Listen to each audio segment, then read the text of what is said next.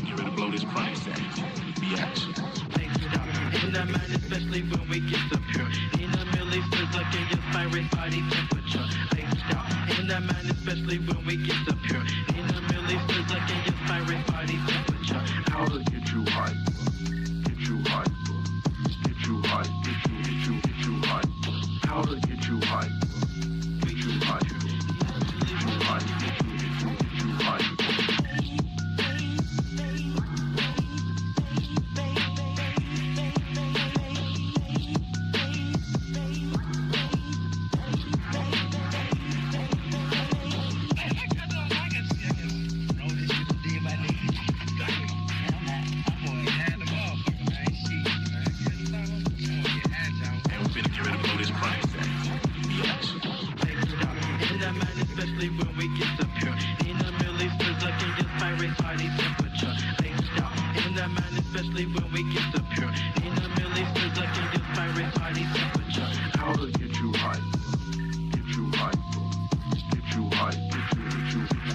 Chance, your boy won't Patriot.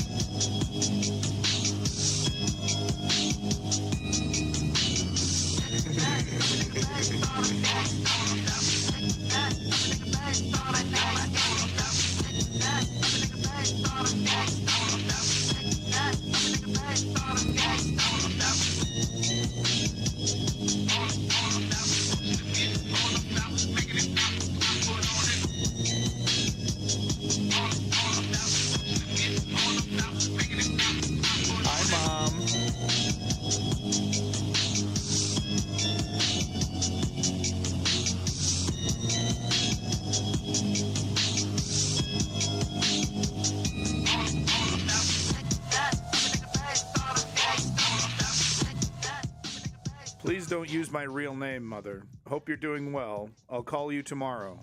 Love you. Enjoy the show.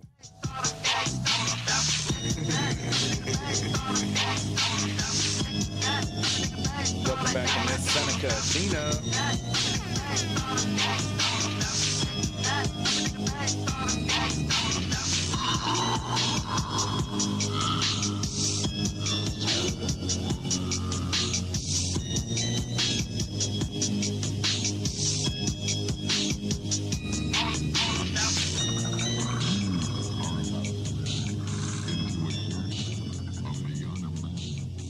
What's up, y'all? I got my mom watching, so make sure you behave. I want no shenanigans today. Everyone needs to behave, be on their best behavior. Zero shenanigans today. How's everybody doing? Big props to number one in the chat, Woke Patriot. Seneca Athena's number two over here, coming in real quick. OG showing up.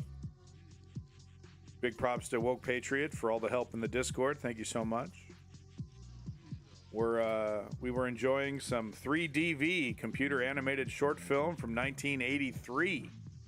1983. This would have cost Probably millions of dollars to produce. Something that probably even I could conjure up now in a open source application of some sort. Not this. This is like real animation. But like the 3D stuff, you know, easily you could do it on your phone now.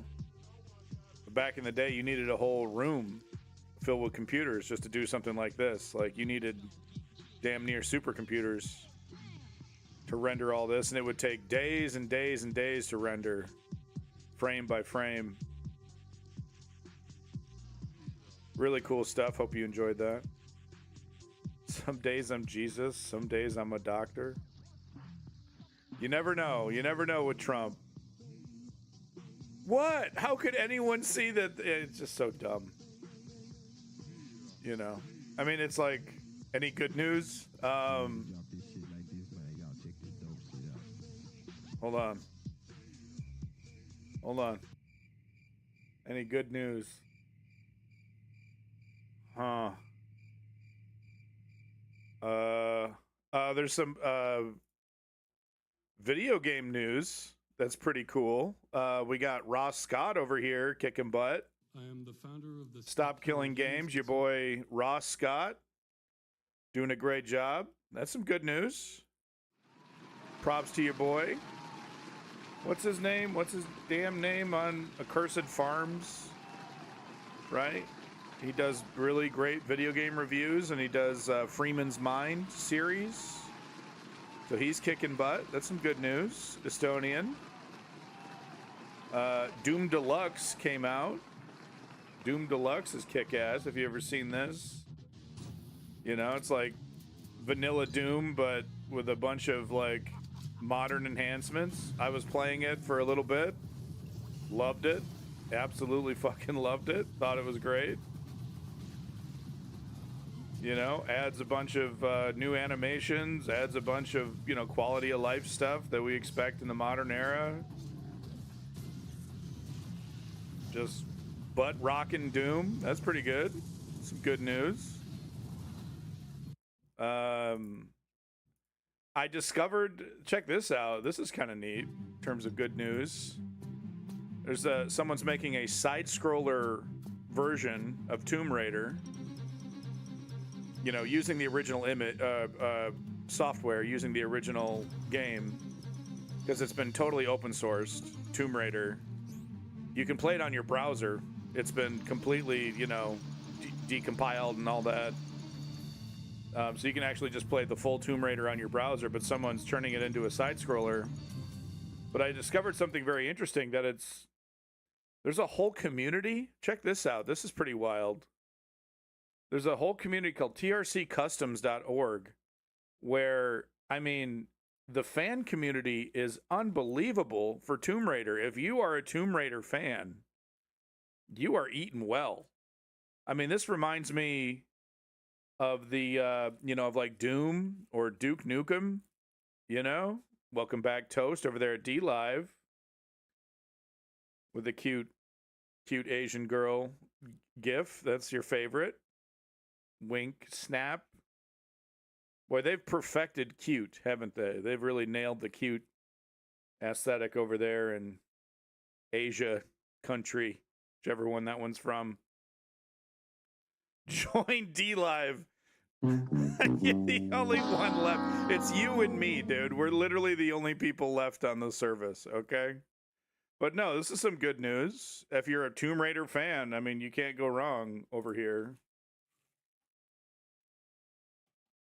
I'll just show you real quick. Yeah, open LoRa. Where is this? Let's see if you can play this. Where is it? Yeah, play Tomb Raider in your web browser. DSO Gaming.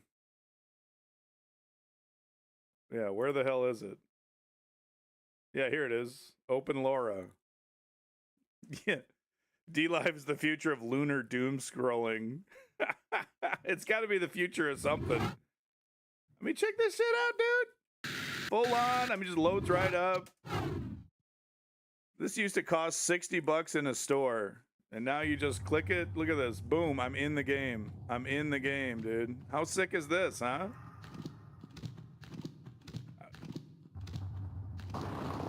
And where's the fire button here? There it is. Yeah, let me kill the wolves. Let me kill the wolves at the beginning. See, there's the environmental storytelling right at the beginning there with the wolf tracks. You don't notice that at first, right? You know, it's all new. It's like, wow. I remember Duke Nukem, says my mom. Yeah, I remember you being afraid of me playing Duke Nukem.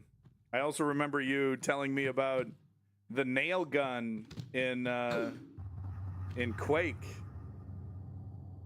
You were worried about me using a nail gun on other people. Good times. My mother being worried about Duke Nukem, sitting me down and having a conversation about Duke Nukem. I remember that, Mom. All right, no more fun. We're done with fun. Delete fun. It's back to war and chaos. Welcome back, Tisrael, Estonian, Simply Steve, my mother. Be nice, everybody. Tisrael, which one of the theys abandoned nihilism this time? I don't even know what that means, man. I don't have time to play with myself. That's a Duke Nukem quote, Mom.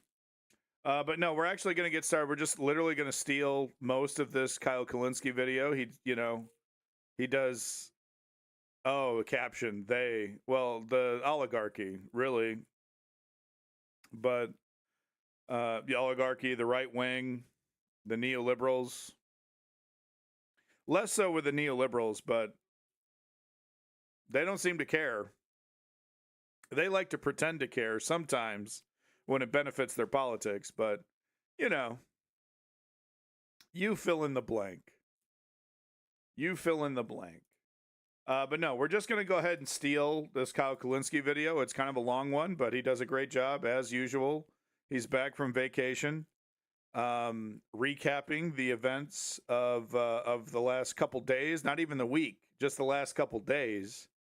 And he does it better than I ever could. So let's just go ahead and steal this entire man's flow, bar for bar, as he likes to say. Yeah, Seneca, I was watching that. Yeah, he did a pretty good job. You know, it's interesting how you get attached to your personality. It's like, oh, I don't want to watch this as some other guy filling in. But it's like, no, it's good information. Kyle trusts him. I thought he did a great job. But nothing can replace Kyle, and you'll see why. I mean, he goes in. He doesn't even have time to take a drink, man. He's just like, ba, ba, ba, ba, ba, ba, ba. So let's get to it. Folks, real quick before we begin, though, let's not forget why we're here. We're here to create political change using the patented 3-step program that I've created. Step 1, we inform ourselves. That's what we're going to do today. Step 2, we sign up and show up using mobilize.us or many other resources on the web. We find people that are organizing. We find activist groups. There's the link right there. And then step 3, we put in the actual work. We make this shit into a lifestyle. We don't just wallflower. We don't just vote and then turn our brains off. That's exactly what the oligarchy wants. That's exactly what the tyrants want. They want us to just be good little voters, show up, pull the lever, and then go back to sleep. And it's of course it's about toppling MAGA, but it's not just about toppling MAGA. It's about toppling the entire political establishment, neoliberals included, as they are part and parcel of why we're here today. So make sure you don't forget about the 3-step program and check out mobilize.us so you can get started today on your journey to becoming a political activist. I like to remind you, I think Simply Steve likes to remind us as well, it's the only thing that's ever worked. Okay. Rights, that we enjoy, the 40-hour work week, women's suffrage, the rights that were, finally given to black people. I should probably know those. I got my head filled with Canadian politics right now because I was studying. I should probably figure out what Martin Luther King got passed. Was it the black person's right to vote? Whatever it was, I do know one thing for certain. It wasn't by asking nicely. It was by holding people accountable and creating consequences for politicians, political consequences for politicians who did not bend the knee. Nonviolent, direct political action is the only thing that ever works when it comes to pushing our politics towards a more progressive future. So please join me in that. Let's get to Kyle here. Like I said, I'm just going to literally steal his morning stream, word for word, bar for bar. Kyle, if you're watching, sorry. I know you're not watching. But you're too damn good, dude. If you don't want your shit to be stolen, then stop being so fucking good at your job, okay? I'm not going to be, you don't see me stealing 45 minutes of CNN. Yeah, exactly. Yeah, there we go, Pakistani Mango. I'm socializing the message. I'm a hero. Look at me. I'm a hero over here. Spread the good word. Trying to summon Baphomet to drag Trump back to hell? Yeah, if only. All right, let's get to it. All right, I'm back, baby. I'm back, and I got a lot of stuff to talk about. So before I get started, though, let me just say, much love, massive, massive shout out. Right, so he gives props to good politics guy, and then he also does his usual, donate on Discord, and, he doesn't take any corporate money, blah, blah, blah, blah, blah. He's one of the real ones. Make sure you're liking and subscribing. I'll put the link in the chat for everybody. So you can like and subscribe to Kyle, because you better be liking and subscribing to Kyle. He's one of the few actual real ones out there. Support Crystal Kyle and Friends on Substack. This is real independent media. Never talked to an advertiser, never done an ad read. You guys know the whole spiel. We're one of the few pure outlets in this space. I'm very happy about that. So listen to this, y'all. Let's start here. Joe Rogan, as I speak to you right now, is at the White House sucking off Donald Trump. Straight up. I wish I was kidding. I am kidding about the literally sucking him off. He's not literally. He's metaphorically sucking off Trump at the White House in the most disgusting way imaginable. So Tennessee Holler points this out on Twitter. After pretending to be horrified by Trump's policies, Rogan is in the Oval Office standing up to Trump. Just kidding. He's kissing Trump's ass, because of course he is. So the reason why Rogan is there is because they're doing this signing ceremony for this executive order that Trump is signing. He's like loosening the regulations around psychedelic drugs, certain psychedelic substances that have shown some promise to ease mental illness. And so Rogan's there for this signing ceremony. He's telling everybody this story about how Donald Trump, Rogan texted him some articles about how this Ibogaine stuff shows some promise. So Trump says, really good? Would you want some FDA approval? Let me give you some FDA approval. And that's enough to get Joe Rogan to be in the Oval Office of fucking modern day Hitler, okay, and to sing his praises. So this is at a time, by the way, and we'll get to this in a second, where his approval ratings are the lowest that they've ever been. His average is in the 30s. And of course, now even many right-wingers have woken up to the fact that this guy commits war crime after war crime after war crime on a daily basis. He's beefing with the Pope. He's depicting himself as Jesus. He's a malignant narcissist. He's spiraled completely and utterly out of control. He's destroying the country on a daily basis. And this is the equivalent of somebody saying, yeah, I'm working with the Fuhrer because he did a good job fixing the potholes on my street. Right. Like, that's effectively what this shit is. Yeah, no, the trains run on time. I mean, if you ignore the Holocaust stuff, the trains are running on time. And of course, he's being hyperbolic. But what does Trump look like unchecked? What does this fascism look like unchecked? It will lead to millions and millions dead. They're already building the concentration camps. They're already setting up the legal framework to kidnap. It really is just a small little hop, skip, and a jump to the mass killings. Where these people don't care about life. They don't care about human life. If it becomes inconvenient in any kind of way, that quickly becomes the solution. Okay, and he's using you, you fucking idiot. He's using you, you jackass. How do you not realize that? He's talking to Joe Rogan, by the way. He's had a falling out with fucking Tucker Carlson, with Megyn Kelly, with a whole slate of right-wing pundits who have decent-sized audiences. Good guy, Dari. Welcome right? back. He's gone further and further into this corner where it's only like Laura Loomer and Mark Levin cheering him on, and Sean Hannity. And Ben Shapiro. If you're doing Israel's bidding, then you got that team on your side. Right? And then you're going to loan. I think I need to turn up my mic just a touch. I'm going to do that now. your fucking celebrity and your credibility to this idiot, to this monster, to this war criminal, to this pedophile and rapist at this late date? Like, don't get me wrong, by the way. Do I support the policy of, like, you know, loosening the primitive regulations around psychedelic drugs? Of course I do. But, you know, hey, man, time and a place.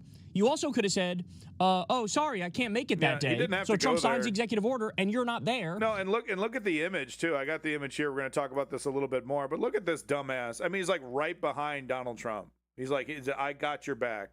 And this is after, you know, Theo Vaughn and the other guy. We're gonna. There's a second video here I'm going to show you from Ebb and Flow, getting into it a little bit more. But Trussell, what's his name? Trussell there, Duncan Trussell.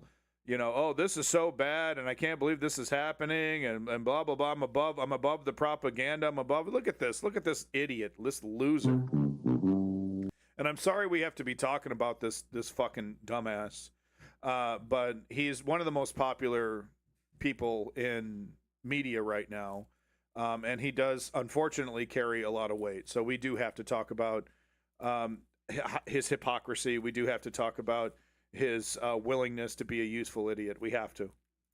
To fucking slurp his ball sweat. For sure. I mean, it's embarrassing. You were just on your show with Duncan Trussell, and, you know, Duncan Trussell's going... I mean, Pakistani, there's some truth to that, no doubt about it. I mean, look how long the Iraq and Afghanistan wars went on.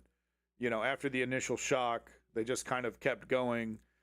People, you know, the American people were able to forget, you know, about... You know, every year there were soldiers dying. You know, every year there was not just, you know, U.S. soldiers dying, of course, but civilians as well. But trillions of dollars being pumped into that effort that literally went nowhere. We lost to the Taliban. So there is some truth to what you're saying. Damn, man, I fell for it. The no new war shtick. I thought it was real. Turns out it was fake. I've been had. I've been took. I've been bamboozled. I've been, you know, I was a sucker. I fell for a whole bunch of cults. This is Joe Rogan like 48 hours ago. This is like a new cult that I fell for. You're sitting there fucking nodding along. By the way, taking zero accountability for the fact that you're still in the motherfucking cult. No, he's still like, oh, I'm above it. I don't fall for that stuff anymore. He really is. He really does take the cake. He really does. He's just a little bundle of inadequacies. Joe Rogan going, oh yeah, you know, there was a day where I was naive enough to fall for propaganda. Not anymore. Here you are, still in the Trump cult, saying shit like that. Yeah. Ripping Trump's policy when it comes to Iran, and then now here you are kissing his ass in the White House. Yeah. Fucking French kissing his booty hole right in front of our face. Whoa, absolutely Kyle. disgusting. My mom's absolutely watching. grotesque, man. Whoa. What a sick joke. He's waning in relevance because, look, at this point, I mean, Jesus. It's like you just bought a ticket to the Titanic after it hit the iceberg, you dipshit. You don't realize. I heard a comedian talk about how Alberta, he was in Canada. I can't remember the name. He's been making the rounds lately, this comedian. But he said, really? He was talking to Albertans who want to, you know, join the United States. He goes, really? At the end of the movie? Really? While the credits are rolling? Really? Right now? This is when you want to join? Really? You know, it was very funny. It's like right at the end of the movie when you've seen the villain's master plan, you're like, oh, that sounds pretty good. I want to join up to that one.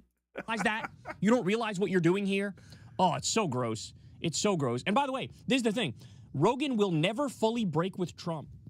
Rogan will never fully break with Trump for the simple reason that he's in the fan group. Okay? Yeah. He's in the friend group. That's right. Like Dana White, him, the fucking RFK Jr., JD Vance. These people text with each other. Elon Musk, they text with each other. No, they're They buddies. talk on the phone. They giggle. Yeah. Right? He's in the club. Yeah. And so now he's never going to burn that bridge. The only way that bridge can be burned. And Laura Loomer, I hope you're listening. Where's Laura Loomer when you need her? Laura, I hope you're watching Secular Talk. She's probably somewhere getting her daily dose of Botox or cosmetic surgery or something. That woman's face changes every time I see her.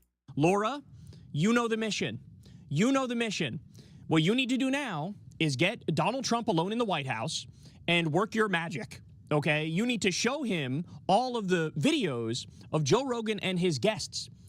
Subtly, or in some cases... So he's saying this, of course, because Laura Loomer recently tweeted out that she was showing Donald Trump Tucker Carlson videos to try and, you know, break up that relationship between Trump and Tucker Carlson. So that's what he's saying. That's why he's like calling to the... He's trying to summon the Laura Loomer demon to try and get her to show some of the Joe Rogan videos of him mildly critiquing Donald Trump, because that's really all it takes. So that's why he's trying to summon the Laura Loomer demon. Directly going after Trump, shitting on him, calling it a cult, saying the war with Iran is stupid and dumb and wrong and bad and illegal. Right? Where are you? Where's the Duncan Trussell clip? You got to play that for Trump and show Trump, Joe Rogan nodding along in agreement. And then Trump will feel fucking betrayed. And then Trump will break up with Joe. Joe is too much of a cuck to break up with Trump, but Trump is not too much of a cuck to break up with Joe if he feels slighted. Right, so under Laura the Loomer, bus. do your boy a favor and fucking post that. I don't know if you guys can hear Stinky here making all sorts of gross noises, but hook it up, bro. Where's Laura Loomer when you need her? We desperately need you, Laura. Okay, now we also have this. Trump's approval rating in recent polls is increasingly dropping into the 30s. Yeah. Quinnipiac, 38%. We're going to hit those 20s soon. I can't wait, dude. Pop the champagne. We're going to hit the 20s. I know it. We're not going to get much lower. I think 25, 22 is the absolute floor, There's, tens of millions of Americans, right, that will just never drop Trump no matter what. They don't really pay attention, and when they do, it's extremely biased in their direction. Oh, I forgot to hit like. But I think we're definitely gonna hit the 20s, but I think it's gonna stop at 25. I think that's where it's gonna go, unless he drops a nuke, or unless the economy, like, truly, if something truly catastrophic happens within the economy. But I think that's where this train stops, is at 25%. CBS 39%, YouGov 39%, CNN 35%. UMass and YouGov, 39. UMass Amherst, 33. 33, y'all. 33 ski. That is, you're approaching George W. Bush really territory at the end of his term. Dick Cheney territory. It's really hard to put to words just how unpopular Bush and Cheney were at the end. It's crazy, too, because, 9/11... happened, I think, at the start of Bush's second term, and he was just riding as high as could be, like in the 90s approval rating. But by the end of it, I mean, every comedian had at least 10 minutes on George Bush. Everyone had a good George Bush impersonation. And it's really amazing to think that someone could be even less popular than George Bush, but here we are. I mean, it takes a special kind of guy. Yeah, Bush and Dick. Yeah, exactly. Passing Trump post January 6th when we say 33% skis. Okay, 41 for Fox News, 38 skis. For AP, 36 for Reuters Ipsos. So now, I told you the other day, his average is like 38. It may have even dropped below that, y'all. His average is around 38%. That is absolutely catastrophic. But quite frankly, it's still too high. I mean, it really does show how desperate your average right winger is to hold on to some kind of illusion that this was a good idea, and by the way, these are people that are not going to be voting Democrat. Cenk Uygur over here, absolutely convinced that that's the case. They're not going to be voting Democrat. The best we're going to get is them sitting out this election, and then as soon as a J.D. Vance or a Ted Cruz or a Marco Rubio comes up, they'll be right back at it. I mean, Joe Rogan will be right back at it, happily, praising Marco Rubio, et cetera, et cetera. Like, these people are not going to go away, and they're certainly not going to ever admit that they were wrong, and they will never, gun to their head, never admit that the left wing has been right the entire time that they've been floundering, right? They'll never, absolutely never admit that. That's the last thing that they'll ever admit. You'll run into Republicans that are like, yeah, this maybe was a mistake and blah, blah, blah. So then you ask them, right, so Kamala would have been better, right? Oh, I don't know, man. It's like, yeah, okay, you're pathetic. They'll never admit it. So the goal should be targeting non-voters, right? Should be going after people, reactivating people into our side, because converting the right wing is a fool's errand. Cenk Uygur, you hearing me? Anna Kasparian, you hearing me? for any American president of any fucking political party. That's what you guys need to understand. Great time to snuggle up, Joe Rogan. Great time to snuggle up. All right, now let me give you some war updates as well. So, Trump came out the other day, and this all happened while I was gone, by the way. This all happened while I was gone. Yeah, Trump, I turned it off already. In typical Trump fashion, one day he goes out there, and he's like, you know what, ladies and gentlemen, we got it all figured out. We won the war. We got a peace deal. We got an agreement. We got a ceasefire. The Strait of Hormuz is opening. Everything is happening. It's totally incredible. And I succeeded. I did it. We did it. Your favorite president was able to pull it off.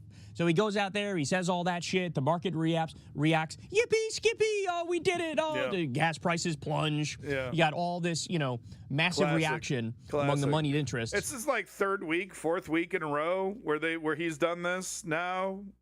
Good news on a Friday, and then a couple hours later when the markets close, oh, by the way, it's all shit. By the way. Jubilation across the political sphere. But of course, and shout out to Matt because he was able to, call this out without me talking to him on it, but he goes out on the show and he goes, yeah, kind of skeptical. Yeah. Gee, I wonder why. Could it be because we've been down this road fucking 7 times before? I mean, where Trump's how many it's over. Now? We did it. We won. 4 or 5? And then, 17 seconds later, just kidding. I'm going to bomb you, bitch. Just kidding. I'm going to triple tap a girls' school again. Mm-hmm. Right? And so that's effectively. Yeah, so he's referencing the triple tap that Israel just did in Lebanon. They attacked some civilian target. Then, aid workers show up, paramedics show up, double tap. And that wasn't a good enough for them. They had to kill more paramedics, more medical professionals. So they did a triple tap. And by the way, these are strategies that were employed by the United States in Iraq and Afghanistan. What happened? So Trump announced this fucking ceasefire in Lebanon. Remember, Israel was like, we're not going to abide by the ceasefire in Lebanon. We're going to keep attacking there. Well, Trump comes out and goes, good news, I got a ceasefire in Lebanon. Everything's going phenomenal. Well, you fucking blink. Just a couple hours later, you scroll through Twitter. Israel has already violated the ceasefire. He's got a spider web on his head there. That's funny. If you can't notice that, he's like picking away a spider web. This is live news, folks. This is what it looks like. Fire 7 times, 8 times. They're bombing like multiple different towns in southern Lebanon, not abiding by the agreement at all. Yeah. And again, this should come as no surprise because Trump did a fake ceasefire with Gaza before. Yeah. This is sort of like Israel's thing. Their idea of a ceasefire is you cease, we fire. And Trump's idea of a victory is to just pretend and declare victory, and then everything goes back to standard operating procedure. Yep. Everything defaults to the status quo. Like he just declares victory without actually having any victory. I mean, that's how he functions, and all of you know that at this late date. So the other thing is Axios is saying that Trump is considering sending $20 billion of cash to Iran for their uranium in a deal, which, by the way, this would be the same idea as the deal that Obama made. The idea was we're going to unfreeze Iranian money that has been sanctioned. So basically give them back their own money that we stole from them. And then in return, they allow in the inspectors to make sure they're not enriching to get a nuclear weapon. That was the core of the deal. This is a deal that Trump, ripped apart 70,000 ways to Sunday. And he was like, this is unacceptable. Yeah, here it You're is. Giving a terrorist name. Let me show you this. So, it's like, hey, did you know Donald Trump's a hypocrite? But, so he can't, every time Iran is brought up, he brings up the failed Obama deal. Can you believe it? It's unbelievable. He did this deal. So here's just visual what it looks like, what Obama did, right, to secure the Iran nuclear deal, which was really, one of his best achievements for Obama. Coming from a Libby lefty over here, this was absolutely one of his crowning achievements, was getting Iran to, just to agree internationally, no nuke, and you can come in and inspect our facilities. You can, and we'll have full transparency.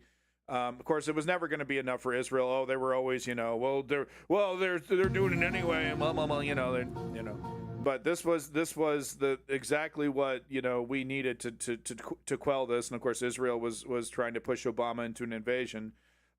Compared to what Donald Trump was offering. I don't know if he's offering it anymore. 24 hours have passed, so who knows what he's offering now. But but I guarantee you, within less than a week, he will be shitting on Obama. Terrible deal, terrible deal. Right? He'll be shitting on this once again. and just it is the failure of most mainstream media. Maybe on MSNBC they'll bring up the hypocrisy of this, that he destroyed Obama's deal while offering quadruple here.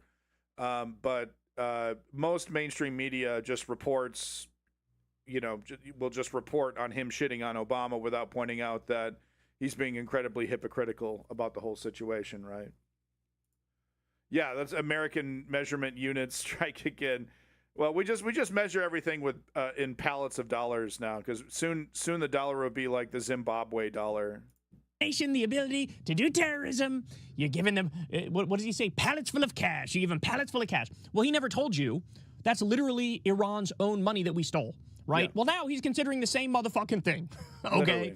Yeah. Now, will he actually deliver on it? I highly doubt it. He should, but I don't think he's actually going to follow through with it, because, as you know, he goes back and forth 7 times on a daily basis because he's absolutely positively losing his mind. He's probably already forgotten. The other thing is, and we'll get to this in a second, the market manipulation angle, because good googly moogly, we've never seen a crime spree this overt and brazen in our lifetimes. So Iran comes out, so Trump comes out and he goes, Iran's going to give us their enriched uranium. It's over. They agreed to give all of their enriched uranium.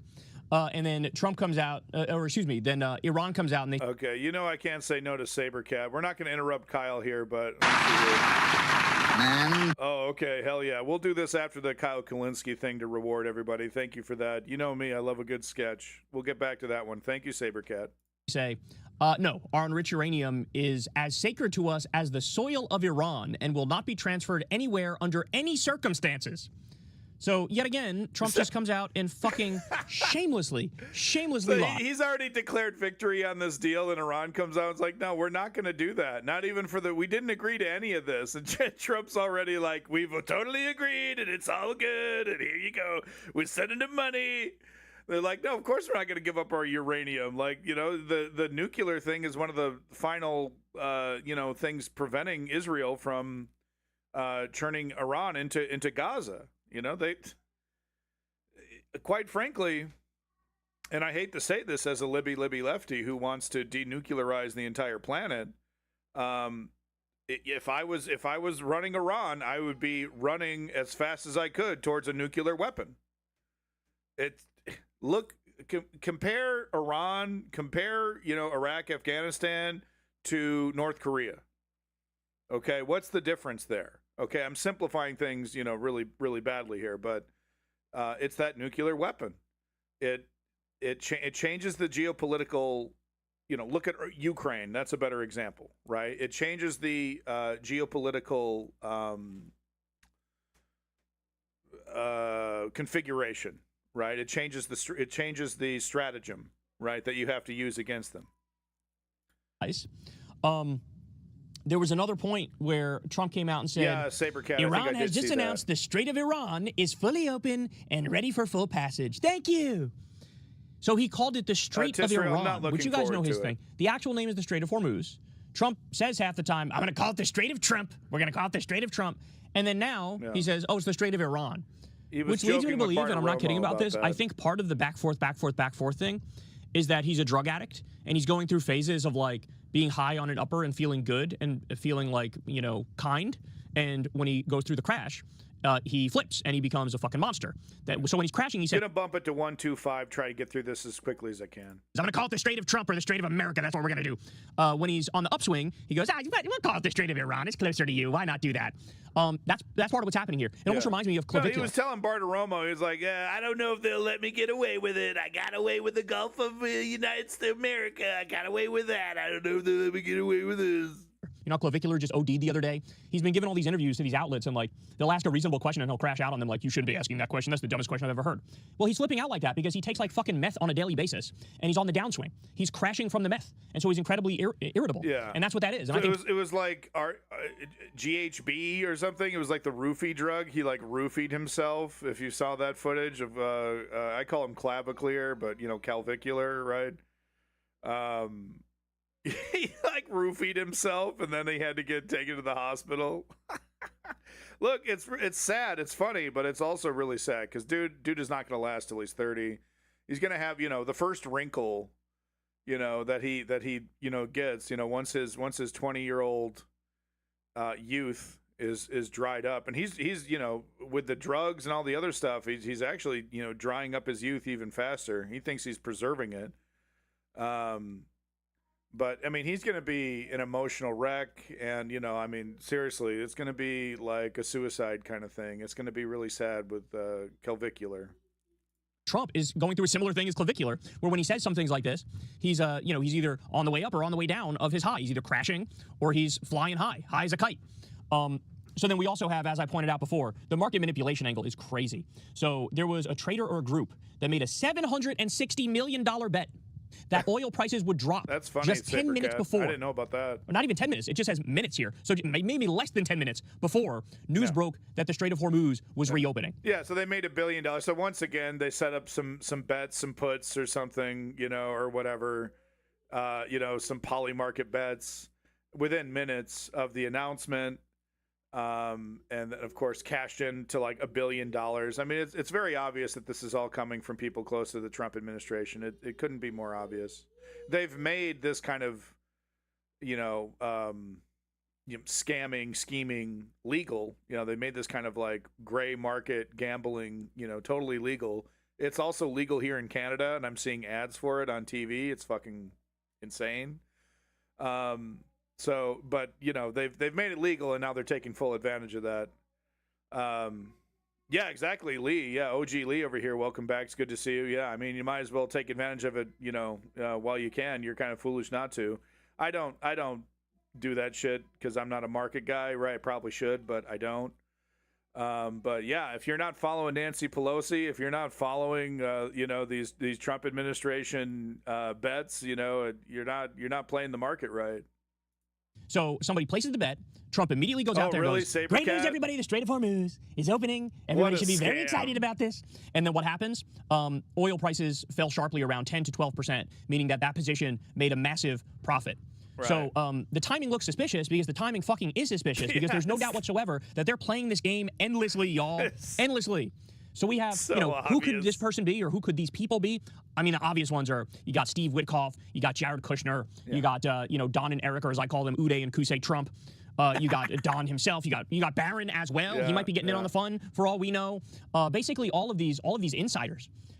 For sure, they're cashing in on this. I mean, this is what they've done. Like, they've done foreign policy for their own portfolios. They haven't done foreign policy for the United States of America. Yeah. It is the most corrupt gang of gangsters I've ever seen in my life. No, it's really wild. Like, the number one topic when they're discussing some of these, geopolitical moves is how do we cash in? How do we take advantage? How do we, put our Trump building or put our name on something? How do we, buy this, buy that, make a deal here, make a deal there? That's the number one priority. It was always there, but it was, oftentimes, it was done in a little bit, slicker fashion, the Clinton Foundation and whatnot, they'd several layers deep, different schemes and scams and whatnot on the outside, on the edges. But no, this is let's do this. Let's send the military in. Let's do this and cash out.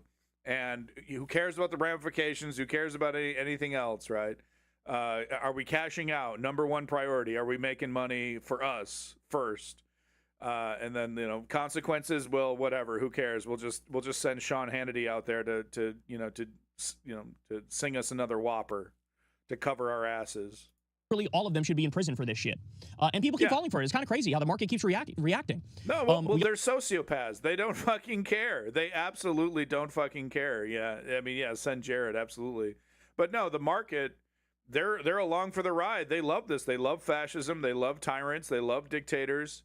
If they're helping them out, right? They had if this was Joe Biden doing similar stuff, the market would have already crashed a long time ago. I'm convinced of that if this was Joe Biden trying to enrich himself in a similar way, the market would have already crashed because they don't, they're politically biased. They want this fascist dictatorship, the oligarchs that manipulate the market. They love it. Also have the Speaker of Iran's parliament, they're sociopaths. Galibov. He came out and said, because when Trump was painting this rosy picture like everything's been solved, he comes out and says, this guy keeps lying. And Iran is actually going to close the Strait of Hormuz as long as the U.S.'s military blockade of Iran's ports remains in place. So remember, we're blockading the blockade. So Trump was pretending like Iran was going to open the Strait of Hormuz, but Trump wasn't ending the U.S.'s blockade. That makes no fucking sense. That makes absolutely no fucking sense. So Galibov comes out and he says, "Yeah, Sabercat. Yeah, I mean it's unfortunate that Destiny is such a proud Zionist because I would really like to give him props for being right on so many other things." But yeah, he that is definitely a great point to point out that it's the same dudes, and the reason why is that they're close to Trump. They prioritize Trump's, on top of their own fortunes. They're prioritizing Trump stuff. It's not about competence. It's about loyalty, and that's why we're seeing the same individuals being sent to all these different countries to do the same things, right? Because it's like, well, I can trust them to put my empire, to put my fortunes first, right? Trump lied in the span of 1 hour. Trump lied 7 times, 7 claims that were false in an hour. It's just incredible what we're witnessing here. This guy should have been replaced so fucking long ago. It's insane. No. I also have treated and the entire Republican Party still absolutely behind. There's like one guy, once in a while who criticizes him, every once in a while. The entire Republican Party is the problem here. And don't give me that false equivalence bullshit, both sides bullshit. I got a lot of problems with the neoliberals, but I mean, as we saw with Eric Swalwell recently, with the sexual assault allegations, they haven't even been proven yet. They're just allegations, and he's gone. He's fucking gone. Clip. What are you gonna clip? Clip it and make it go viral. Get my ass on live stream fails. All right, that would be literally the best thing for my stream ever to happen. Is a bunch of fucking jack-offs making fun of me. That'd be great. You're pointing out, he's an expert on this issue of Iran. He says, 2 reliable sources in Iran tell me the Iranian delegation has been instructed to be ready to travel to Islamabad on very short notice. But one also points out that hardline resistance against a deal with the U.S. has become louder, presenting a major political challenge. So in other words, the more unhinged Trump is, the more insane he is, the more he flips back and forth, the more he's not good to his word, the more he does market manipulation. It's like the Iranians are watching all of this. They're learning from all of this. And their reaction is, oh, these people, he's out of his fucking mind. You cannot make a deal with these people. It is not fucking possible to make a deal with these people. To the core. So that's their reaction. And so now you have factions from within the Iranian government who are going, even if you guys make a deal for peace, we're not going to fucking stop. We're not going to, let go of the Strait of Hormuz. We don't agree to that shit. So that's what happens. They have a decentralized system there now, where as soon as they were under attack by the axis of Epstein, they basically spread power out to different regions, right? And so even if one regional government wants to make a peace deal, another one could say no, and the Strait of Hormuz remains closed. No, and this is why nuking doesn't work unless you literally nuke every square inch of Iran. And the same thing with occupation. And if you want to militarily take the Strait of Hormuz back, you would have to militarily occupy at least 50% of Iran. I mean, I'm talking millions and millions of U.S. soldiers would be required to do that. And the reason why they're ready for this is because this is not a surprise to them, folks. People like me have been talking about, this for quite some time, actually.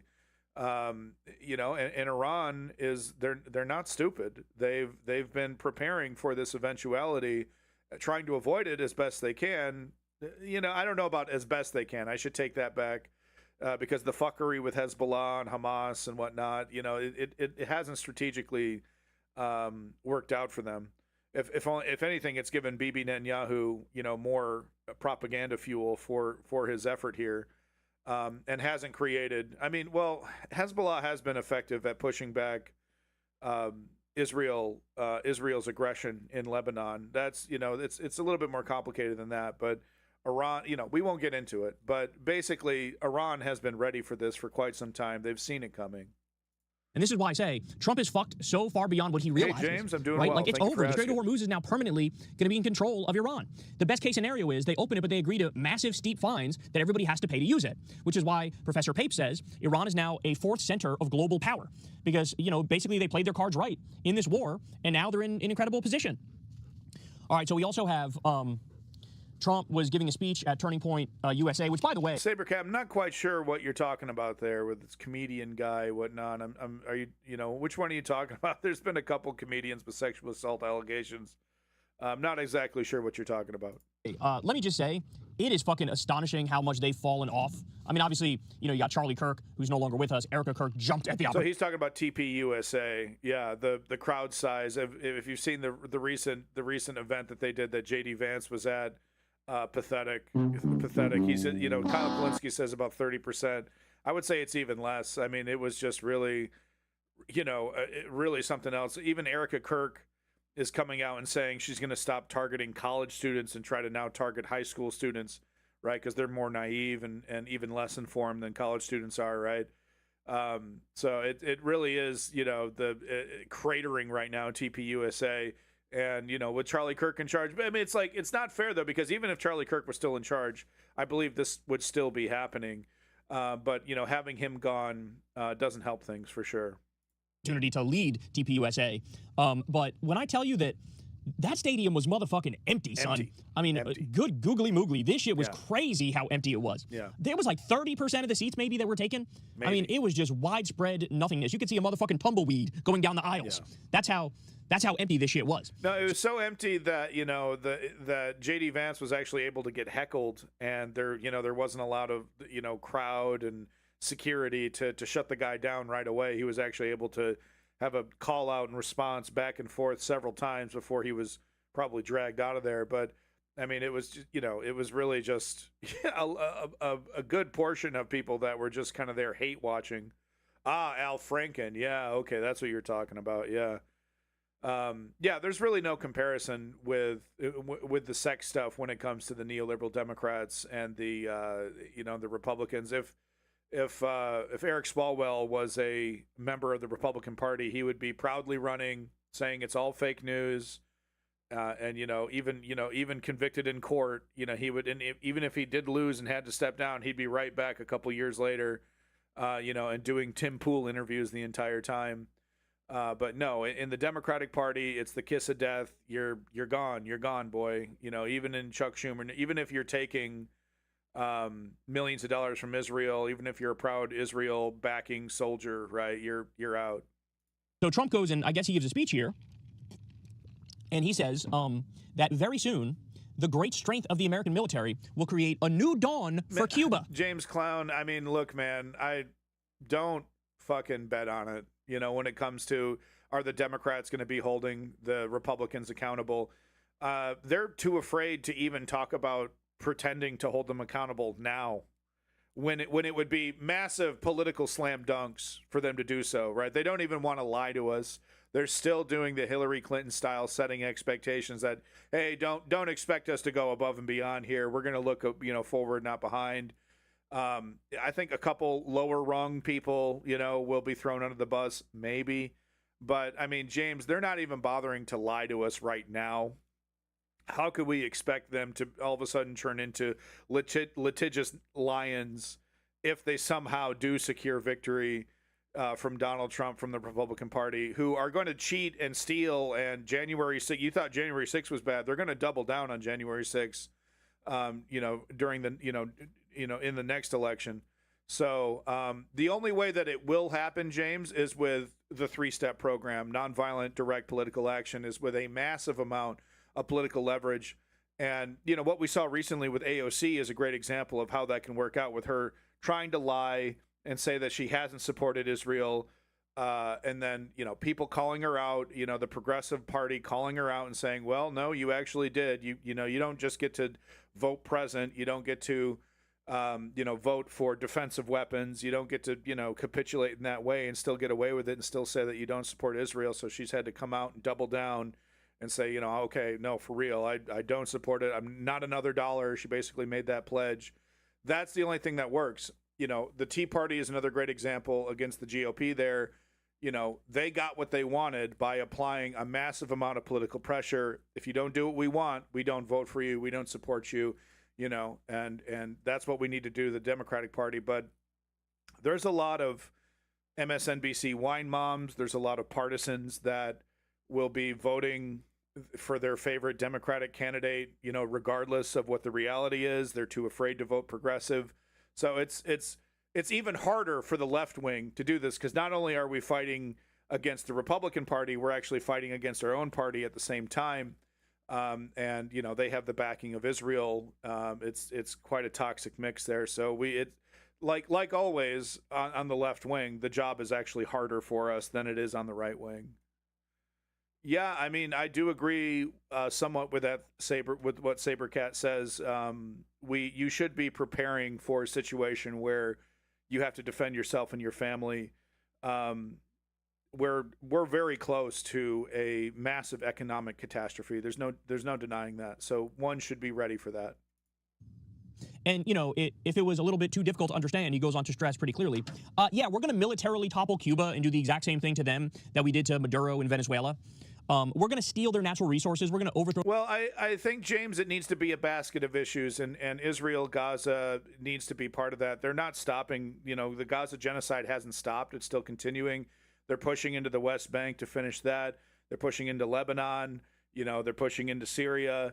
It absolutely needs to be part of it. No doubt about it. But I do agree that if we laser beam singularly focus on Palestine, Israel, as much as it deserves to be the only focus, that would be folly. I think, it should be a very, Zoran Mamdani is a good example here, right? It should be a very heavy focus on economic issues, quote unquote, kitchen table issues, and, backing up your principles when it comes to standing against genocide, standing against theocratic governments, right? Because they'll bring the questions to you. It's not even like you need to bring up Israel. They're, the Israeli hacks, the Israeli aligned hacks, the debate moderators and things like that, the news journalists, the so-called journalists, they'll try to gotcha on Gaza. So you'll get your opportunity as a politician to defend Gaza, to defend Palestine, but really your main focus, just like what Zoran Mamdani was, should be on, I'm going to fix the fucking roads. I'm going to make your wages higher. I'm going to tax the rich. There's going to be substantive things that are going to happen to you if you support me, if you vote for me. That should be the focus. But of course, anytime Israel and Palestine is brought up, you stand your ground and hold firm that you believe in human rights, and that you don't think that theocratic government should be able to take over the entire Middle East, right? And that goes just as firmly for Iran as it does for Israel, right? Oh, yeah, James. Yeah, if we have time, if I quit my babbling, we can definitely talk about some Keir Starmer shit, because, I mean, talk about, flushing your fucking career down the fucking drain for Israel over here. You got Keir Starmer, doubling down with this Palestine action nonsense. And, you got people like the lead singer from Massive Attack getting arrested in protest because of the Palestine action shit. So, Keir Starmer is really just, he's just, he is the poster boy for how to destroy your political career, yourself, to commit political suicide, For the government, we're going to put in a puppet government. That's what we're going to do. So now, long gone are the days of like the flowery rhetoric of democracy and freedom and liberty, and that's what we're bringing to people. Now we have a fucking mob boss who's like, I'm going to terrorize you, I'm going to attack you, I'm going to steal your shit, I'm going to fucking rape and pillage. That's what we have now. And he's saying this, by the way, like nobody's in favor of this. Nobody's in favor of this. And he's still just out there fucking bragging about it. I mean, it is insane, the level that we're at with this idiot. We also have this news from the New York Times. In a sudden reversal, the U.S. is continuing to allow the sale of some Russian... low-key, you just mad because he's looking so goddamn fresh, okay? You just hating. Don't be a hater. Don't be a fucking hater. He's looking fresh as fuck, dude, okay? He's got the white hair, he's got the bling chain, he's got the black shirt, he's got the aviators. Don't be hating on a man because he's got style. Come on now. Oil for an additional month to ease gas prices during the war in Iran. So that is further evidence that this policy and this war against Iran was fucking so cockamamie and ill thought out and idiotic that you're boosting fucking Russia as they're fighting, as they're trying to take over Ukraine, as we also arm Ukraine. So like, you're helping an enemy that you're fighting in a proxy war. Like, what the fuck is this? What the fuck is it? In the same way that they tried to unsanction Iranian oil, right? Even Iran was like, nah, we're good, dog. Like, you don't have to do that. How crazy is that shit? True. I mean, just the dumbest people James, on earth. I know Matt covered the war going on between Trump and the Pope. We also talked about it previously. Trump's just out there lying about the Pope now. He's just saying, like, the Pope wants Iran to have a nuclear weapon. It's like... No, okay, a little interlude here. I got the perfect thing talking about the Pope, man-carrying thing, who you should be liking and subscribing to, by the way. Trying to look like J Balvin. He's succeeding. Look, we need peacockers on the left. We do. It works. I know, a lot of lefties are like, grungy like me, right? Self-deprecating. But peacocking works. The normies like the peacocking, okay? And we need lefties that are peacocking. But talking about the Pope, we got a man-carrying thing here. Let's do a quick little break to watch the man-carrying thing. How Republicans 0.0002 seconds after the Pope says anything. Senator Thing, in recent weeks, your party has come under fire for supporting an unpopular and many say unwinnable war in the Middle East. Care to comment? Look, we wouldn't be doing this unless we 100% had to. As a recent convert to Catholicism myself, I know how important it is to protect the world with our bombs. Pope Leo XIV commented indirectly about the Iran war. It's not a war, it's just a thing. Can I play you the Pope's comments? Leo, our Chicago boy, old deep dish Leo? Yes, yeah, show me. I think war is bad. It's bad and stuff. I don't think people should do war. Welcome back, homeless. Care to comment? Care to comment, Republicans? Kyle Kalinski's going to point out, Sean Hannity has rejected Catholicism now, by the way.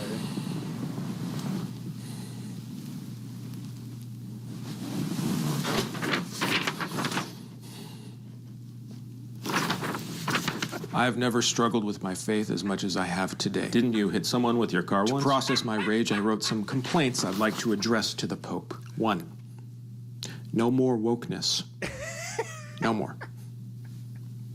2. Sorry, how many complaints do you have? 95. Are you sure you don't want to just, what? Nothing. What? Nothing. It's so good. It's so fucking good. Make sure you're liking and subscribing to Man Carrying Thing.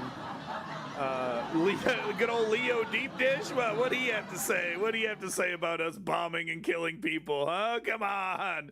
DiGiorno Deep Dish, my boy. My boy.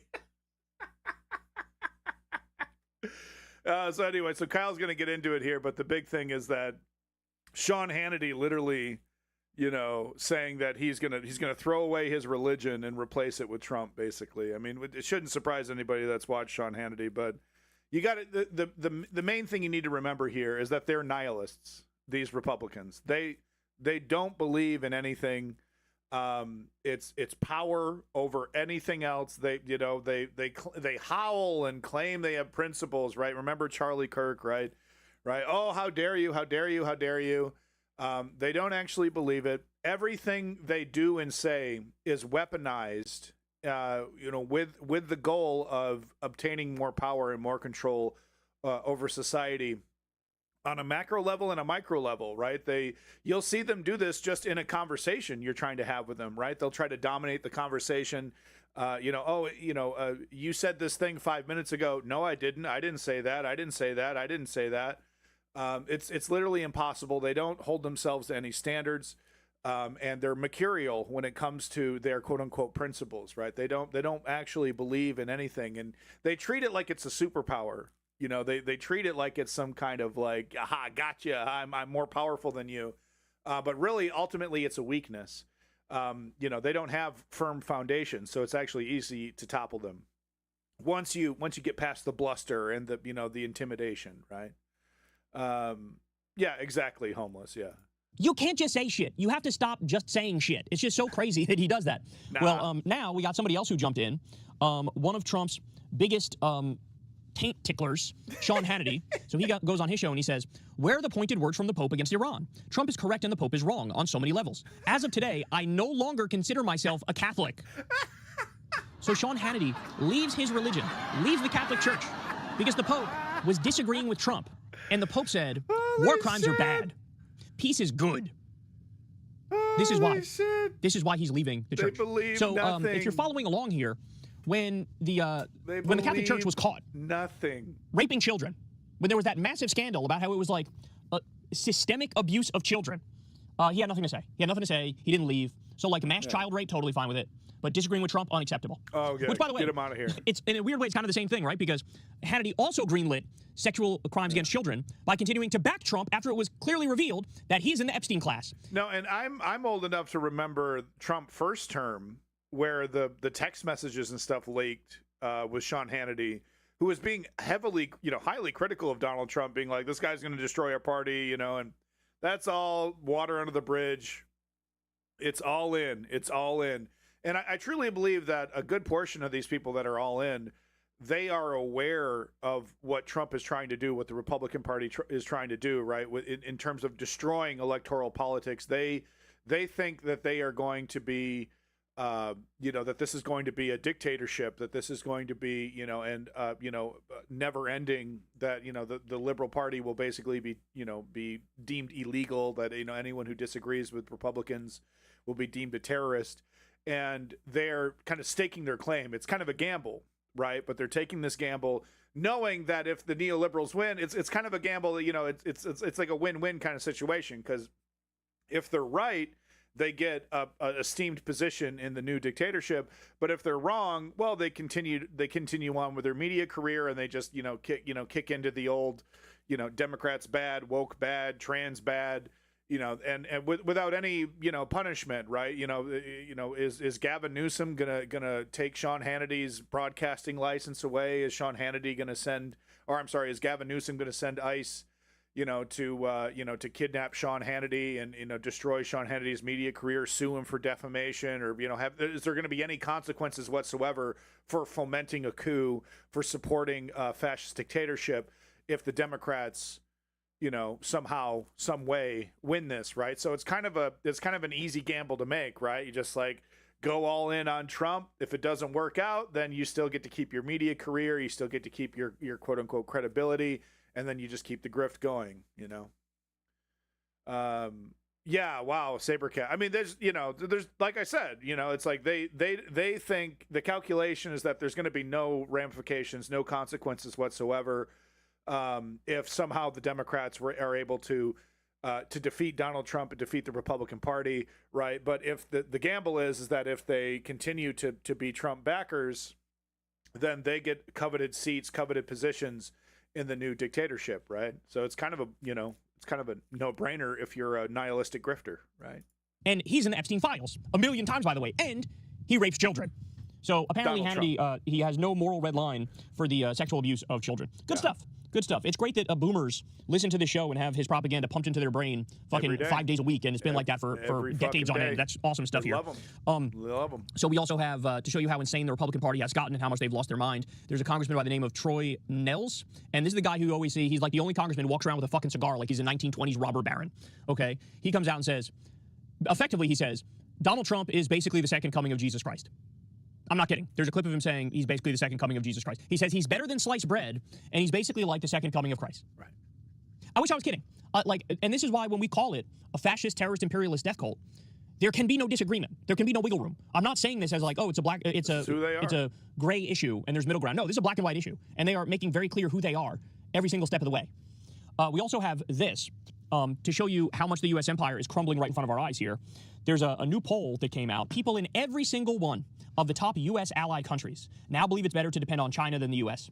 So the global balance of power has shifted massively away from the U.S. and towards China. And this is one of those things where I don't think there's no fixing this in a short time frame. Even if you have a Democratic president in there for the next 8 years This is the rest of our lives, millennials. This is the rest of our lives. This is the amount of damage that Donald Trump is doing to the American image. This is the problem that we're going to be dealing with for the rest of our lives. Trump. There's no fixing this because the world is going to go, okay, you might be cool, but what happens the next time a Republican's elected and they imitate Trump? You guys are not reliable. You're simply not reliable. The world cannot rely on you, but they can rely on China. This is how they're thinking.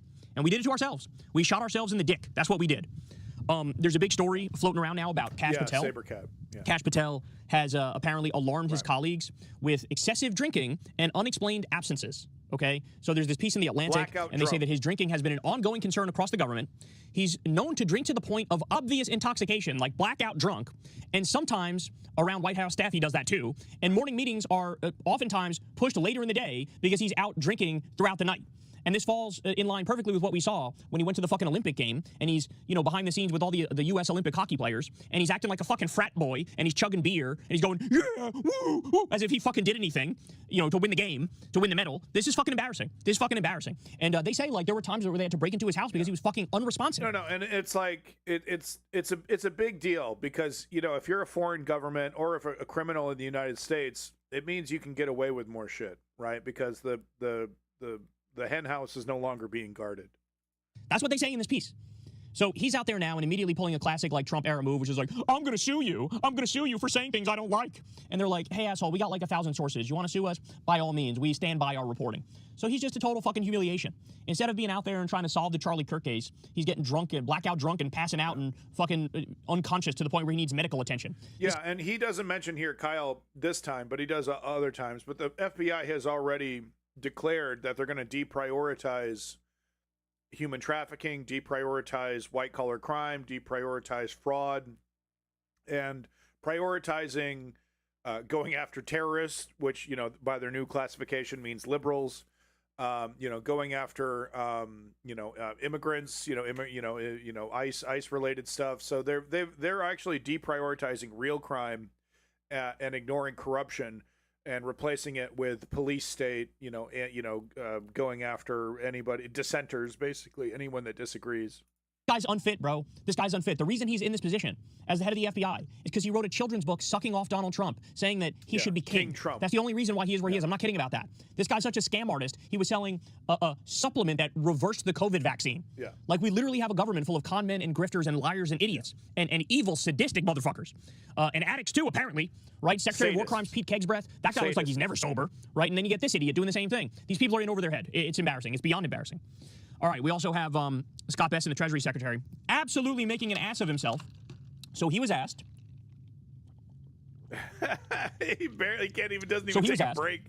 Why aren't people feeling better about the economy? And he responds, well, in their heart of hearts, they feel good. I'm not sure what they're telling the survey people. No, I mean, he might have missed that part. No, so one more time with this. It's absolutely unbelievable. It's the bullshit off the charts. 10 out of 10 bullshit over here. Listen to this. So he was asked. Listen to this. So he was asked, why aren't people feeling better about the economy? And he responds, well, in their heart of hearts, they feel good. I'm not sure what they're telling the survey people.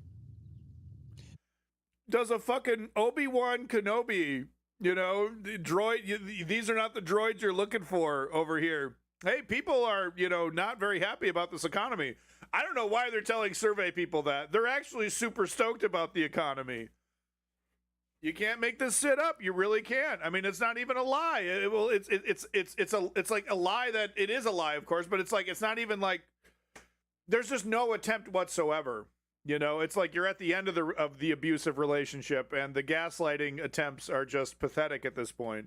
So he's presented with objective data that people are not feeling good about the economy. And his reaction is, well, in their heart of hearts, they actually feel good. They actually love it. Democrats, where are you? I hope you're cutting ads immediately. I hope you're on top of this like white on rice, son. They're giving you gift after gift after gift. It's like when Trump said in that speech that he thought wasn't even being recorded. He goes, we can't afford daycare. We can't afford healthcare.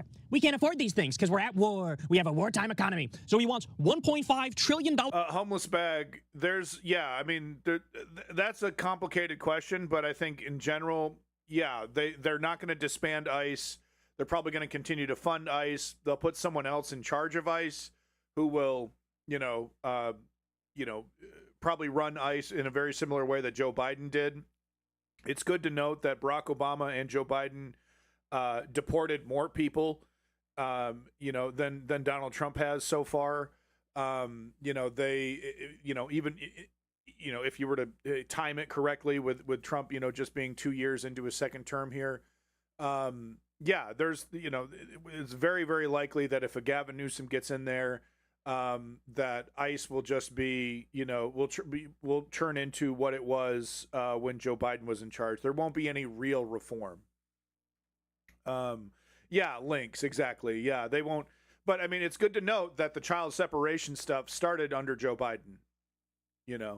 I think technically, no, it actually started under Barack Obama. I take that back. It started under Barack Obama, was amplified under Trump, continued under Joe Biden, and then, of course, quadrupled upon by Donald Trump in his second term. Right. Welcome back, Laney. Good to see you. For the military budget, while he kicks 18 million people off Medicaid and raises health insurance premiums for everybody. Right. He literally says, we can't afford daycare. We got to do war. A war that nobody wants, and it's a war of choice. It is just embarrassing. I mean, again, I'm running out of ways to describe. Gonna take a quick bathroom break while you guys enjoy some Kyle. I'll be right back.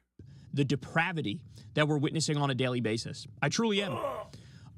Now, Trump also, there's another moment of him saying the quiet part out loud. He went on Lie Social and he ranted that his Epstein Memorial Ballroom that he's obsessed with building, it's going to have bomb shelters, a state-of-the-art hospital and medical facilities, protective partitioning, top-secret military installations. I guess they're not so top-secret anymore since you just fucking said it, you dipshit. Structures and equipment, protective missile-resistant steel, columns, roofs, and beams. It's drone-proof, and he goes on. Basically, what he's saying is this thing is like a shelter and a fallout bunker for nuclear annihilation in World War III. Which, I don't know about you guys, but the fact that they're planning for something like that is absolutely horrifying because it leads me to believe they know, oh, this is definitely on the table. This is something that absolutely can happen. This is something that we might even be actively bringing about.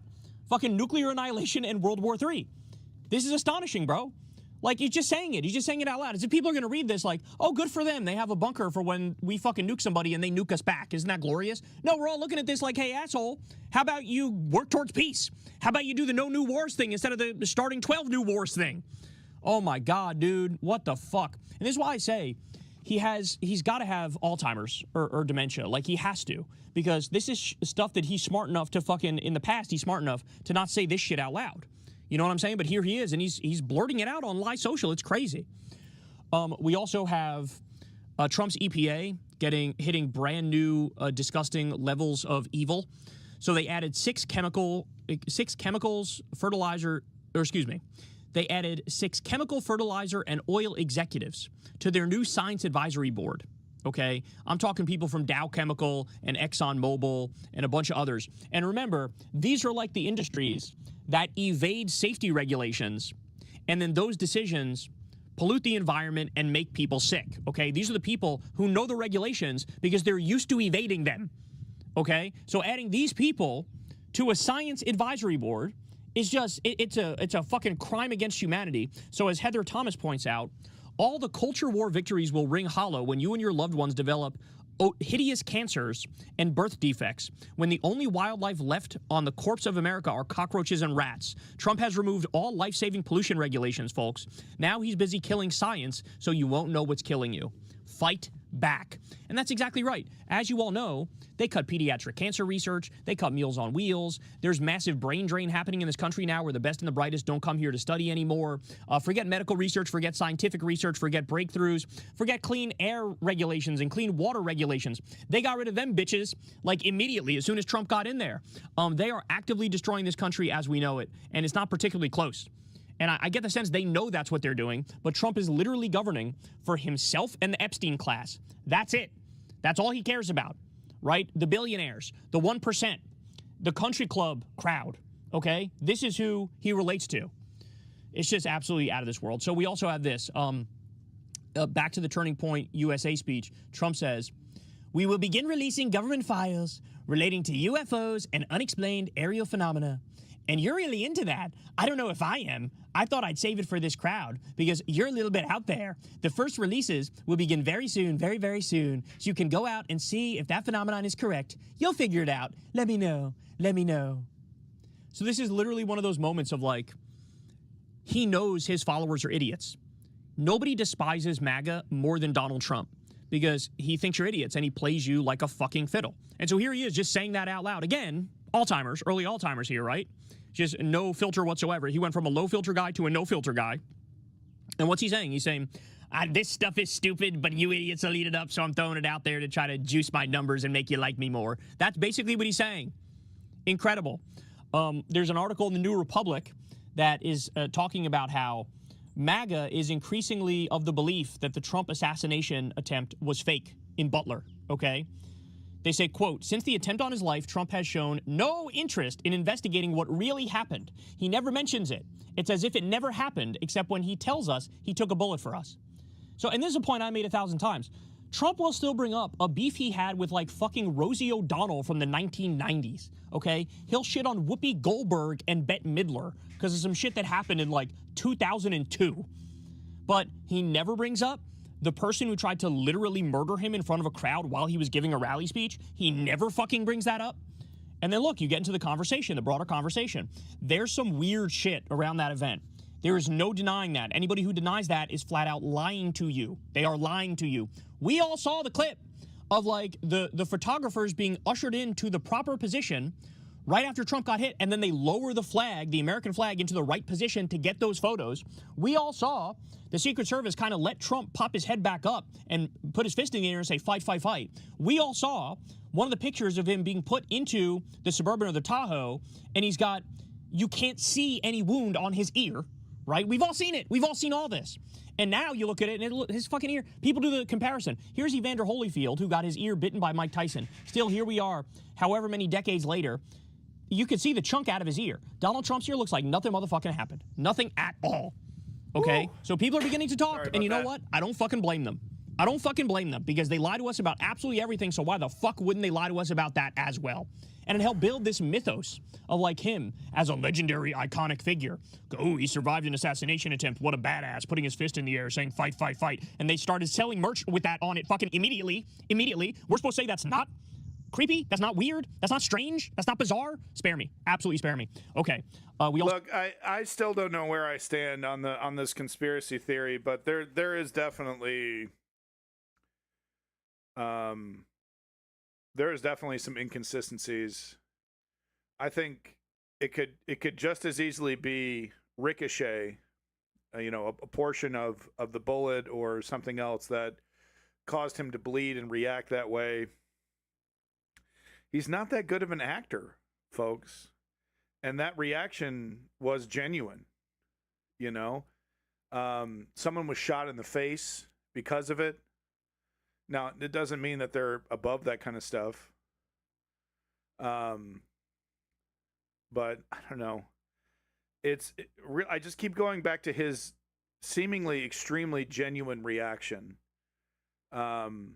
But there's, the whole photo op thing, the flag being in the perfect position, the camera people being right there, the way that the Secret Service, didn't tackle him, which is like, standard operating procedure, basically, for an attempted, presidential assassination. There's definitely a lot of weird inconsistencies there. But I keep going back to his genuine reaction. By the way, it's looking like the Supreme Court is going to destroy the Voting Rights Act. I was just talking about how I should probably know what I'm talking about when it comes to Martin Luther King, but we're going to be reporting on that coming up when Kyle is done over here. This is incredible. So Dr. Oz was on a podcast, because apparently all the people in the Trump regime do is commit war crimes and podcast and rape kids. The Charlie Kirk thing is something is definitely up. And I do think we need to be looking at Israel, because, the bullet not even matching the shooter's gun. I mean, that's a big red flag. There's a lot.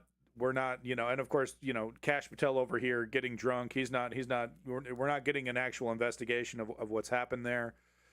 Something is definitely up. No doubt about I have no doubt about that. I mean, the bullet doesn't match the shooter's gun. And then the whole, like, he disassembled it, climbed up the thing, reassembled it, shot him, disassembled it, brought it back down. And it's a weapon that you can't disassemble easily. Some weapons you can, pop apart, like in the movies, pretty easily. Others, you need to get tools out. And this was one of them that you need to get tools out. So we're supposed to believe he shoots Charlie Kirk, then he busts out a little screwdriver, and he's doing this 2 or 3 times. It's ludicrous. It's just totally fucking ludicrous. And get blackout drunk and do substances. But low key, I didn't. Just because you're in movies doesn't mean you're a good actor. How many actors are there that are absolutely godsmackingly terrible? That are in a bunch of fucking movies and shit. That doesn't mean anything, quite frankly. I know, I see what you're saying, but no, I mean, he's just Home Alone, his performance, like the character that he plays in all of his movies is Donald Trump. In any of the movies that he's been in, it was just, a cameo from Donald Trump. He never acted in any of those roles, So Dr. Oz on his podcast, and he says that Trump believes that diet soda kills cancer cells. Yeah, he said this shit. No, he did, dude. He did. Oh, it's great. No, it's evil. It's the evil that kills cancer cells, apparently, dude. Donald Trump's going to be 95 years old. He's going to outpace... what's his nuts? I can't even remember his name at the moment. It'll come to me. He says that Trump believes that diet soda kills cancer cells. And his reasoning is when you pour Diet Coke on the ground, on the grass, you come back a little bit later and the grass is brown. So the grass has been killed. So in Trump's child brain, in his baby brain. James, I know what's for certain is that we're not going to get a legitimate, quote unquote, legitimate investigation from any kind of, investigative, police body of any kind, right? Any of the investigating is going to have to be done outside of the FBI, outside of the cops, and that's you can't really trust that, so it's kind of like a 9/11 situation, right? Where it's like, well, there's a lot of fishy things about it, and we have the official story, which is ludicrous, and then we have a bunch of people making guesses. And some of them sound legitimate, some of them don't, and no one really has all the pieces put together, and this is how they do it, I think there's a very interesting case to be made that Israel was involved in Charlie Kirk's assassination, but how the hell can we tell, Who do we got to trust, right? It's not like it's a Marvel comic and there's just like, Batman who's doing his own thing, right? And he can piece together everything, and it's like, no, we got nobody, dude. We got a bunch of, Alex Jones info warriors and, a bunch of well-meaning people who are trying to piece this together. And then we got drunken Kash Patel who's doing everything he can to cover everything up. He says, well, it's killing grass, therefore it's also killing cancer cells in your body. He unironically believes this. Now, my question for Trump with his fucking impotent bro science is, why wouldn't that also be the case? So if your takeaway from that is, well, obviously it's killing stuff.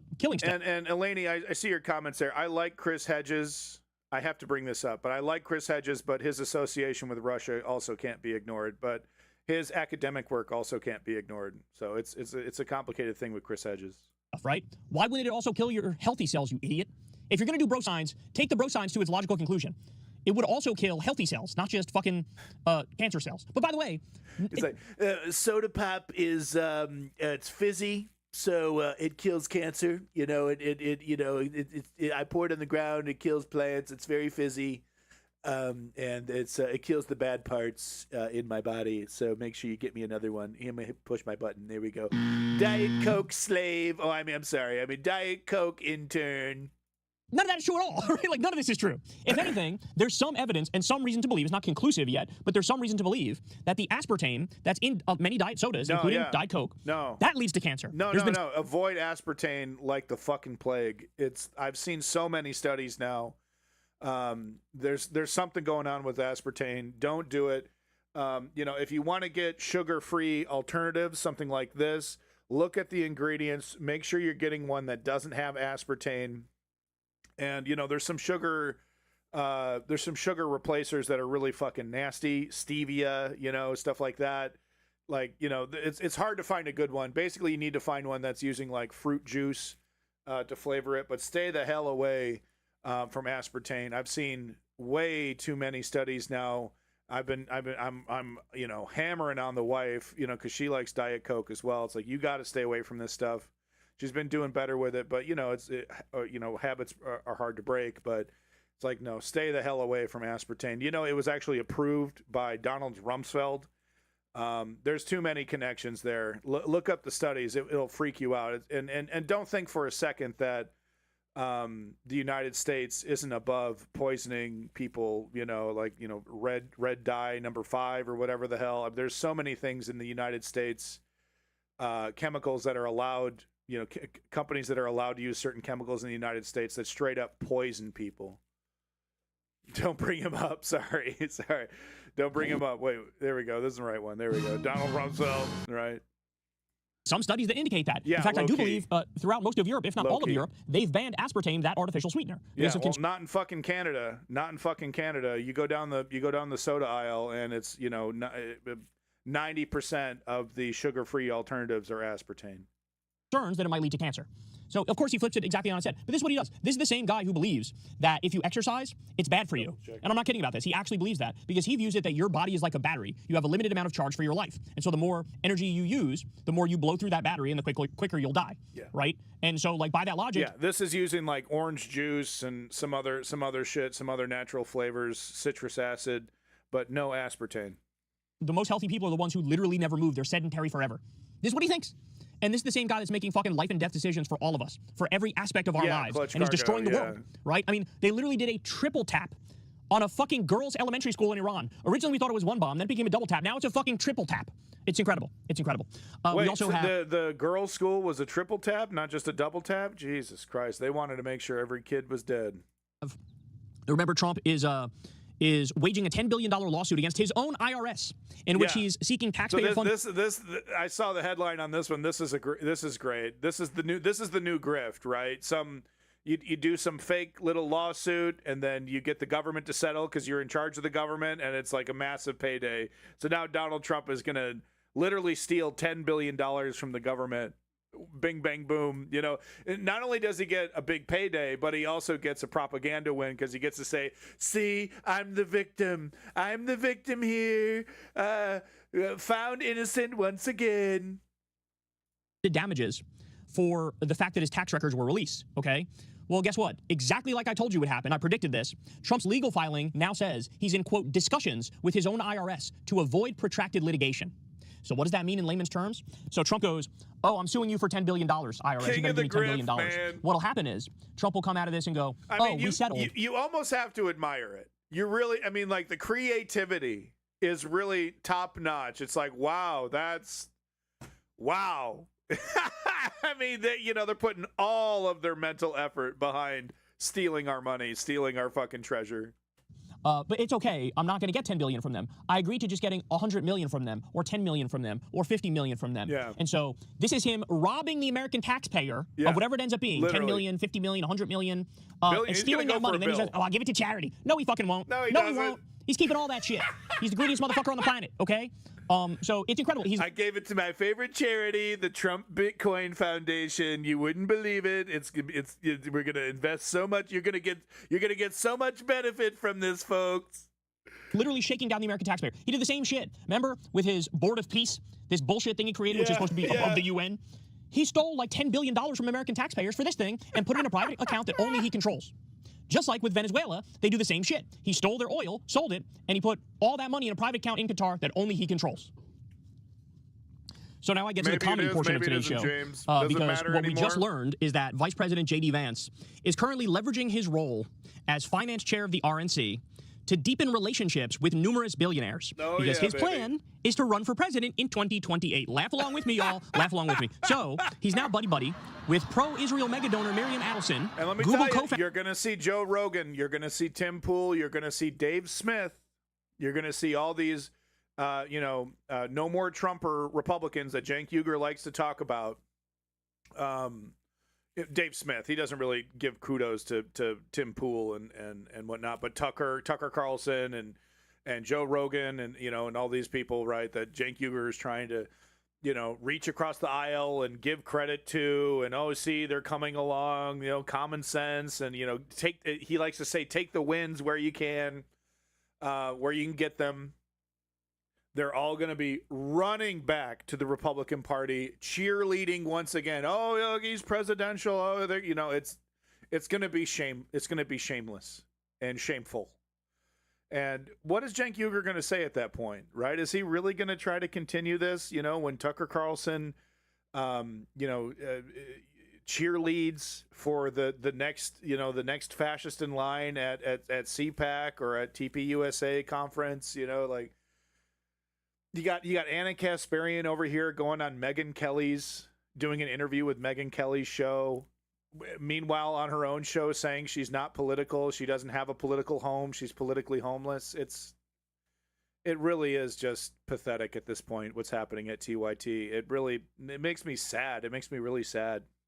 Founder Sergey Brin, Paul Singer, Blackstone founder Stephen A. Schwartzman, not Stephen A. Smith, Stephen A. Schwartzman, and according to the Times, Vance regularly talks with Singer, who he's grown close to after Singer was initially skeptical. So this little fucking snake, this little fucking worm, is behind the scenes plotting along, trying to plan out how he's going to run in 2028, how he's going to win, where he's going to raise funds from, as the Trump regime is falling apart and destroying the world, as they're committing war crime after war crime, as they're destroying the economy, as the approval rating collapses into the fucking low 30s. This idiot's out there like, I'm going to run for president and win, and now I'm buddy-buddy with billionaires. That'll help me. Bro, you are going to lose in a historic landslide. Your only chance to become president is if Trump croaks within the next 3 years, which, by the way, I got good news for you. That is very likely to happen. So J.D. Vance will probably be president, but in terms of winning an election, not a fucking snowball's chance in hell, ski bitch. Not a snowball's chance in hell. You and your eyeliner are going to get kicked to the curb, okay? The smoky-eyed sociopath is dunzo. The failed drag queen is barbecue chicken, okay? But we also have this. So J.D. Vance was at that same Turning Point event that Trump spoke at, and he said this, quote, I recognize that a lot of young voters don't love the policy that we have on the Middle East. Oh, you don't say, he continues. Don't engage because you disagree with the administration on one topic. One little thing is what he said. On one topic? On one topic. Yeah, I disagree on one topic. I think genocide is bad, and you think it's good. Yeah, I disagree on one topic. I don't think we should do a terror attack and murder 100. No, and they unironically say, well, we trans people and the border. You know, prices skyrocketing, military making a fool of them, United States, Donald Trump making a fool of the fucking country, military screwing the pooch. It's just, well, Venezuela, we successfully kidnapped a guy and did a regime change. No, you didn't. No, you didn't. You didn't change a fucking thing over there in Venezuela. Well, Donald Trump is enriching himself from Venezuela. That's a good thing. 70 precious little schoolgirls, and you do think we should. Yeah, we disagree on one topic. I think bombing hospitals is bad. You love it. Yeah, we disagree on one topic. I'm against the instant vaporization and wanton murder of 93 million people in nuclear Armageddon, and you're for it. Yeah, we disagree on one topic. I think America should be a sovereign nation that makes decisions that are best for its citizens, and you think America should be cucked to Benjamin Netanyahu. Exactly. You gotta be fucking kidding me, man. This guy. There is an empty hole at the core of this human being, and his career is going to end in the most brutal humiliation we've ever seen. He will go down in history as one of the most pathetic Weasley figures we've ever seen, which, by the way, that's also the reason why there's this new poll that came out, McLaughlin poll, where they asked about the 2028 Republican primary, and this one in particular is for voters over the age of 55. Yeah. You ready for this? And the McLaughlin Group is a right-leaning organization. Number one, Donald Trump Jr. is leading at 29%. Vance also has 29%. You're tied with fucking Donald Trump, a guy with anti-charisma, a guy who's got the most punchable fucking demeanor and affect I've ever seen. And you're tied with that guy who, by the way, what's he doing? Like cocaine and his Rumble show, and that's it? And you're fucking tied with him? Oh, my God. No, the latest social media post from Trump Jr. was him in his Bitcoin farm in Texas showing off how much energy and water he's wasting. Meanwhile, prices are skyrocketing for your local Texan for energy and whatnot. After they've banned, it's so crazy that they're doing all this energy gobbling nonsense with the Bitcoin stuff and the data centers right after they've basically made it illegal to do solar and wind and whatnot. And they've privatized their entire energy grid, in such a fashion that, they had a major snowstorm and, the grid failed. And there was people actually dying, freezing to death in their own homes in Texas because of how fragile the grid was. And he's all doing this is the new Bitcoin farm, water cooled, and it's massive. He's like, yeah, we're producing about 2% of the Bitcoin right now. It's a big victory for America. And of course, the Bitcoin that he's farming is a massive rug pull. They're prepping for a massive rug pull where, they have a majority of the Bitcoin. Once it hits a certain value, they're going to fucking dump it and screw anybody else that was foolish enough to get involved in it. The grift is fantastic. Multiple 600-page books. You'll probably have to do a fucking World War II thing where you have one book per year, covering just the amount of crime and corruption that this organization, this Republican organization is doing. And that's just the Trumps, right? And then you have all the other grift and crime happening in Trump's orbit as well. It's going to be, Ken Brooks better be writing the fucking documentary right now. Welcome, Irish Mang. Welcome back. Again, barbecue chicken. So Trump Jr.'s at 29, Vance is at 29. By the way, big props to any lurkers out there. I think there's some lurkers. I don't really look at the view count, but if you're lurking, I appreciate it. Thank you for that view. Rubio's at 6. DeSantis is at 4. And this is for the fucking boomer slop demographic, the people who watch Fox News, the people who listen to Sean Hannity and Mark Levin and think they're making good points. Just incredible stuff. So, James, what I predict is when Trump dies, they're going to try to, they're going to keep MAGA, and they're just going to try to, churn MAGA into, find a new king, find a new leader of MAGA. But keep the movement going. The whole idea of the Republican Party ever turning back into the GOP, I think, is gone. Thank you, female eunuchs. Welcome back. But I think that's what's going to happen is that they're going to keep the MAGA moniker. They're going to try to keep the momentum, and they're going to try to put their energy behind a new king. But nobody You can't deny what Trump is in terms of charisma. He has this bizarre charisma that politically ignorant people, conservatives, really find attractive. This boisterous, toxic charisma that reflects honestly a lot. Your average. Donald Trump really does represent your average conservative person, egotistical. Ignorant, proudly anti-intellectual, proudly bigoted, and the thing that separates Donald Trump from your average conservative, though, is that he's rich and quote unquote successful, right? And that he's everything that they aspire to be, which is like, I can be my worst self. I can be a horribly ignorant bigot. And succeed. I could be president, and people listen to me, and people have to kiss my ass. They don't have to like me, but they have to respect me, and they have to kiss my ass if they want to get anywhere. That's kind of the ideal, Republican. That's how your average, mini tyrant, owning a car repair shop or some small business in some small town, proudly voting Republican. That's how they view themselves, right? As like a mini tyrant. In their own universe, and they see themselves in Donald Trump, right? Yeah, sociopathic. Yeah, they don't identify. They, in their own mind, they're heroes, they're alpha males, they're wildly successful. The people that hate them are jealous of them. You see this from Joe Rogan quite a bit. He says anybody that's criticizing me, they're just jealous of my success, and they're jealous that they don't get to hang out with me at the comedy mothership. That they're not backstage with me and Kill Tony. Oh yeah, fuck yeah. I'd love to be passing a fucking blunt around between you fucking idiots. So jealous, right? But that's how they view themselves, right?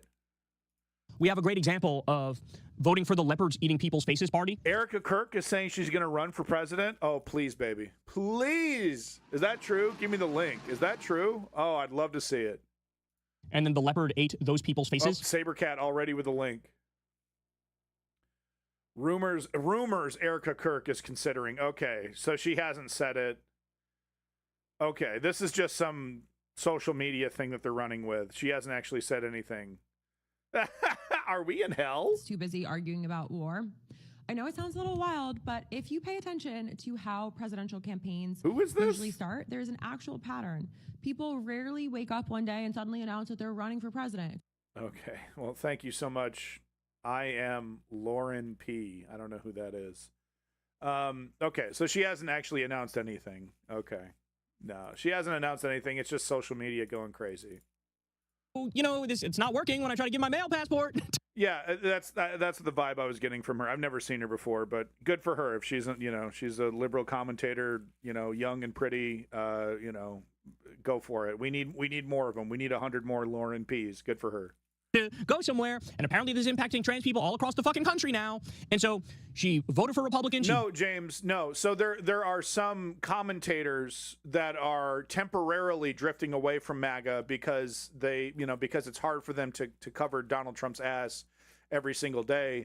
But no, the base, the voters, the constituency, no, the polls show that 90%.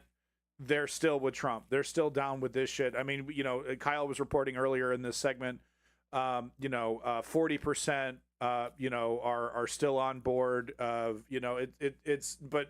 That's 40% of the voting of the total voters. 100% of people who consider themselves to be Republican, MAGA, are still on board for Trump. No, this idea, this TYT fantasy that we see Cenk Uygur constantly talking about, that the Republican Party is drifting away from Donald Trump. No, the people that are drifting away are the quote unquote independents. Those people are definitely drifting away from the Republican Party temporarily, right?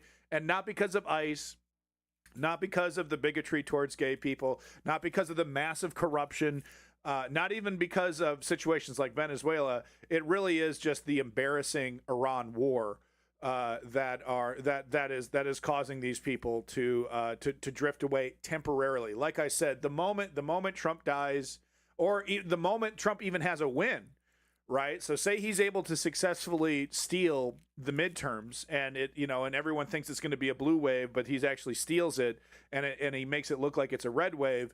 We're going to see these people coming right back. Tucker Carlson coming right back. So no, this idea that there's a big shift amongst right-leaning people who identify as conservative, away from Trump, away from MAGA, it's just not happening, folks. It's a cult. It's a cult. Backs Republican. She supports Republicans. She loves Trump. She's been at Mar-a-Lago. She's hung out with him, all that stuff. Yeah. And you know what? This is the finding out portion of the fucking around. That's what this is. Hope you enjoyed yourself. You voted for the leopards eating people's faces party. You go, oh shit, my face has been eaten. If only people warned you. If only, you were told the truth roughly like 13,000 times over, that this party genuinely doesn't want trans people to exist. They genuinely want to ban people being able to get trans healthcare. Full stop. They want to get rid of you. They want to exterminate you. I'm not kidding. That's what they want to do. And now you're learning, oh shit, turns out, James, I appreciate you asking if I can send me a sub. Maybe one day when I'm doing more regular streams, and then I'll start taking money and donations and things like that. In the meantime, while I'm because my life right now is very hectic and I don't have time to dedicate to the stream, just showing up and watching, I very much appreciate that. So thank you very much for that. Maybe I shouldn't have freaked out over the fact that Democrats want to increase my taxes like 4%, right? She'd rather have her taxes lowered 4% and her personhood be eliminated than have her taxes up 4% and her personhood reaffirmed. Absolutely disgusting, man. This is what you get, Caitlin. This is what you get. Okay. We also got the horrible news that inflation in Argentina is spiking again, and Argentines are now turning to donkey meat amid the economic crisis. So this is what happens when you elect an anarcho-capitalist psychopath, Javier Milei. So I've been talking about this for quite some time with Argentina, about how because he was a right-wing darling when he got in there. Oh, he's going to do it, and it's a little bit more complicated though, because there is some positive economic signs. There is some light at the end of the tunnel when it comes to some of the reforms that he's making. But in the meantime, people are suffering pretty heavily as well. Time will tell if his reforms are actually going to bear fruit.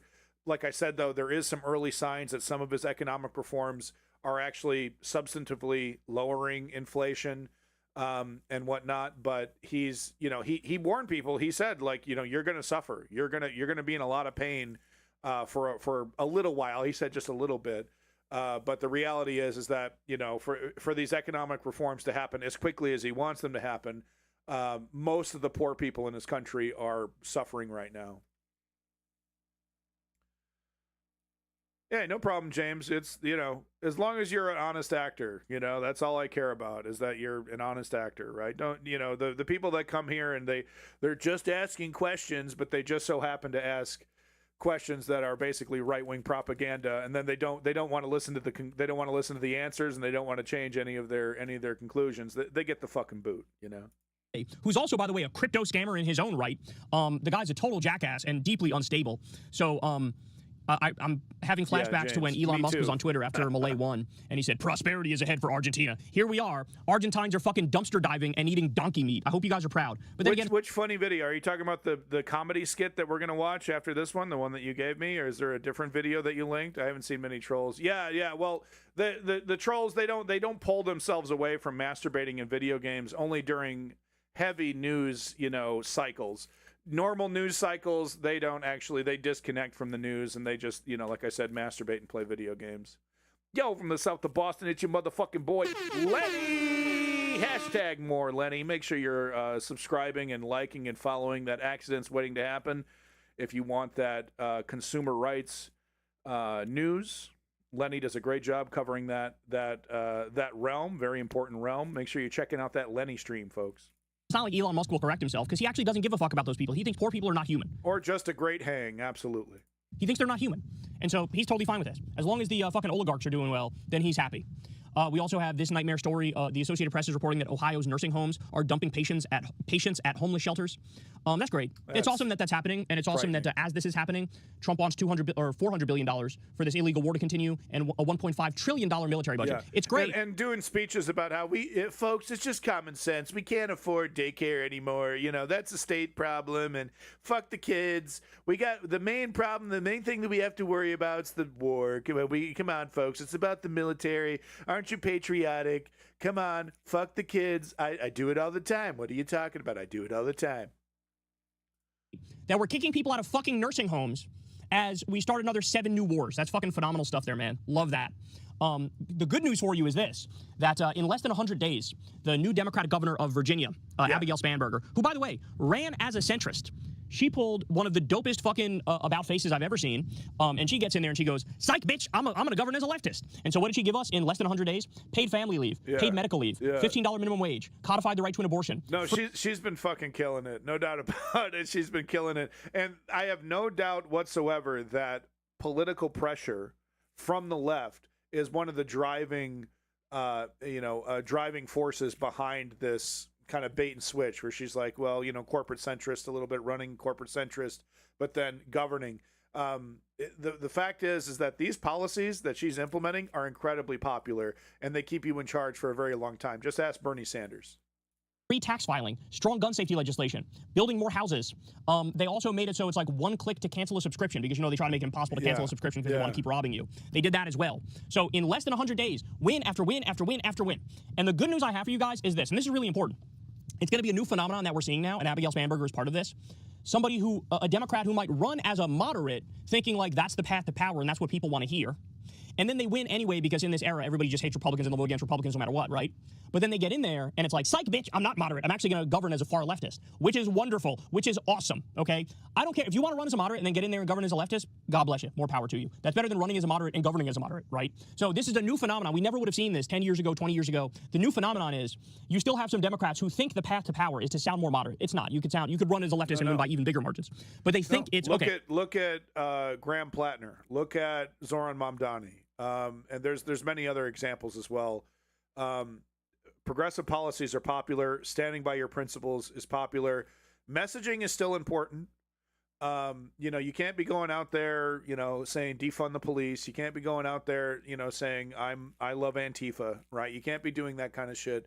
But if you run on hardcore democratic socialist principles, free health care, higher wages, taxing the rich, better education, et cetera, going after the crypto scammers and the AI scammers.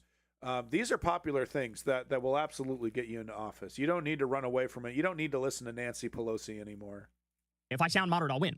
And then when they get in there, they actually govern further to the left. I'll fucking take it. I'll take it. And you absolutely can govern as a leftist with the Constitution. Absolutely. Yeah. Democratic socialist principles are fully in line with the Constitution and the Bill of Rights and things like that. It's socialism doesn't mean communism. Socialism doesn't mean dismantling the American way of life. In fact, it means doubling down on the Constitution. You can absolutely be a constitutional democratic socialist.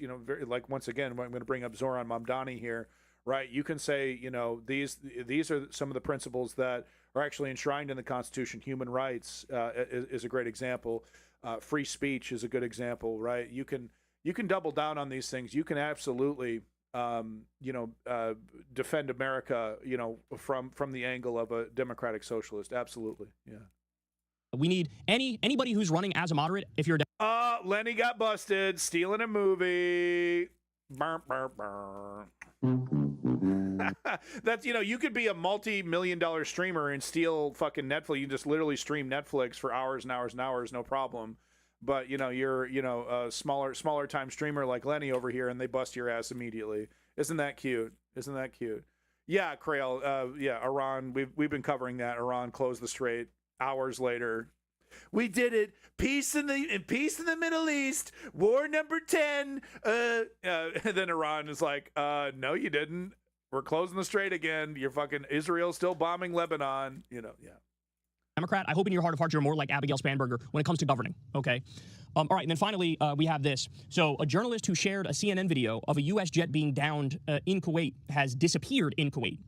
So this is like the attack on the free flow of information and free speech and a free press in this moment is astonishing. Because clearly what's happening here is the U.S. and Israel don't want any negative videos about how they're doing in the war to get out there. And so when one does, if you're not in the U.S., right, and they're in Kuwait, they tell the Kuwaiti authorities, like, arrest the person who's making us look bad, and then they just do it. So this is a wanton violation of the human rights and you know, the free speech and free press rights of this reporter. And it's literally just sharing a video. And this is how Israel has acted all along, cracking down on people who tell the truth about how they're getting their shit rocked by Iran. And now the U.S. is now acting like this as well, where if you tell the truth, if you show videos that they don't want to be seen, they will fucking ruin your life over it. Yeah. So it's like the full transition into an authoritarian hellhole is complete. Yeah. That's where we're at now.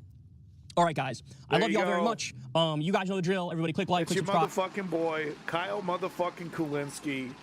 You better be liking and subscribing. This is the OG motherfucker. He's not taking that corporate money.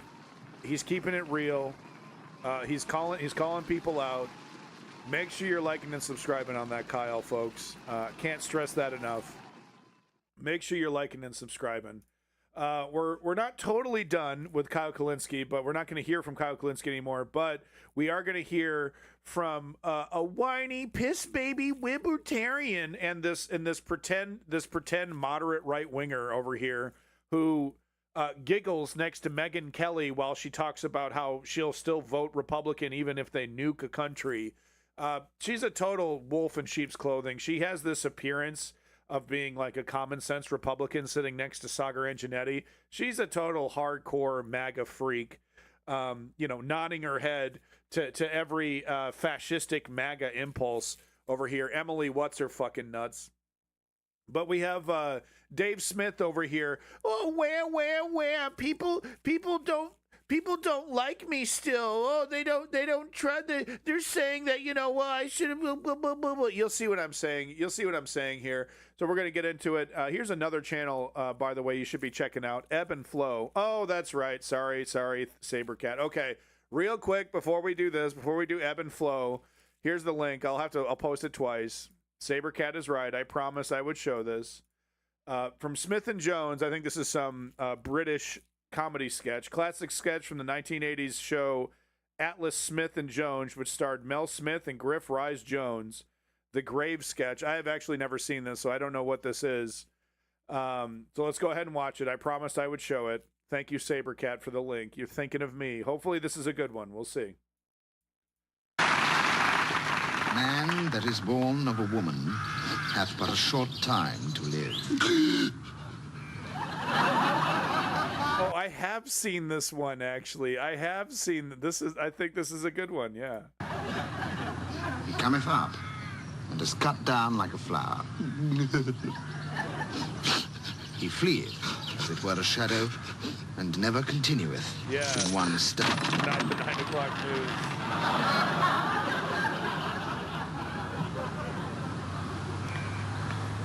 Forasmuch as it hath pleased Almighty God in his great mercy to take unto himself the soul of this child here departed, we therefore commit his body to the ground. Earth to earth. Cockies. Ashes to ashes. Dust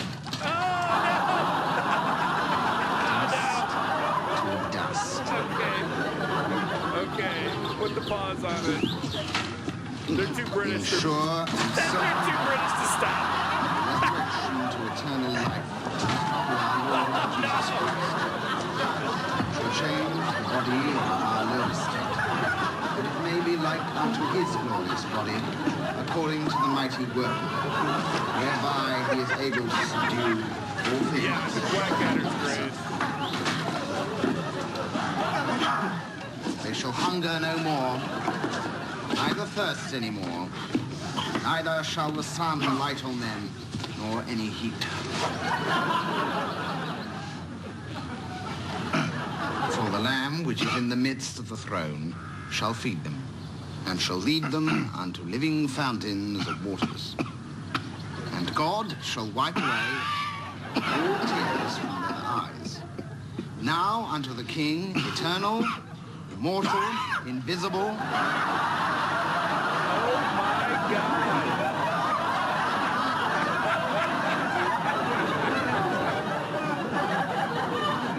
Oh my God. I have not seen this one actually. Now we're gonna go back in for a second time.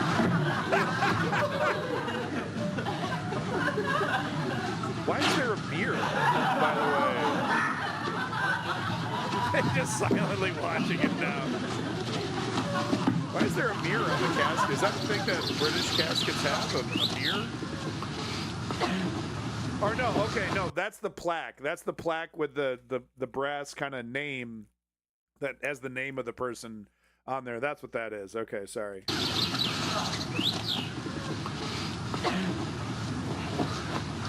The only wise God, the honor, forever and ever. Is there something wrong with your teeth? What's the problem then? He's got the wrong set. These aren't my teeth. Holy shit! Okay, that's a good one. That's a good one. And you know, Sam Hyde wishes he could be this funny and subversive and dark, right? This is a fucking funeral. How, you know, it's like, how do you you know, make light of something so serious, right? Something Sam Hyde wishes he could do so well. That's, you know, no one's getting hurt here. They don't even show a dead body. Very good sketch. I totally agree, Sabercat. That was damn good. That was a damn good sketch. I love it. Yeah, his foot falls through. That's the best part. I like that. Some very good physical acting there as well. All right. Anyway, let's get serious again. You know, so this is kind of Kyle Kulinski adjacent here. Dave Smith over here complaining about lefties and other people saying, hey, you should have known better. You know, hey, you know, you were okay with the racism, you were okay with the corruption, you were okay with everything else, but now when it's like totally impossible to defend, you're now okay. Now you're gonna, come back to earth over here. You're not going to admit that you're wrong. You're not going to admit that you're wrong before. I mean, Dave Smith kind of, you'll see this. He still hedges. And when he's talking about, like, well, maybe it wasn't, maybe he's not a good guy, or maybe, you know, he's still fucking hedging. Meanwhile, Emily over here, all for it. You know, she's just, you know, she's more quiet about it, but her actions speak much louder than her silence on this. You know, still basically agrees with the MAGA movement, still basically agrees with otherizing trans people, you know, and grifting, and just fucking straight up grifting off this right-wing fascist movement. So anyway, I would like to recommend this lesser known channel called Ebb and Flow. Really solid stuff. You know, I've been watching it recently. I can't recommend it enough. Make sure you're checking out Ebb and Flow here. It's one guy. He's like, he does rap or something. You'll hear a little bit of his music at the beginning of this here. You know, he does like the conscious rap, you know, the kind of Tribe Called Quest kind of stuff. Good stuff if you're into that. But his political takes and commentary, like, I'm going to be flipping out. I'm going to be taking a shit on Dave Smith, and Ebb and Flow here does it in a little bit more nicer way. I'm not going to be so nice, so we're going to get a bit of a contrast here. But I really like Ebb and Flow's style. I think he does a really great job. Who gon' take it there? Who gon' take it there? Who gon' take it there? Electricity, electricity, electricity, electricity. You know what's in the air. Oh, thank you so much. Thank you so much, Krail of Xanath. Oh, wow. Laura Trump in live? Man, that's life-changing. So yeah, the name of this episode is Dave Smith Complains Kyle Kulinski and Mehdi Hassan Not Nice to Him. And it really is fucking pathetic. You know what's in the air. You know what's in the air. You know what's in the air. It's possibility. It's possibility. It's possibility. It's possibility. All right, so this was a couple days ago now, but Emily Jashinsky from Breaking Points. Yeah, Emily Jashinsky. She's a fucking grifter. She's a fucking grifter for the right wing, just like her and Sagar Antonetti over here, pretending to be common sense conservatives, while basically going right along with all of it. Criticizing what is undefendable, but knowing full fucking well that they're going to be, that they're still supporting it. Right, they just don't advertise it as much as, say, like a Sean Hannity does. But as soon as a JD Vance takes over, here comes the pom poms. Guarantee it. These are the characters that TYT thinks that they're having a honest discussion with, that they're having an honest debate with. She's one of the fill-ins at Breaking Points on the right-leaning side. She interviewed Dave Smith on her podcast. I don't follow her very much. I'm not that much of a fan of her. She's never said anything that has been of particular interest to me personally. Dave Smith has more so, because he's one of these pro-Trump podcasters who has led the charge on turning. Not a big fan of Loner Box. I think, too much, live stream drama bullshit. Kyle Kalinski's a big one. I watch a lot of news, basically, so a lot of international news, France 24, the DW, which is the German news, CNN, ABC, CBS, MSNBC. I do watch TYT. I still tune into TYT just to see how bad, just to see the decline. And a lot of independent folks like Ebb and Flow here. I try to put as many as I can in the Discord. If you want to, Vlad Vexler, yeah, that's another great one that I absolutely subscribe to. Vlad Vexler is great. Several other, Dennis there who's covering Ukraine. He does really well. But I put a lot of links in the Discord. If you want to check out the politics section of the Discord, I can give you an invite. Just let me know. Against Trump over war. He was one of the first to do it. He's been articulating a pretty consistent case for it. Taking criticism from all sides, from the right, but also from leftists, people like Kyle Kalinski, myself, who say, this is something that you got us into, and wanting a little bit more from people like him other than just saying, like, yeah, maybe Trump sucks after all. And there's a lot of context to that. There's a lot of reason for that. But that's essentially what he addresses at part of this conversation that they had, specifically getting into it with Kyle Kalinski and Mehdi Hassan about this idea that he voted for Trump and he's one of these guys. And he feels that the left should be softer on people like him because they are saying the right thing. They're going against Trump. They're articulating saying the right thing on one topic. Meanwhile, basically acquiescing and agreeing with everything else. I mean, these guys are over here repeating the lie that Joe Biden opened up the border to immigrants. He was opening the border was open, wide open, no limitations on the border. Total lie. You'd have to be completely propagandized, not paying attention at all to believe that bullshit. So there's so much shit that they're still going along with over here. And I need to point this out again. It wasn't ICE. I mean, with Dave Smith, it was ICE, but it wasn't ICE. It wasn't the fucking bigotry. It wasn't the anti-trans nonsense. It wasn't the rampant, outrageous corruption. It wasn't the fact that Donald Trump is an adjudicated rapist and a motherfucking pedophile. That was all fake news and I don't know what to believe and both sides, right? Only when it's like an incredibly wasteful, needless, undefensible war. Are they like, oh, okay, well, yeah, this one thing is bad and I don't like it, but, things aren't so bad and Kamala would have been worse. War arguments. So I want to engage with this point that he's making, considering that I'm one of the people who has been covering this pivot that people have been doing to the right. And while I may... Yeah, I've never heard of this guy before, but I definitely... Yeah, all right. Yeah, I'll take a look. I'll take a look over here. He's got the Goat Man beard. Remember Goat Man from SNL? That's a fucking That's a fucking Dusty reference. Be a little bit more good faith than some. I'm also not necessarily of the opinion that we should be uncritical or unskeptical of some of these voices, because I think there's more work to be done in terms of understanding how we got here. And Dave Smith constantly makes that same point about Democrats and their policies leading to Trump in the first place, which I also want to get into a little bit here. So here's Dave Smith talking to Emily Jashinsky. You know, there's this thing where people would say forever that that the MAGA is a cult, or Trump supporters are like a cult-like following. And I also see right now a lot of people, you know, who have been like really calling people. Look, I'm the pot calling the kettle black here. Until recently, I was doing the same thing every fucking stream, being as baked as shit. But this guy's high. This guy's fucking stoned.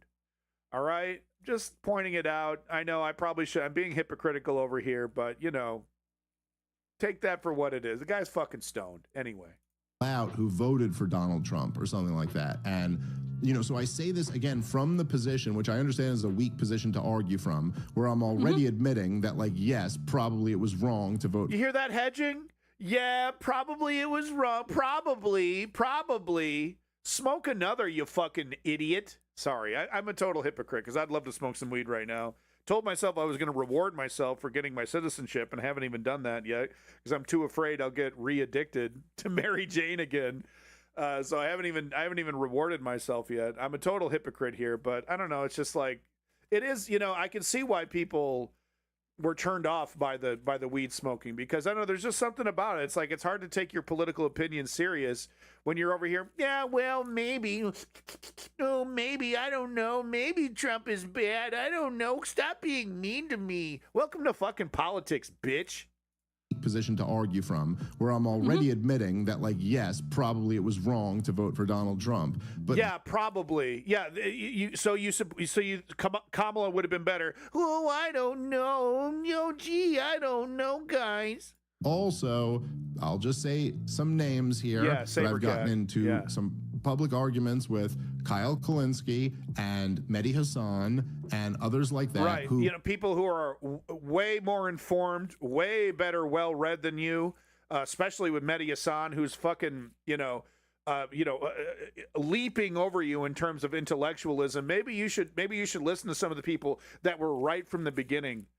Instead of being like, oh, I'm on the same level as you, and I know you do more research, and you know what you're talking about way more, and you were right from the beginning, but you should be nice to me because I've come around now. I've come around after, almost 10 fucking years of dictatorial fascism, rampant corruption and pedophilia. Well, I finally come around, right at the end of the fucking movie. Oh, well, you should be nice to me. By the way, I'm not trying to fight with either of those guys.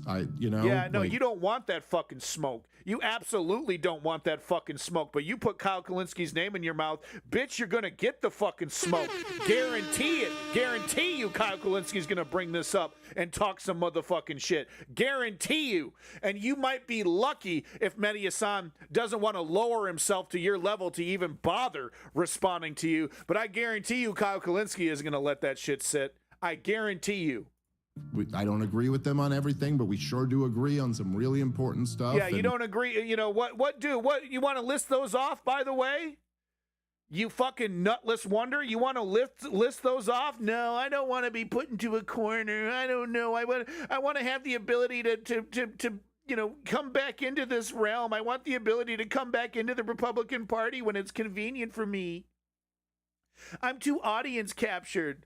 What are we talking about? This bitch boy over here whining and crying about people who were right from the very beginning about Donald Trump, shitting on him, or not even really shitting, but just criticizing him for coming in late in the fucking game after the fucking scandals, but now coming in late in the game and pointing out that this Donald Trump fascism is irredeemable. No, I like stoners. I'm a stoner myself. I'm a recovering stoner. I'm a total hypocrite here, but I have to admit, especially when he's talking some shit that that's like embarrassing. Right? It doesn't help. It doesn't help to be like your eyes all fucking glazed over and shit, and like, oh, you should leave me alone. I've come to the right conclusion way fucking late. That's great. That's great. Hating Trump is the fucking bottom, okay? Hating Trump means you still love America, right? That's the bare minimum, okay? But thank you, Swarina, however the fuck you say your name. Thank you.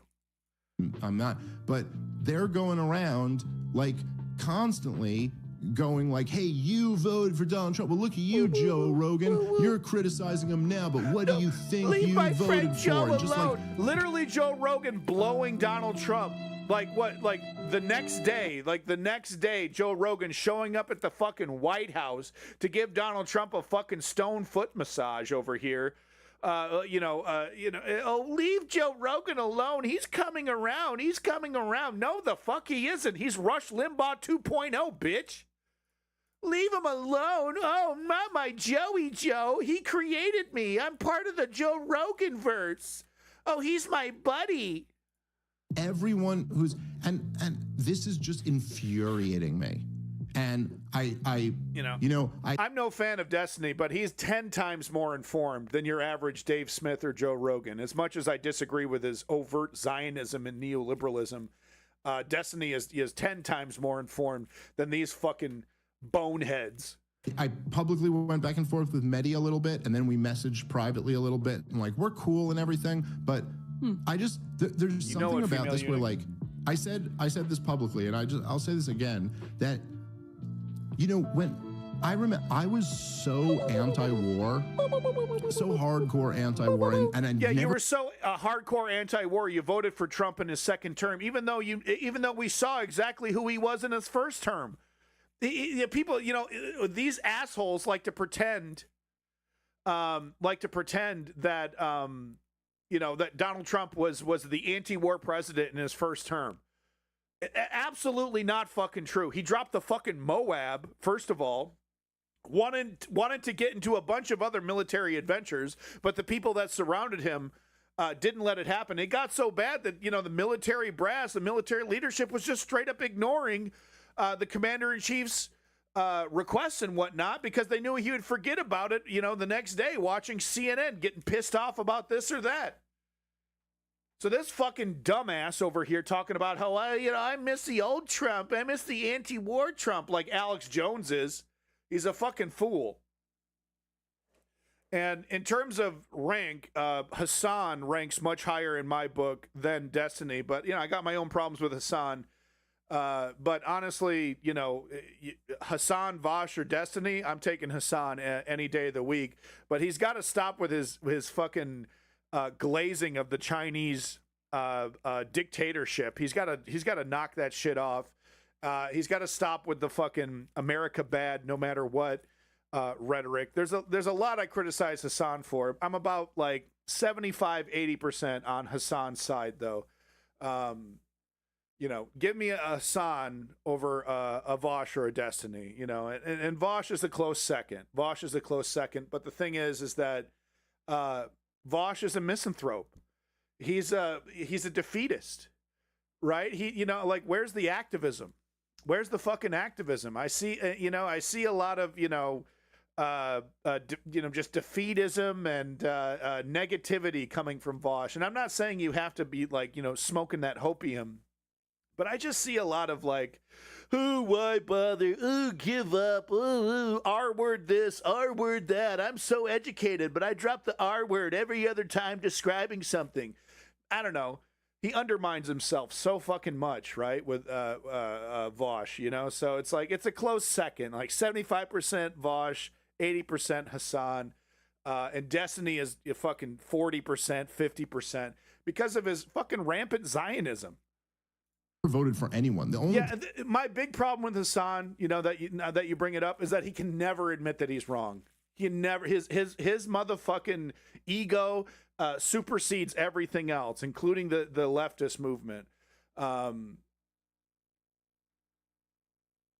James is correct though. Vosh is incredibly well read and he's incredibly intelligent, and he should know better. He should be doing better. But there's just something preventing him from. There's a fire that's missing. He feels he feels defeated already, right? There's just something missing. from Vosh. But honestly, you know, when he digs into his analysis, sometimes it's very clear his intelligence is there. Kind of reminds me of the Chapo Trap House guys.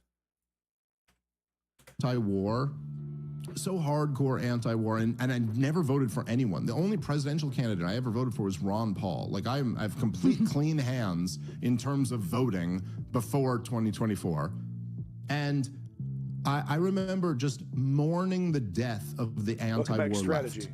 Forever. So It was like, this is a fucking lie right here. This ignorant son of a bitch lumping all the left together as if the anti-war left didn't exist during Joe Biden, during Barack Obama. That the entire left was for Joe Biden, right?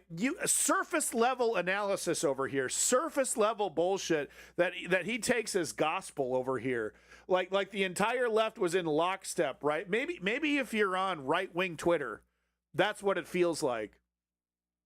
But the anti-war left, the progressive left, was absolutely raging pissed at the Joe Biden situation. We didn't get a fucking primary, and we were right. The guy was a fucking loser from the very beginning. We wanted Bernie. We wanted somebody else, anybody. But no, the establishment shoved Joe Biden in our face, and then they screwed the fucking pooch. After Joe Biden, deciding not to do it, skipping the primary, pretending like Joe Biden was the one, and then 100 days before the day comes, fucking Kamala comes in, and he's over here, the left, as if we're legion, as if we're a fucking monolith, right? No, you're not paying attention, Dave. Political commentator Dave, who's not fucking paying attention to politics. You're not paying a fucking attention. Because the progressive left was absolutely raging pissed at the Democratic establishment for anointing Joe Biden and Kamala Harris instead of actual progressive choices. And you would have to be fucking stoned and not paying the fuck attention to what progressives were saying or doing and just lumping us all together with this corporate neoliberal establishment to believe this nonsense. remember just mourning the death of the anti-war left. Forever. It was like as soon as George W. Bush left and Obama came in, and the global war on terrorism just escalated and spread to multiple other theaters. Now, I will, to give this piece of shit a little bit of credit, I will say the quote-unquote anti-war left did give Barack Obama a pass in his first term.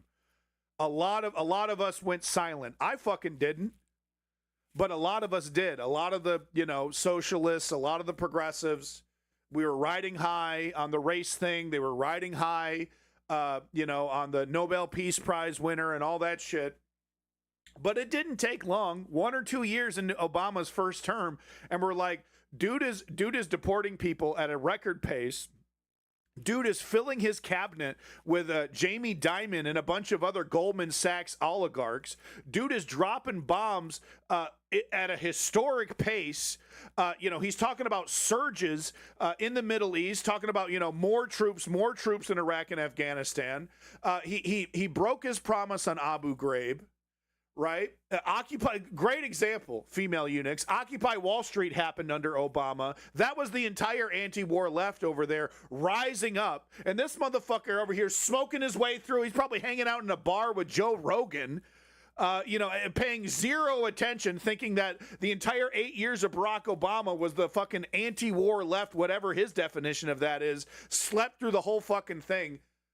And this is his fucking brilliant fucking analysis over here. In between sips of whiskey and chortling and smoking cigars with Joe Rogan, he thinks the entire left was sleeping. Not even fucking true. Like I said, we gave, some of us gave him a pass 1 or 2 years in. But after that, we were like, whoa, this motherfucker's a straight up conservative. The anti-war left's consensus over Barack Obama 1 or 2 years into his first term was that he was more conservative than Richard fucking Nixon.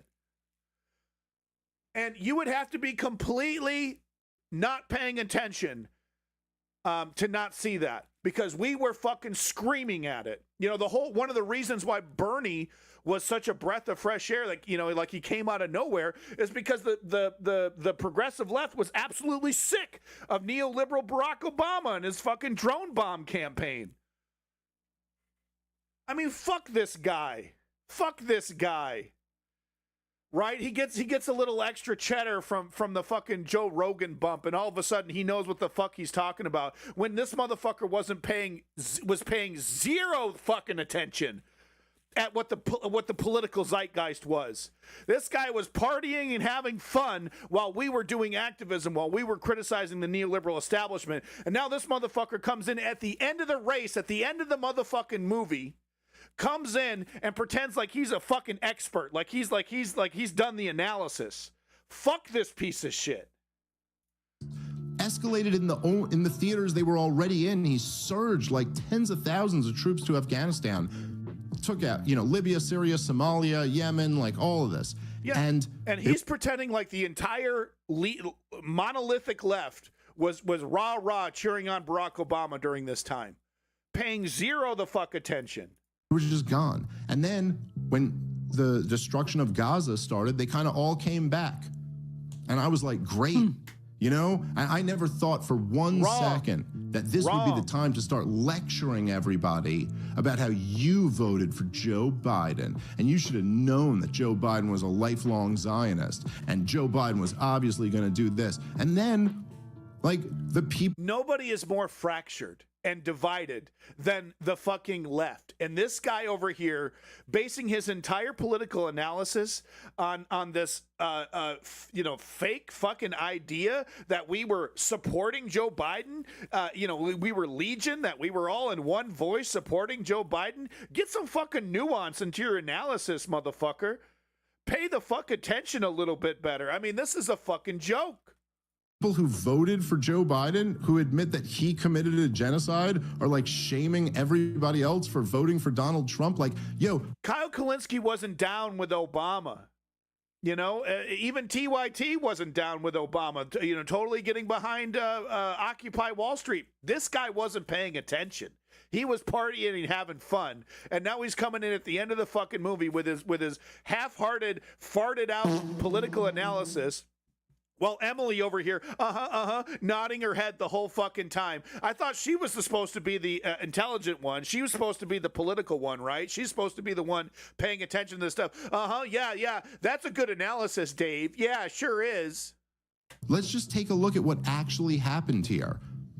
The entire media apparatus that supported Donald Trump and got him his election victory turned on him over this war. So, hey, anti-war leftists. Not the fucking pedophilia, not the corruption, not the bigotry, none of that. No. You come in near the end of it, because you don't like war. Wah.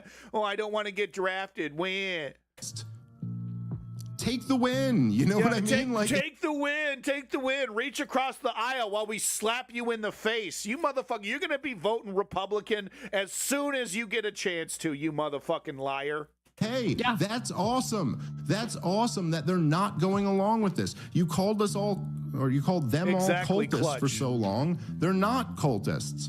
They're turning. This guy and this motherfucker thinks he speaks for the Republican Party because he's got a little bit of clout among so-called independents and libertarians who are basically pro-Republican, except they got a gay brother or they like to smoke weed. This motherfucker thinks he's speaking for the whole Republican. Oh, no, now we're on your side. Now we're on your fucking side. No, the fuck you're not. You're a fucking abnormality in your so-called movement, Dave. The polls show the Republican Party doesn't fucking agree with you. Well, there's like 10,000. Look at the views on my YouTube. Oh, I got a lot of bots watching me. Oh, look at my social media. Oh, it's going up. It's going up. I speak for the Republican movement. No, the fuck you don't. That's awesome. That's awesome that they're not going along with this. You called us all, or you called them all cultists for so long. They're not cultists. Yes, they're turning on him over this. And you're going to bust out the pom-poms the second J.D. Vance takes over. Oh, he's so presidential. Whoa, oh, what a breath of fresh air. Let it happen. Why are you taking this opportunity to go I told you idiot. so? If you really care that oh shit, there's innocent people dying and the world's going to be worse off because of this war, then if you look at people well, James, I basically stole it from a bunch of other commentators, so I'm not going to take credit for that, but that's what libertarians basically are. right? They got a gay brother. You know, they're left. They lean left on a couple social issues, but when it comes to everything else, they're down for the fucking fascism. Tim Dillon and Joe Rogan and Theo Vaughn and Andrew Schultz and all these people, you go, wow, they're giving more than enough permission to their viewers to go, hey, we can all oppose this thing. You don't have to. This motherfucker thinks he speaks for the Republican fucking cultist, the cultist Republican movement, who the polls show are totally down for this. What a joke. What a joke and what an ego, dude. What a fucking ego. He's not paying attention. He scrolls through Twitter while he takes his morning shit, and then that's what he bases his fucking worldview on. It's pathetic. How much news you think this motherfucker actually watching, huh? He lives a Hollywood lifestyle, partying and having fun, checks a few DMs and checks a few things on Twitter and social media, and then calls it a fucking day. I guarantee it. I guarantee it. It's one thing you don't even read books. You think this motherfucker's tuning in to like BBC, France 24, DW, fucking Sky News, anything outside of the Western fucking bias? No, of course he isn't. Just because we voted for this, like, still be on board with it. Even not all of their audience obviously voted for it. And look at Emily on the left over. Yep. What a great analysis. Yep. Yep. You're supposed to be the smart one. You're supposed to be the moderate Republican. You're so down for this, it's pathetic, Emily. God damn it. And I want to know if motherfucking Sagar and Emily are cashing checks from Russia. All right? And that goes for Crystal as well. Where the fuck is the Hill getting their fucking funding from? I want to know. I want to know, dude. That motherfucking place is a centrist, leaning right fucking factory over there at the Hill. But like they're just like, so it's like, oh, that's great. Like why would you be? I don't know. I find that to be such a crazy take that it's like, when the destruction of Gaza was going on, I wasn't thinking about lecturing anybody, because it was like, no, we just need as many people to be good on this as we can possibly get. Like, that's really important, and that's really important. Light it up and please pass it to me, please. I'm desperate for a smoke, please. Yeah, exactly, female eunuch. Sagar Anjanetti is a fucking hack. He's a fucking pro-fascist, best buddies with J.D. Vance, but doesn't want to admit it. Political hack.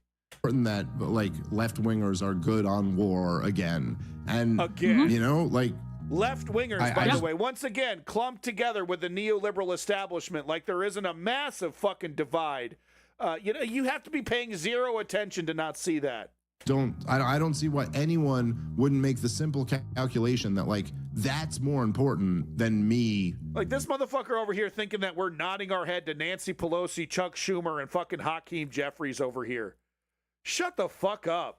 Being like, hey, you shouldn't have voted for this person or something, which, again, maybe not. I mean, maybe we'd all be better off if Kamala Harris was in now.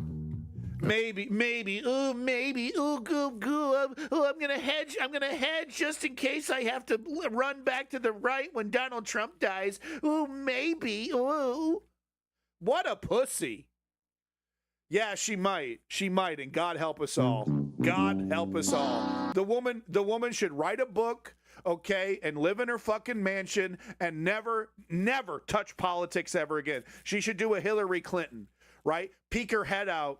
Every once in a while to cash a fucking check from a pro-APAC group or something, do a speech about how it was the progressives' fault that I lost, and then go right back to her fucking mansion. That's what Kamala Harris needs to do. She's over here thinking she's a goddamn viable candidate. And maybe not. I mean, maybe we'd all be better off if Kamala Harris was in now. Or maybe not. We don't really know. Look at this motherfucker over here. Oh, maybe not. Oh, I don't know. How many times is Harris mentioned in the Epstein files, you bitch? God, I'm sick of these motherfuckers over here. And TYT over here, Cenk Uygur, home of the fucking progressives, constantly point to Dave Smith as an example of their reach across the aisle. Give the Republicans a chance. Strategy is working. This motherfucker can't even admit that Kamala Harris would have been a better choice over Donald fucking pedophile, accused rapist, giving himself billions of dollars. ICE. The list goes on. Every fucking day it's a new fucking thing, and this motherfucker can't even admit now that she would have been better. What a piece of fucking trash. Better off if Kamala Harris was in now. Or maybe not. We don't really know. But look at Emily. Look at Emily over here agreeing with this fucking trash. We don't know. I'm still, even after even as disgusted as I am with Trump right now, I still look back and go, nah, the Democrats gave everyone more than enough reason to vote against them. It is what it is. We're pinned in a situation. It is what it is. It is what it is. Donald Trump is shredding the Constitution. He has completely decimated our soft power and influence internationally. He has done damage that we're going to have to be fixing for the rest of our fucking lives, Dave. And you're like, well, Kamala would have done the same thing. Utterly pathetic, these two individuals. Utterly pathetic. Situation where you got to pick one of two options. And the Democrats were pretty awful for a long time. So the reason I want to address this honestly, even though I know some people are kind of sick of this beat of comedians who are doing this like slow motion turn on Trump, but most of them are really, really holding firm to their principles or their ideas about the world that kind of landed them on voting for Trump in the first place. And so that's really... They don't want to let it fucking go. They don't want to admit that they were wrong. Exactly, ebb and flow. What I'm interested in exploring here.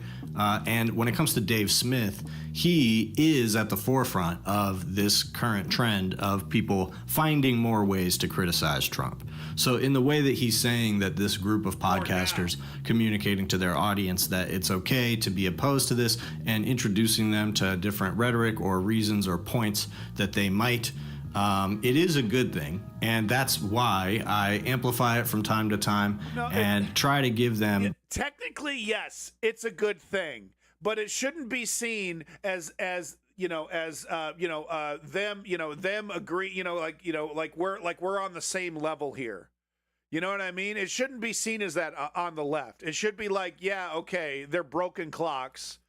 The Donald Trump's idiocy is completely undefendable. We've won this argument, and we should double down on leftism, double down on progressivism, not meet these fucking idiots halfway and try to convert them or try to think that they speak for the entire movement, that we have some kind of foothold in the conservative movement.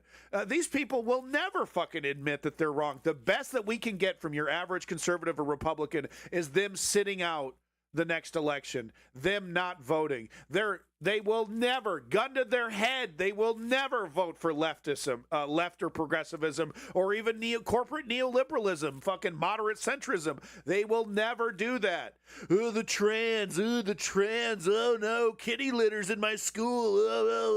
The lie machine is too fucking powerful. The claws are in there too fucking far. Sure, you can get some independents to come along, maybe some principled independents who are willing. But the idea that, this as an electoral strategy, it's a fool's errand to think that these people are going to come on over to our side. It's a fool's errand, Cenk Uygur. The space to make those points, because there are people out there who need to hear it from that perspective. However, I think what doesn't get addressed when it comes to all this is that there's an underlying worldview that Trump used very cynically to get to the point that he's at, but also in many ways is still very much aligned with what Trump is doing. And so I think what concerns, if I may be illuminating a little bit for Dave Smith or anybody who might share his opinion, that people shouldn't be so alarmist about these guys who voted for and supported Trump, spoke favorably about Trump, and should be a little bit more. I mean, there's something like, would Harris have shut down ICE? No, she would have kept the deportations going, just like Joe Biden and Barack Obama did. Would she have been friendlier to Iran? Probably not. Right? She wouldn't have invaded Iran, but she might have tried to repair the Iran nuclear deal that was created under Barack Obama, but she would still, identify them as villains and still do that whole Islamophobia shit, right? She might have cut Medicare, Medicaid, but not to the extent that we're seeing these goddamn Republicans, fuck you, fuck your rural hospitals, fuck them kids, fuck daycare for everybody, right? Probably would have been more means testing, more corporate neoliberalism, right? It would have been Barack Obama 2.0. It would have been fucking Hillary Clinton's bullshit. There's one thing about Iran that I've seen where Kamala Harris was talking about potentially invading Iran. There was some talk about that, but I mean, there is no equivalence here. There is no fucking equivalence here about how the neoliberals would have handled it versus how Trump is handling it. The corruption is off the fucking charts. Okay, there's just no fucking equivalent here. I'm no fan of the goddamn corporate neoliberals. We all know that, right? I'd prefer fucking Jesse Ventura over your average corporate neoliberal. But the idea that, well, it's basically the same, and the entire left agrees, the anti-war left went to sleep during Barack Obama. Ridiculous. Totally ridiculous. And you can only come to that conclusion if you're not paying attention. Favorable to this idea that they're changing their mind. The reason is because there is an extreme far-right project built into Trump, his administration, and his movement. We know this. And so you're asking me how I personally, if I'm president, how would I deal with Iran? Carrot and stick. Big time. I'd try to restore the Iran nuclear deal, and I would try to encourage them to stop supporting Hamas, stop supporting Hezbollah. But the only way you could truly do that is if you push back on Israel, which I would be doing vociferously. I would be, you can't be criticizing Hezbollah and Hamas and just expecting that power vacuum to stay open. You would have to do something about it. You would have to push back Israel while also creating a security state, right? You would have to do something very similar to what happened after World War II in Japan and Germany, like a temporary occupying of that area of the Gaza Strip to ensure that Israel isn't coming in, but also to ensure that they have enough space to democratically choose their next government or allow the Palestinian Authority to come back in, forcing Israel to give back major portions of the West Bank, forcing Israel to give back major portions of the Gaza Strip, creating a corridor between the West Bank and the Gaza Strip, allowing democracy to actually exist in Palestine. Only if you're pushing back against Israel in their incursions into Syria and Lebanon would you then be able to convince Iran that you're serious about that, and then that would then give you enough ammo for Iran to stop supporting Hezbollah, stop supporting Hamas. And actually continue with those relations. But until you push back against Israel's hegemony, you're not going to get anywhere. You'll be able to do something like Barack Obama was able to do, right, with the Iran nuclear deal. But that's about as far as you're going to be able to go. So that's how you got to handle it. You got to carrot and stick Iran while you're pushing back on Israel, and then actually, investing the resources necessary to create peace in Palestine. Because if you want to get rid of Hamas, which they need to be getting rid of, they're a bunch of theocratic fucking maniacs who have no interest in democracy whatsoever. You have to create peace and security for the Palestinians. So that means you have to push back on Israel. So it would require all kinds of work, all kinds of diplomacy, lots of fucking money, and of course you'd have to push back against Israel at the same time. But you could get Iran on your side, and then the rest comes along as well. The UAE, Qatar, Egypt, Jordan. If you are substantively pushing back against Israel, not leaving them open for some invasion, of course, because that's not going to help either. But pushing back against their aggression, carrot and sticking, and diplomacy, and then also doing, like I said, after World War II, we had to do a temporary occupation of Japan and Germany so that we were able to rebuild enough of those areas so that a democratic, plurality could be created, because they were totally decimated after World War II. Palestine is in a similar situation, especially in the Gaza Strip. So we would have to, in Gaza City, I would have the fucking troops come in. I'd be pushing back against Israel, cutting Israel off, and saying, get your ass back to your fucking borders. 1967 two-state solution. We're making it happen, and we're going to enforce it with our own might. Getting Palestinians in charge of their own government, allowing Palestinians to vote, because Hamas doesn't want that shit. Hamas isn't going to let some fucking democratic decision to be made amongst the Palestinians. So you got to protect the Palestinians from Hamas, but also from Israelis, providing education, health care, food, aid, whatever it takes, rebuilding, right? Construction, all that shit, right? So you'd have to invest in that while pushing back against Israel, and then, getting Iran to work with you instead of against you. Hezbollah exists for a very clear reason: to push back against Western aggression in Lebanon, right? That's where Hezbollah was from, Lebanon, I think. But they exist because of Israel's military madness. So that's kind of a sample of how I would handle it, right? You can't just go in there and just be like, Hezbollah are the resistance movement and Hamas are the resistance movement. They're wildly undemocratic. They're theocratic. They don't believe in women's rights and human rights. They don't believe in democracy, right? So they're not going to free the people of Palestine, the people of Lebanon. They're not going to free them. So I'm not, I wouldn't occupy Lebanon, but I would force Israel to get the fuck out of Lebanon.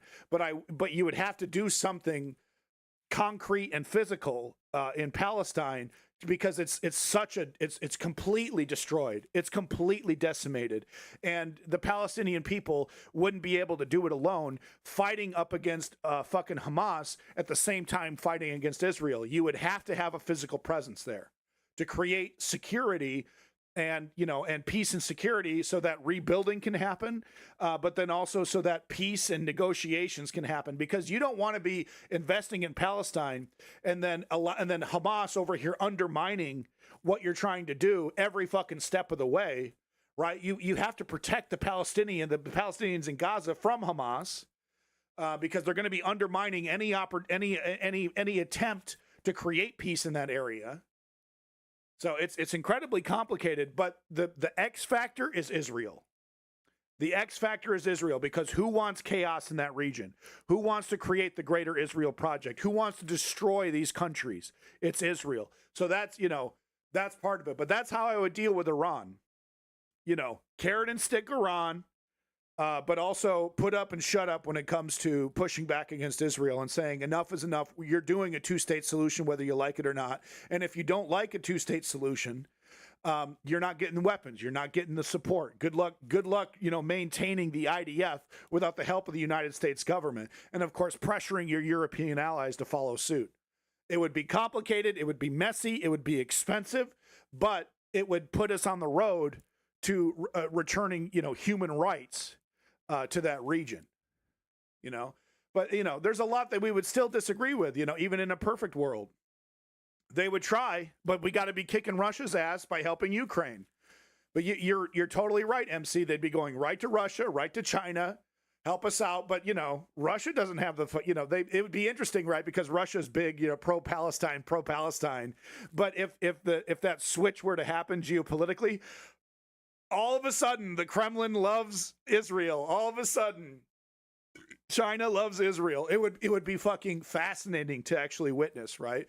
Because anything that undermines the Western power, therefore, right? So that's why they're pro-Palestinian. That's why we see Tucker Carlson, who is a puppet of Russia, coming out and pretending like he gives a shit about Palestinians, because they see it as an avenue to undermine Western hegemony. Anyway, back to this.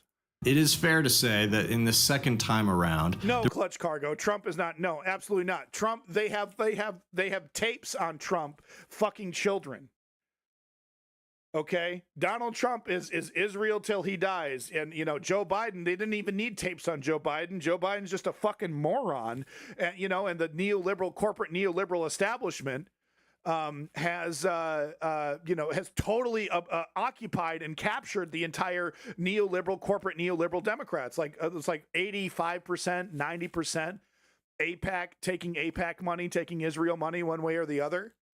It's totally captured. And this is why, as progressives who care about human rights, we have to be fighting the fascists on the right while also primarying and politically destroying the neoliberal establishment on the so-called left, the centrists, whatever you want to call them. That's the only way progress can be made against Israel, because they have absolutely bought the entire Democratic Party almost completely. That's one of the few things that TYT is totally correct on. They hammer away constantly about it, and they're totally correct about it. The Democratic Party bought Israel. It's ironic because they're using the money that we give them to buy our own politicians to undermine our own democracy. That's the fucking situation of the neoliberal Democrats right now. It's mind-blowing. Let's get back to the video. His movement. We know this. And it is fair to say that in the second time around, there was a little bit more of a mainstream element to it, and not the entire coalition was quite as right-leaning as some of the people like Fuentes or other parts of the coalition. And that's natural. That's how politics works. Trump cobbled together a slightly different coalition this time to win than he did the first time.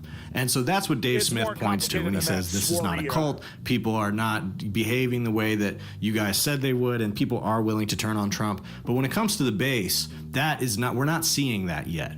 And Trump's ability to continue waging these wars and doing all kinds of crazy things, and as well as talking the way that he talks, despite the fact that he is going directly at an important portion of his own base. 100% MC, 100%. It doesn't stop. The chaos doesn't stop until something is done about the Israel situation.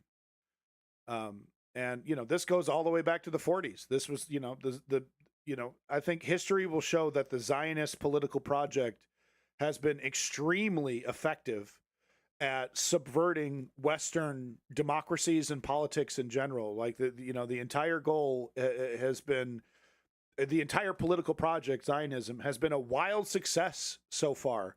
And, from the very beginning, it's been about subverting Western democracies to get them to go along with this, grand Israel project. And it's, history will show that it's been a great success. And, even now, I mean, they got this motherfucker locked up. They got Donald Trump and the entire Republican Party lockstep.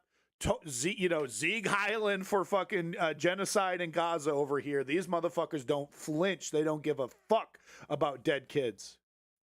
None of this really seems to be shaking his support on the whole. And I do think that it can only take so many. So this is what I was talking about. Dave Smith over here, like, take the win. Oh, come on, we're on your side now. You don't represent the fucking Republicans. What, because you got a couple 100,000 views on your YouTube video, you think you represent this political movement? You're a fucking joke. You're a fucking joke. And how many of those are bots coming from other fucking countries who would love to see American democracy subverted? Dave Smith is a fucking joke over here.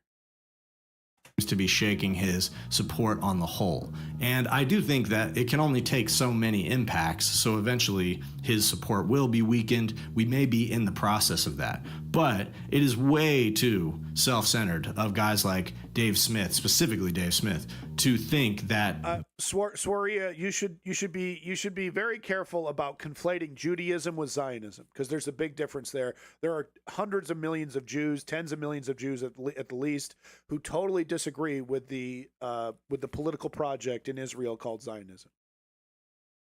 because he is changing his mind and voicing this opinion and reaching a large audience, maybe even many people who agree, that means that the Trump base is moving away from him. I don't think that's the case. And even in the case of Fuentes, you see that he is doing this like, oh, I don't support Trump anymore. I'm just going to vote for Democrats. I'm just going to vote for liberals. He's doing it he's totally honest about why he's doing it. He's doing it to undermine this Republican Party that he thinks isn't fascistic enough, isn't racist and bigoted enough, and he wants to pressure them to be even more. He literally said we need to destroy Trump and then let the Democrats in for 4 years and then we'll win again with a Hitler. He wants Hitler 2.0. That's what Nick Fuentes says. So it's like take the wins where you can. Take the win. What, shake hands with a fucking incel fascist? I don't think so. That's not how we're gonna win. That's not how progressives are gonna win electorally. Because Trump is not even far right enough for me. But the problem with people saying, Dave Smith, Theo Vaughn, you just got it wrong. You just voted for the wrong guy. Not so much voters, but voices, right? Commentators. And let's keep in mind that the voters are the ones that haven't so much indicated a break from Trump yet. And it may be a good prediction that they're going to, but they haven't quite yet. But the people who have indicated a strong break from Trump are the commentators like Dave Smith. And so to look at a movement that contains people like Nick Fuentes and the far right elements that are still quite operational in this administration. They're still rounding people up. They still have these warehouses that they're building. They're still trying to create warehouses and networks of prisons in different countries that they can send people to, disappear them to, and you don't hear. Quite frankly, I haven't heard Dave Smith talk shit on ICE since the killings of Renee Good and Alex Preddy. Now it's been this anti-Iran stuff, but he was talking shit on ICE and receiving a lot of flack internally from a lot of different angles. They're not so bad, or this is necessary. They're here illegally. But he was making the case against ICE. But I haven't heard him, come out and bring up ICE too often since then. Obviously, okay, changing direction. Okay, that's fine. But I have my doubts that he's really against ICE in the way that he says. Like all they needed to do was get Bovino out of there, cool it down a little bit, not stop, but just cool it down a little bit with the fascism, and silence. Okay, well now they're just focusing on the illegal grandmas and grandpas and children. A peep from these right-wingers about that. So they want all of that. And on top of that, continually what Dave Smith does when he's talking about these issues is he says, well, all of this stuff that Democrats have done is so bad that it essentially forced people to vote for Donald Trump. And all I can say to anybody who thinks that way is that, like, you're in a prison in your mind. Because I'm not a fan of Democrats either. I want a transformation of politics in general, including in the Democratic Party. But part of the reason that Donald Trump was able to get to this point where he has pushed American politics this far is because he convinced people that his style of politics, his style of insanity, is no more insane than what you get from Democrats. That is just flat out wrong. Even if you don't like Kamala Harris, you don't like a single thing about her policy-wise. You're either like Tucker Carlson and Saagar Enginetti, where you're lying intentionally, trying to fool people, or you're a fucking dumb, useful idiot like Dave Smith or Joe Rogan, who truly believes that. But yeah, it's, if you're paying attention to politics, you should know how ridiculous that is. You thought she would have been bad at the job. Still, there's a base level of competence that comes in the Democratic Party selection process. And I do think that it was done major damage to by Biden and the fact that he decided to run again and that nobody stopped him from doing that. So it's true that these things created a spectacle that made it hard for people to say, well, obviously Democrats are still worth voting for over Donald Trump. Except now, if Dave Smith is one of the few who's willing to tepidly admit that maybe Kamala Harris would have been better than this, it's also true that it was foolish to ever tell people that Democrats are so bad that it makes voting for Donald Trump normal. And because people like Dave Smith and Joe Rogan told them that voting for Donald Trump was normal, we now have a bunch of shit going on that's fucking insane. And the crazy thing is, this already happened. This happened before. And even if you want to point at COVID and say, look at all these crazy things that happened under Democrats, COVID got as bad as it was under Trump. Because Trump is a terrible president. He's very bad at this job. 2 weeks. And ultimately, any commentator in politics. This motherfucker, Donald Trump in his first term, talking about how we just need to stop testing and then it won't look so bad. You know, that's the real problem here, is that we're testing too many people and then those numbers will go right down. Open up the schools, you fascist Democrats. Open up the old folks' homes. Oh my God, I have to wear a mask. Isn't it terrible? Saagar Enginetti, to this day, believes it was more mentally hurtful for children to have to wear masks at school than gun violence. The number one thing that kills children in America. We're supposed to take Saagar Enginetti seriously? Oh no, the masking. Oh, it was like 1984. Where the masking? Oh no. Oh my God, vaccines that worked. Where? Way worse than the gun violence, which we can't do anything about, by the way. We're totally stuck. It's the price of liberty. Bunch of dead kids every year. It's just the price of liberty. There's just nothing we can do about it. Well, thanks so much for your political analysis, Saagar. Why don't you and Emily have a fucking... never mind.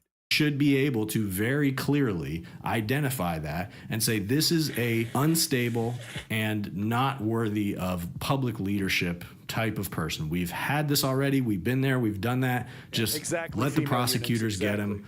Let him get eaten alive by his own statements of perjury, and let's move on. But instead, people like Dave Smith decided to sell to the center that Democrats are insane enough on the whole that it justifies a figure like Trump. That is the mythology of Trump. That's what gets us to that point of voting for him. So if you're changing your mind about voting for him now, that's fine. I'm glad. I'm happy for you. But it's hard for me to feel like anything has really changed if you are not willing to examine that mythology a little bit that led you to voting for Donald Trump in the first place. You know, and this is why Ebb and Flow is so good at what he does, right? He's breaking it down calmly. I can't listen to Dave Smith and stay fucking calm, okay? I want to spit in the fucking ground. I want to puke my guts out with rage, all right? But Ebb and Flow here with the common sense, calm analysis, you know, because that's what he's saying. It's like you can't claim that, you know, that it's all good without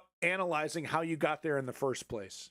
Thinking that there's any universe where Donald Trump would be a normal governing operator and make decisions that make sense on any level. We've already been through this, and if you're a serious person who's been an adult for a while, then you should be able to look at Donald Trump and say, maybe anything genuinely is better than that. Maybe Joe Biden literally dying in office is still better than this. So that being said, I do want to address this point about people who voted for Biden lecturing people over voting for Trump. And, you know, you voted for Biden and he ended up committing a genocide and nobody ended up turning around and saying, how dare you vote for Biden?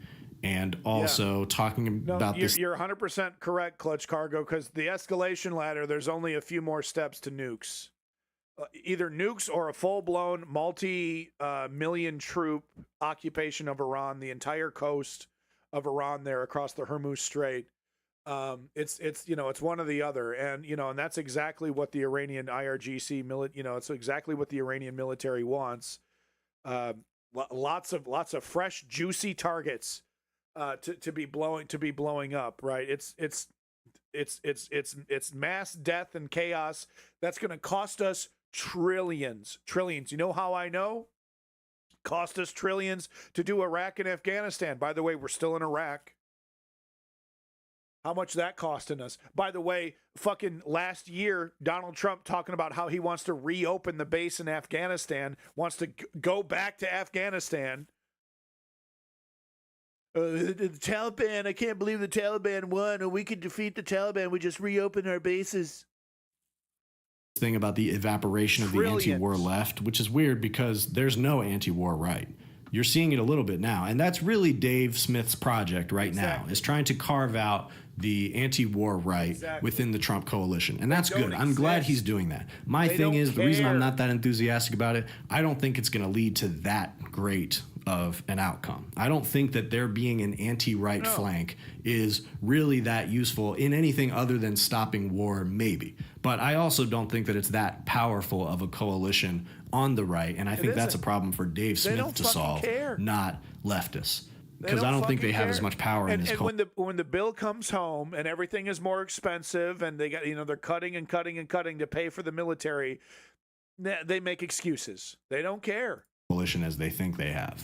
But regardless, this idea of, oh, well, you voted for Biden, and I think there's some truth to that. I think the flaw in that is that the voting base in 2024 was a lot different than the one in 2020. And every election cycle, it changes a lot.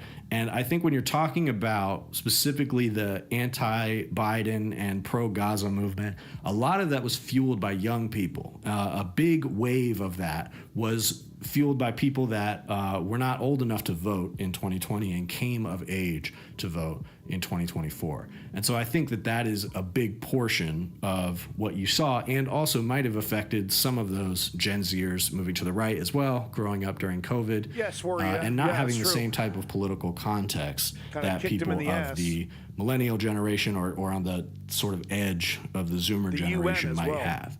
And so that means that people like me, who I wasn't a commentator at the time that Joe Biden was getting elected, but I was active in politics, I was talking about it, I was thinking about it, and I voted for Joe Biden. But I mean, I'm not saying I don't eat Taco Bell once in a while, but yes, I've had this cup now for 3 to 4 months and I'm still using it. It's true. This is not Taco Bell. This is chai tea that I've been using.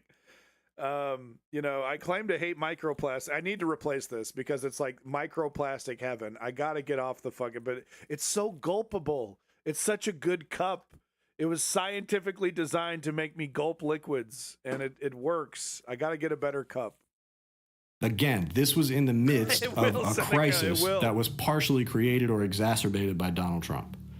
And only through an elaborate judo move have they made COVID into something that is owned by the Democrats, given that we never talk about the fact that Trump absolutely exacerbated and made that crisis way worse. And 100%, if that crisis had hit while a Democrat was the president of America, it would have gone a lot smoother. A lot of people still would have died. There would have been issues for sure, but just the governance would have been smoother. And so the fact that we're still talking to people who just won't admit that, right? You can still admit you don't like Democrats, you don't like their policies, you don't like the social stuff, you don't like socialism, blah, blah, blah. But you can admit that at least there's a sense of governance and things don't start falling apart at the seams, and you don't have somebody like Trump who is threatening to use the full force of the military and U.S. government pretty much at any target that he deems fit. On any day. Like, that's nuts. And he did that during COVID. It was all the time, going on TV and just saying the craziest shit that he could think of. Constant. And so now people like Dave Smith have warped that into a narrative to say Democrats dropped the ball so bad, once again, because of the crisis that Republicans created and are going to create again. Whoever the Democrat that inevitably takes power from Trump, even if they have to wrestle it away from him, they're going to be inheriting a fucking mess. This is going to get so much worse. So much worse is my message to Dave Smith, that this isn't even the beginning of it. And the reason is because these policies were always bad. It's not just that it was a scam, even though it was a scam, but even the policies that Trump promised that he is delivering on are bad, terrible policies. And it's the underlying worldview that, in some sense, governance is the problem. The idea that there is competent government is the problem in society, rather than that there are profit-seeking exploiters who have more power than the government in many instances. That is your bias 100%. That led you to voting for Donald Trump. 100%. And until you let go of that a little bit and start to think in terms of how we can give more power back to people democratically and create a society where people have more leverage, because right now people have no leverage. Working people have absolutely zero leverage. And in order to create a society where working people have more leverage, it's going to take regulation. It's going to take unions. It's going to take government arbitration of disputes between employers and landlords and tenants. It's going to take governance. So this libertarian approach is a non-starter. So, like, yes, it's great that you're anti-war, and I do think that there should be anti-war coalitions to the end of stopping this war. But at that point, what else do we agree on? Do we even agree on on what the means of stopping this war should look like and how America should govern itself on the world stage, because being willing to ever vote for Donald Trump in the first place is an indication that you don't. So, I'll end this by saying I don't think it's inherently bad to pick up the same message as people on the right who are speaking against the war, trying to harmonize there to create maximum pressure against it. I think that's a good thing. But expecting me to not be skeptical of your worldview when your worldview is the one that brought us Donald Trump, and my leftist worldview is not the one that brought us Joe Biden. It's not.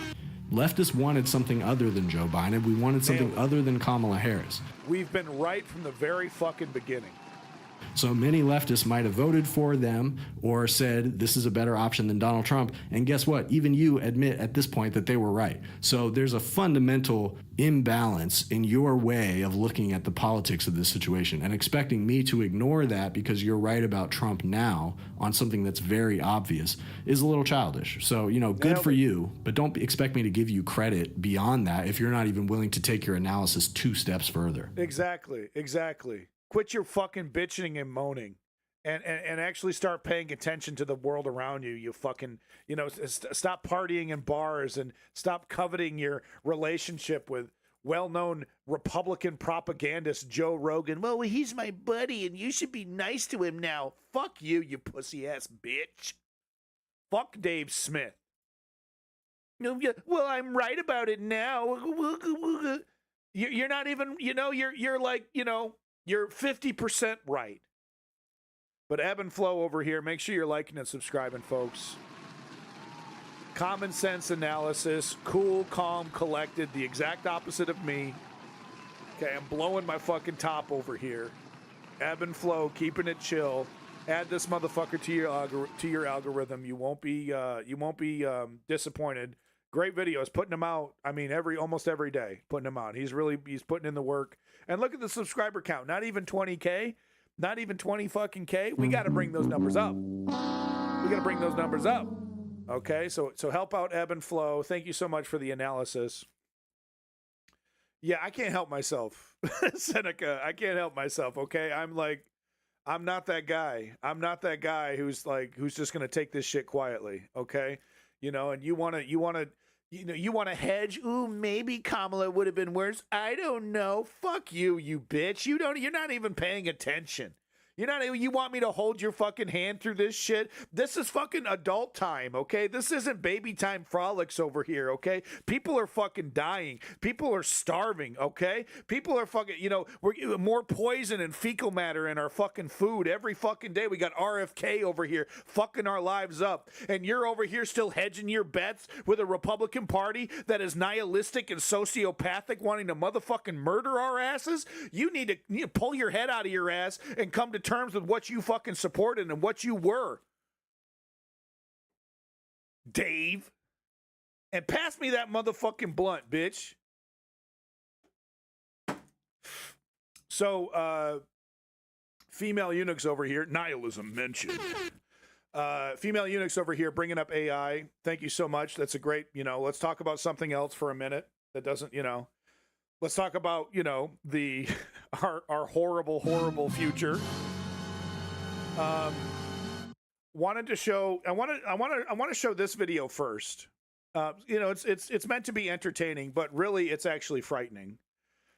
Speaking of Joe Rogan, by the way, Joe Rogan thinks that the future of humanity is the future of God. He thinks God and is going to be AI.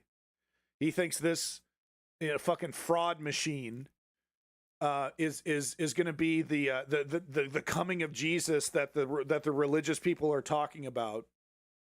Meanwhile, this is what AI actually is. So I wanted to start off with these 2 videos here. You'll see the next one in a second. But I wanted to show you just how bad it already is. This is a fraud machine. This is a machine that is going to change, that it already is changing politics, but it's just incredibly dangerous already. And what it's going to do to politics in general, to the zeitgeist, it's unbelievable. We have to start talking about regulation.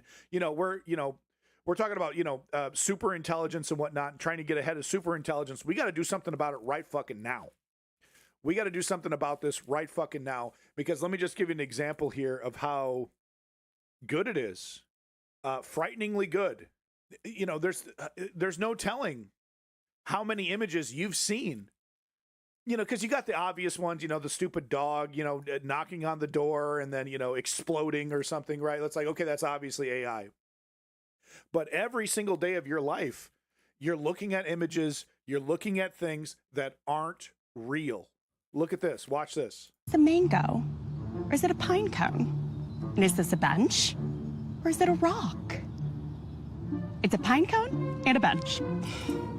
Is this waterfall real, or I couldn't tell. I literally couldn't tell.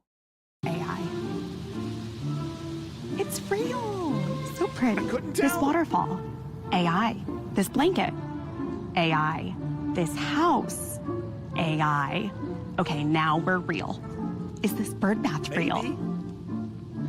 No, it's AI. Do you think I climbed this tree just for views? No, I didn't. I'm on a lookout. Are these stairs real, or are they AI? They're AI. Couldn't tell, dude. I already saw this video and I wasn't even sure. This shit is like, when you know, people were already getting scammed by, you know, the guy from Africa, you know, he's the brother of the Prince of Africa, right? You know, the email scams were already working.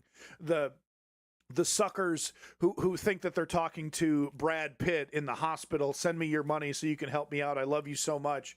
Right. This is exactly Serena. You beat me to it. Right. Like this is a fraud machine that we are going to be seeing. It's already hitting politics. Right. But it's, you know, it's still in this kind of like cartoonish phase. But the election, the midterm elections are going to be just chock-a-block with fraud, and you know, we're going to see the corporate neoliberals. What do they always do? Oh, at first they're above it, then they're like, we have no choice and we have to participate in it. AI. They're AI. Is this telescope real? Yeah. Okay, did I climb this tree for views? Yeah, I did, but it's mostly AI. These stairs. Real. Couldn't These tell. pretty flowers are AI. It's actually a pretty pond. This fountain? Nope, AI. This fountain. Real. And this fountain. It's real. Okay, so AI is frighteningly good at some things, right? And what are we seeing? We're seeing corporate America going crazy, right? You know, they're claiming that they're firing tens of thousands, hundreds of thousands of people in total because directly of AI, because they can replace human beings with AI. Except AI is actually not that good. AI is actually kind of a fucking fraud when it comes to replacing humans one-to-one. Sure, it can generate an image really well, right? Sure, it can do some programming stuff really, really well. But here's the other side of AI, where it's like you would be damn foolish to take one-to-one, replace human beings with AI, even at the most basic level, like customer service, right? Or doing some basic calculations, or make this spreadsheet for me, or be an assistant in a lawyer's office, right? Where it's like all I need you to do is read a book on the laws and look at this case and reference what laws it's referencing and whatnot, do all these different things. It's atrocious at this. So on top of it being effective at fraud and fucking fooling people, it's also totally not ready for prime time, totally not ready to actually replace humans one-to-one. And you got corporate America over here absolutely blowing loads at the idea that they can fire tens of thousands of people and replace it one-to-one with AI. Here's an example right here of how underbaked, how unready AI actually is at replacing human beings. And this our entire economy right now is based off the concept that AI is going to be able to one-to-one replace human beings any moment. I mean, we already see, companies like Salesforce replacing humans one-to-one, Meta, Facebook, right, replacing humans one-to-one. It is not even close to ready. Watch this example. And by the way, Husk is taken on TikTok, filled with videos like this.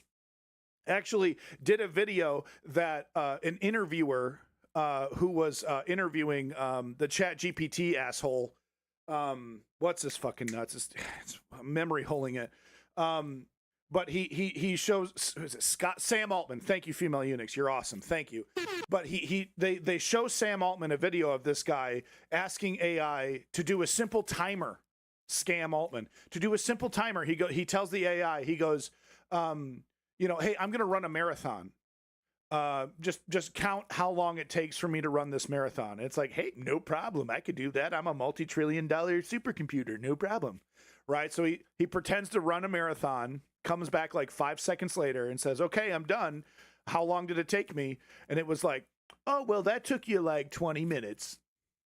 It took you like 19.7 minutes. And it's like, are you sure it didn't take 5 seconds? I was literally gone for only 5 seconds. Yep.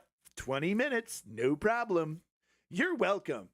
So they show this video to fucking Scam Altman, and this motherfucker who's been telling the entire world, oh, say goodbye to your job, say goodbye to your future, say goodbye to humanity. We're either gonna destroy humanity completely, or it's gonna usher in this new utopia where it's like WALL-E and you don't have to do anything ever again. They show him this video, and that motherfucker goes, oh yeah, it can't do timers right now. In like a year, we're working on that. It'll be able to do timers. Motherfucker, your average 5-year-old human being can count to 20, right? Your average human being can go 1, 2, 3, 4. So you're telling me your multi-trillion-dollar, pumping up, using up all the water and electricity in the world can't count to fucking 20 or anything? 1, 2, one of the basic shit you learn in like first grade, your mega super duper amazing technology can't even do that. Oh yeah, that'll be ready next year. It's not ready. And look at this example right here, right? So this is an example of replacing all these business guys. This is what they want to do. They want to replace customer service. Right? Call them up. Hey, I got a problem with this. Hey, this is a restaurant example, right? Hey, there was some hair in my food. Can I get a refund? Right? Basic ass scenario. Day one, day one employee should be able to handle, hey, can you pick up a phone and handle a super duper basic customer service question, right? Here's an example of how that goes down with the current AI technology. Restaurant and there's a customer. I have a restaurant and there's a customer calling to complain, but I gotta get back to the oven. Can you just take the call for me? They're listening. Absolutely, I got it covered. Hi there. Thanks for calling. I'm here to listen and make things right for you. What's been going on and how can we help make it better? Hey, so I found like 30 little hairs in my food. Oh, that sounds really unpleasant. Yeah, are they supposed to be there? Not at all. That's absolutely not supposed to happen. Could I get a refund? Of course. We'll arrange a full refund for you and right away. $50 coupon. I can offer you a $50 coupon for your next visit. Hey, I'm back. How'd that go with the customer? Hopefully you didn't offer any money because I'm poor. They definitely felt hurt. I just apologized sincerely and assured them we follow up properly. No money promised, just a commitment to do better. You didn't offer them like a gift card or anything? Straight up lie, dude. Straight up fucking lie. Anything? Nope. No gift card or dollar amounts. Okay, good. Perfect. You got it. So, to address what James the Clown said here, companies think it's ready. Companies think it's ready to go, and they're making these decisions, right? So your company might be doing what you're saying, and replacing humans 1-to-1. But the check hasn't been cashed yet. The cows haven't come home to roost yet. It's a disaster in the fucking making. All right, we're already seeing certain companies like losing all kinds of money. There was one example I've seen on Reddit of a company of letting their entire customer service department being taken over by AI, and then they gave all the customers charge them $0, right? So the company ended up losing like $100 million or something. Why do you think it won't work? I literally just showed you an example of it completely hallucinating and lying. It lied to the customer, right? I'll give you a $50 coupon and a refund. Then the boss asks, hey, how'd you handle that situation? Handled it, no problem. You didn't give that guy money, did you? Nope, sure didn't. Sure didn't. Just because it works some of the time, James, that is not a replacement, 1-to-1 replacement. But corporate America is treating AI, because Scam Altman and the rest of them are selling this as a 1-to-1 replacement. At best, the current AI applications should be augmenting and assisting human beings, and coding is a great example of that.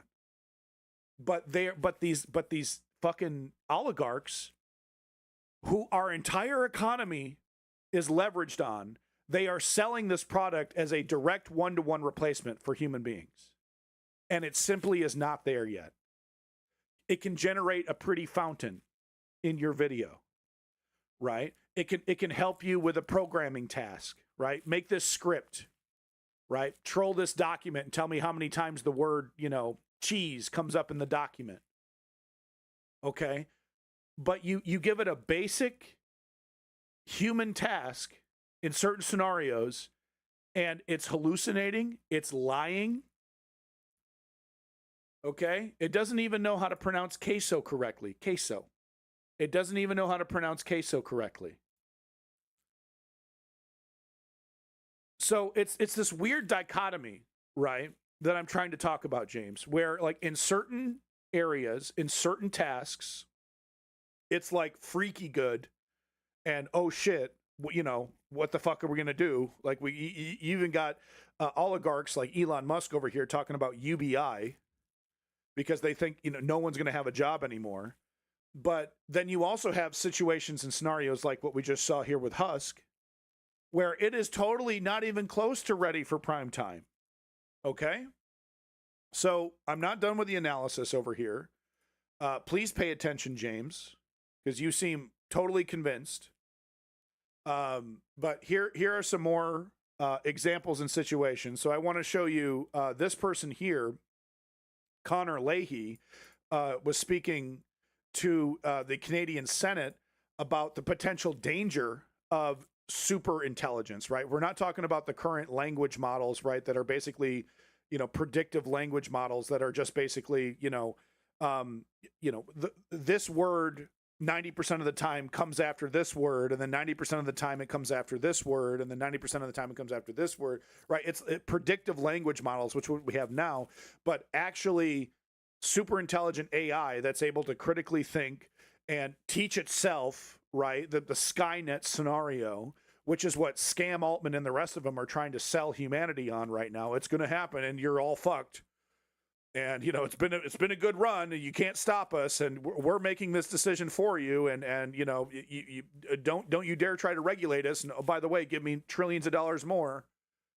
To herald in your own extinction. And corporate America loves that shit because quarter one's going to look great. Quarter two is going to look great. Quarter three, nuclear war. Well, that's okay. I got mine. Yeah, fucking the planet in the process. So that's what this individual is going to talk about. But then we're also going to get this analysis here from this TikToker who breaks down some of the, the most recent data that we've seen about, what's actually happening here. But what this person with this, I assume he's an expert in AI, Connor Leahy, but he's speaking to the Canadian government right now, the Canadian Senate, about this is a real danger, This absolutely has the potential to not just hurt humanity, not just not just impede humanity, but destroy humanity. This is not a fucking joke. You as a government need to get in front of this. I'm not a doomsayer here. I'm not some tinfoil hat motherfucker. Like this is it. This is the real deal Holyfield.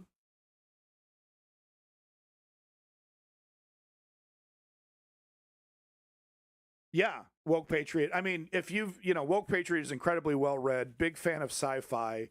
If you've read, or if you've listened to incredibly brilliant scientists like Carl Sagan, Isaac Asimov, right? This is a topic that comes up quite a bit in sci-fi. Dune is a great example, right? The Butlerian Jihad was literally, humanity giving up everything to technology, allowing AI to take over humanity, and it almost destroying all of humanity, which is why we see in Dune they don't use there's certain weapons that they use, like they have to do hand-to-hand combat because the laser weapons that they have basically create little mini nuclear explosions. They don't have computers. They use human beings that are, genetically altered to be computers, right? Because, the Butlerian Jihad was, after humanity, giving everything over to technology. So anyway, like this is well tread in sci-fi, but it's no longer just sci-fi. It's not just a fantasy. Like this is our reality. And we have these psychopaths. Like Sam Altman, who's that motherfucker from Palantir? Alex Karp, sociopaths, totally insane, obsessed with eugenics, right? These techno-feudalists who want to destroy 90% of humanity and leave the rest of the earth for them and their harem of women or whatever, however they do it, probably a multi-gender harem. And it would just be them living in paradise while the rest of humanity is burnt to a crisp. These people are making decisions for us. And we're giving them our taxpayer, our politicians and corporations are giving them our hard-earned money to do just that for our own destruction. It's that serious. It's that serious. So let's hear from this guy right here who's speaking to the Canadian Senate. I need to look this guy up, see how legit he is. He certainly speaks with an air of authority, but, I should do my homework a little bit better. If a superintelligence is built, humanity will lose control over its future. If there's a non-human force that outcompetes us in scientific and military development, in persuasion, politics, and propaganda, and in business and economic activities, this force will, all things equal, be the force deciding the future. It is likely that such systems, for example, wishing to take our resources, would simply outcompete and drive humanity to extinction. It is hard to imagine a world with millions or even billions of uncontrolled superintelligent systems running around and competing with humanity that turns out well. Unfortunately, the current AI development paradigm and lack of insight into how AI systems function do not allow the safety by design approaches we use for other advanced, highly risky technology. Yeah, like nukes and chemical weapons and genetic modification, all these different things that we have, all these different, steps to ensure that we don't create a virus that, leaks out and destroy. Well, sometimes it does, right? With, you got COVID, who knows what's going on with that, right? But, theoretically, there's a lot of safeguards put in place. There's a lot of thought put into place about how to prevent these technologies from, spinning out of control. None of that for AI. In fact, we have the Trump administration suing states who are trying to regulate AI, literally trying to, in some, insane technology race against China and the rest of the world, removing any of the restrictions on all this technology, trying to get to superintelligence, trying to get to our extinction as quickly as humanly possible. We would not, for example, build nuclear power plants if we did not know how to control nuclear reactions. Quantum. So where does this leave us today? Right now, multiple companies are pouring hundreds of billions of dollars into developing superintelligent AI as quickly as possible, despite experts' warnings that this stage of the technology poses unprecedented risk up to and including the extinction of humanity. The extinction of humanity, bro. This is not science fiction. This shit is happening, dude. And yeah, the rich, they think they're going to hop on a spaceship or get into a bunker and they get to continue with their opulent lives while the rest of us suffer and die. This haste is, in my opinion, directly tied to an attempt to outrun legislation, to complete their project before the wider public and government wake up to these completely unconscionable risks that the unconsenting public is being exposed to by private, oversightless, and reckless actors. To conclude, I'd like to offer the committee 3 recommendations for how Canada can act now to respond to the threat posed by superintelligence. 1. The Canadian government should publicly recognize superintelligence as a national and global security threat which poses an extinction risk to humanity. 2. Canada should begin negotiating an international agreement to prohibit the development of superintelligence, given that there is no scientific consensus that it can be developed in a way that does not threaten humanity with extinction. 3. Finally, alongside other major national security issues, the Canadian government should begin closely monitoring the threat of superintelligence being developed and develop detailed scenario planning and doctrines. I'll be happy to take any questions you may have. Thank you. Right. This is not science fiction. This is the real deal Holyfield, right? And like the Canadian government is actually ahead of the curve here. But the United States government, it's like this guy wouldn't even be allowed to speak to politicians.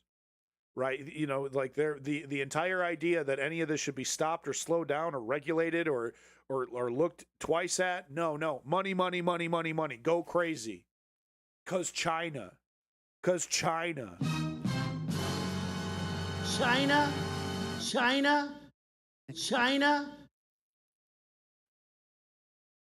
So frightening ass shit. So here's this other video kind of breaking it down a little bit better. What do we got here from Quick Double Tap real quick? What is this? The Chinese room? 60-second adventures in thought. Number 3, the Chinese room. Can a machine ever be truly called intelligent? American philosopher and Rhodes Scholar John... Okay, this seems interesting. It's only 1 minute long. Let's take a look. Thank you, Quick Double Tap. Searle certainly can. In 1980, he proposed the Chinese room thought experiment in order to challenge the concept of strong artificial intelligence, and not because of some 80s design fad. He imagines himself in a room with boxes of Chinese characters he can't understand and a book of instructions which he can. If a Chinese speaker outside the room passes him messages under the door, Searle can follow instructions from the book to select an appropriate response. The person on the other side would think they're chatting with a Chinese speaker, just one who doesn't get out much. But really, it's a confused philosopher. Now, according to Alan Turing, the father of computer science, if a computer program can convince a human they're communicating with another human, then it could be said to think. The Chinese room suggests that however well you program a computer, it doesn't understand Chinese, it only simulates that knowledge. Right, and this is the predictive language model I was talking about. Which isn't really intelligence. But then sometimes humans aren't that intelligent either. Is that Mitchell? What's his name? Mitchell from Mitchell and Webb? Who's the narrator here? That narrator sounded really, really familiar. That was really great. David Mitchell, is that his name? Yeah, that was really good. Thank you. There's a David Webb. He's great. That guy is awesome. You know, he's like the last, you know, brilliant, intelligent person doing comedy on Earth, it seems. It feels like, you know what I mean? So that was really great. Thank you. Yeah, that's a great explanation of how the current LLMs are not David Mitchell. That's his name. That's his name. How the current LLMs are not real intelligence, which explains why, wow, these are really good at helping me code, right? Wow, these are really good at, generating an image of a chair or a fountain, right? Because there's a billion images of chairs. There's a billion images of fountains, right? Wow, this is actually really good at that.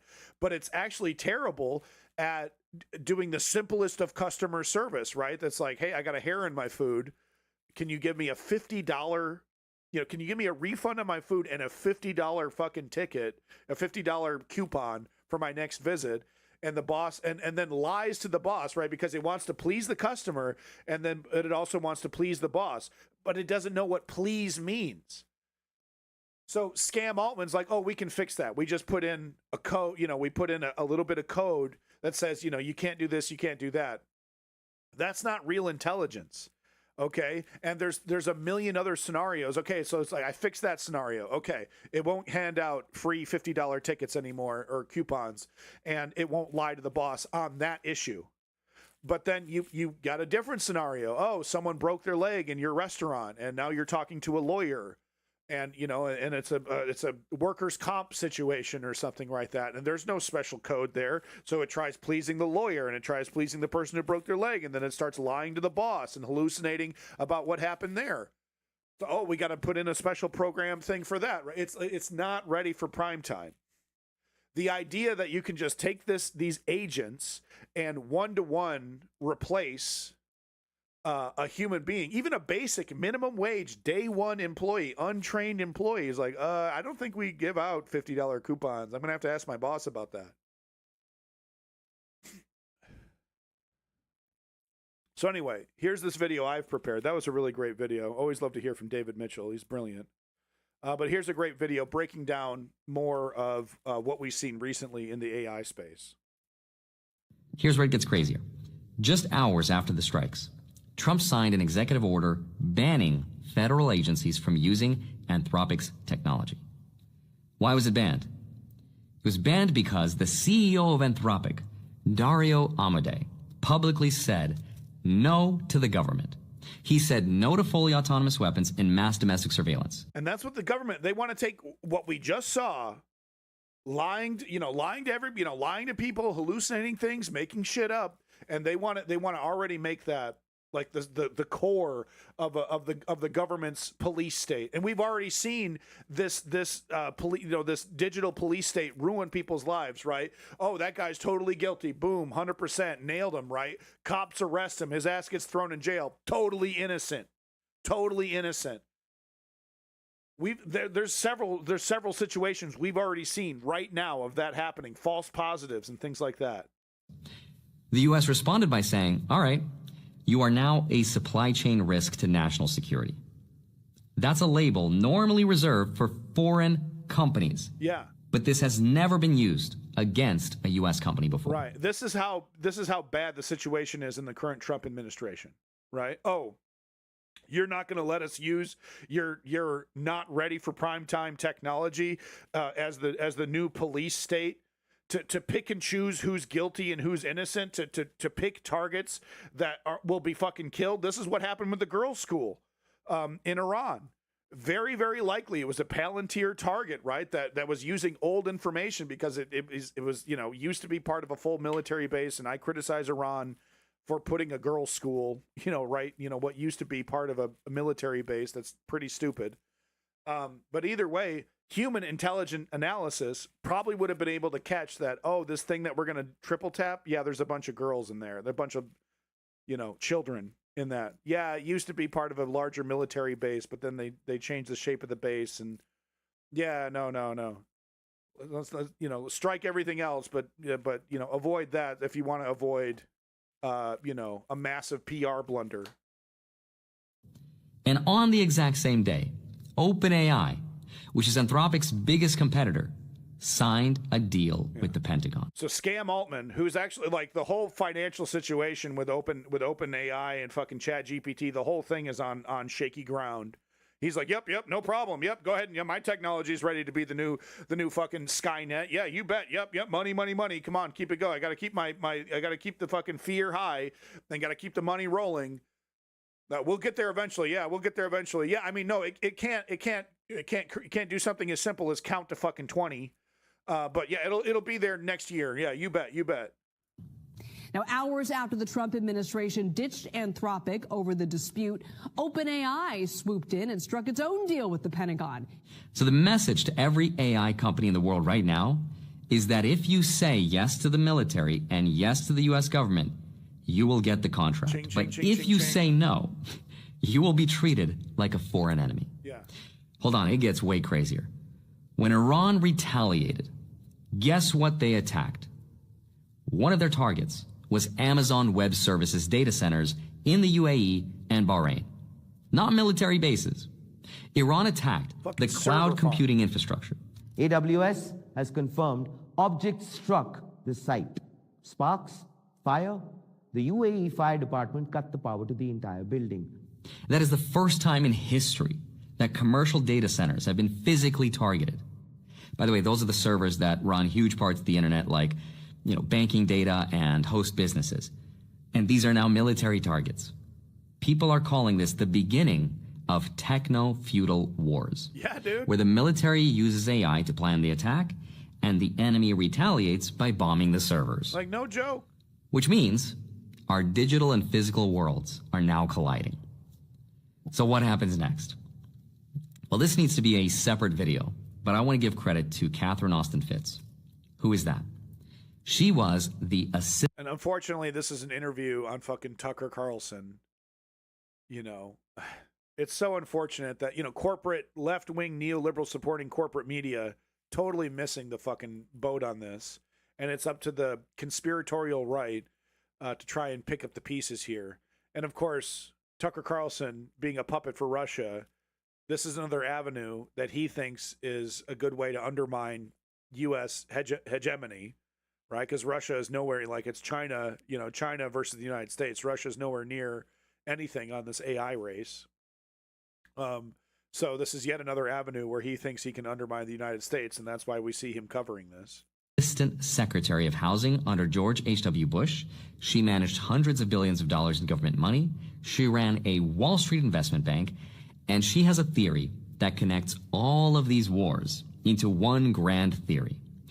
This is something I've talked about in my last few videos, so I hope you've been subscribed, but yeah, anyone describing any of this in the 90s would have been immediately like, what'd you get that off X-Files? What you jacking off to Gillian Anderson? Is that what's going on? I mean, yeah, immediately. But I mean, I don't think anyone outside of brilliant sci-fi futurists could have predicted that, what's actually happening here. You know what I mean? But yeah, no, if you're talking about this in the 90s, you're just a kooky son of a bitch. You have no idea what you're talking about. But here we are. Like it's happening so fast, and it's so overwhelming. It's like it's so good at certain things. Like like we don't even have time to think about it, and we got to catch up. We have to catch up.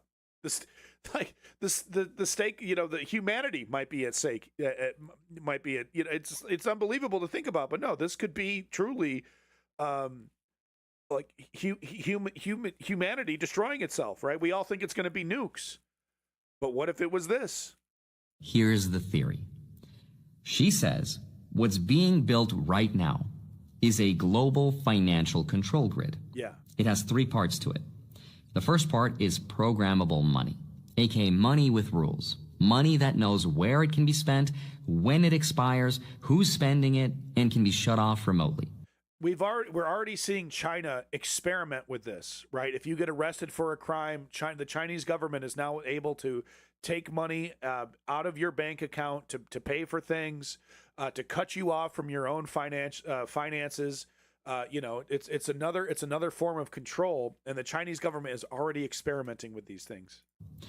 The second part is the control grid, right? The digital identity system that is linked to that money. Right. And we're seeing the UK government and the United States government going all in on digital IDs to make, to replace your social security number with a digital ID that you now have to use if you want a bank account, if you want a fucking library account, if you want to log into your computer, right? We're seeing these new restrictions being added at an operating system level. Right, if you want to use the computer and get on the internet, you have to identify yourself at a certain level about who you can. Anonymity. I know I fucked that word up, but that whole idea that you can be anonymous, that you have privacy at any level, financial or anything, is being destroyed. And Keir Starmer down for it. One term Keir loves it. Digital IDs, right? Most likely using biometric data like fingerprints, retinal scans, things like that.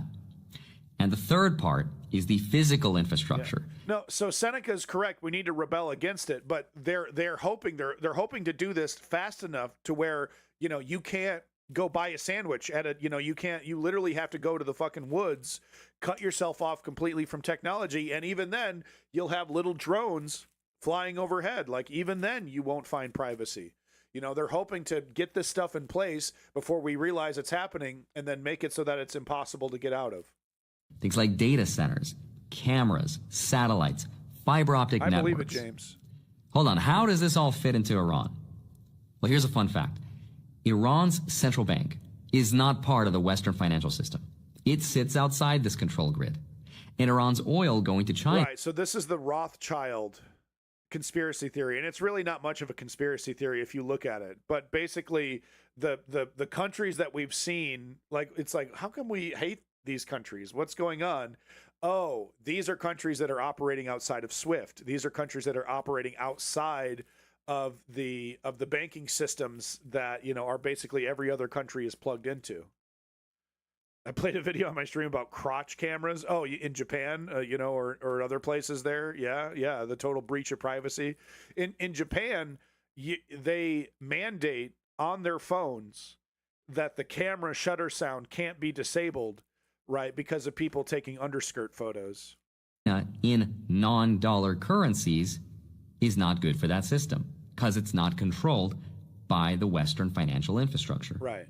Iran is the last piece of this puzzle because it's what puts pressure and challenges the... Oh, I see. Yeah, we're seeing lots of surveillance in new cars, right? They're you know, cars are now implementing a black box system that keeps track of everything, the speed, you know, how you're turning, how aggressive you're driving. And it's like, in some cases, like, some of this stuff makes sense because people lie, but other times it's a total breach of privacy where it's like literally a camera facial, you know, doing a facial scan on you and you know, looking at your seatbelt and doing all these other things, where it's like you're not just keeping the public safe. You're basically giving the insurance companies the ability to reject your claim unless you're driving like an android, unless you're driving like a robot. Welcome back, Splendvania. Good to see you. Ultimate adversary in this tech race, which is China. How do we know this? We know this because in 2007, the former NATO Supreme Commander, General Wesley Clark, shortly after 9/11, was shown a memo at the Pentagon. This is a very famous interview that Democracy Now! Did with this general, Wesley Clark, I believe that's his name. Very famous interview. Go back and watch it. This is Amy Goodman at the top of her game. And, you know, it's interesting how a lot of this stuff, there's a Democracy Now! Interview pertaining to it, right? Because Amy Goodman's all over this a lot of the time. She's an excellent journalist. Soft on Russia, controversies aside. Listing 7 countries to be taken down in 5 years. That list included Iraq, Syria, Lebanon, Somalia, Sudan, and Iran. I think you said 5, but it's 6. I think this is the Trilateral Commission stuff, right? Dick Cheney, Donald Rumsfeld, the rest of them. I think that's what this is referencing. We have now been involved in all of them. Iran was the last one on that list. We got a good military and we can take down governments. And simple answer to your question. It's more favorable to a capitalist one because socialism would value privacy and human rights, whereas this, digital feudalism completely disregards those things. Said, I guess if the only tool you have is a hammer, every problem has to look like a nail. So I came back to see him a few weeks later. And by that time, we were bombing in Afghanistan. I said, are we still going to war with Iraq? And he said, oh, it's worse than that.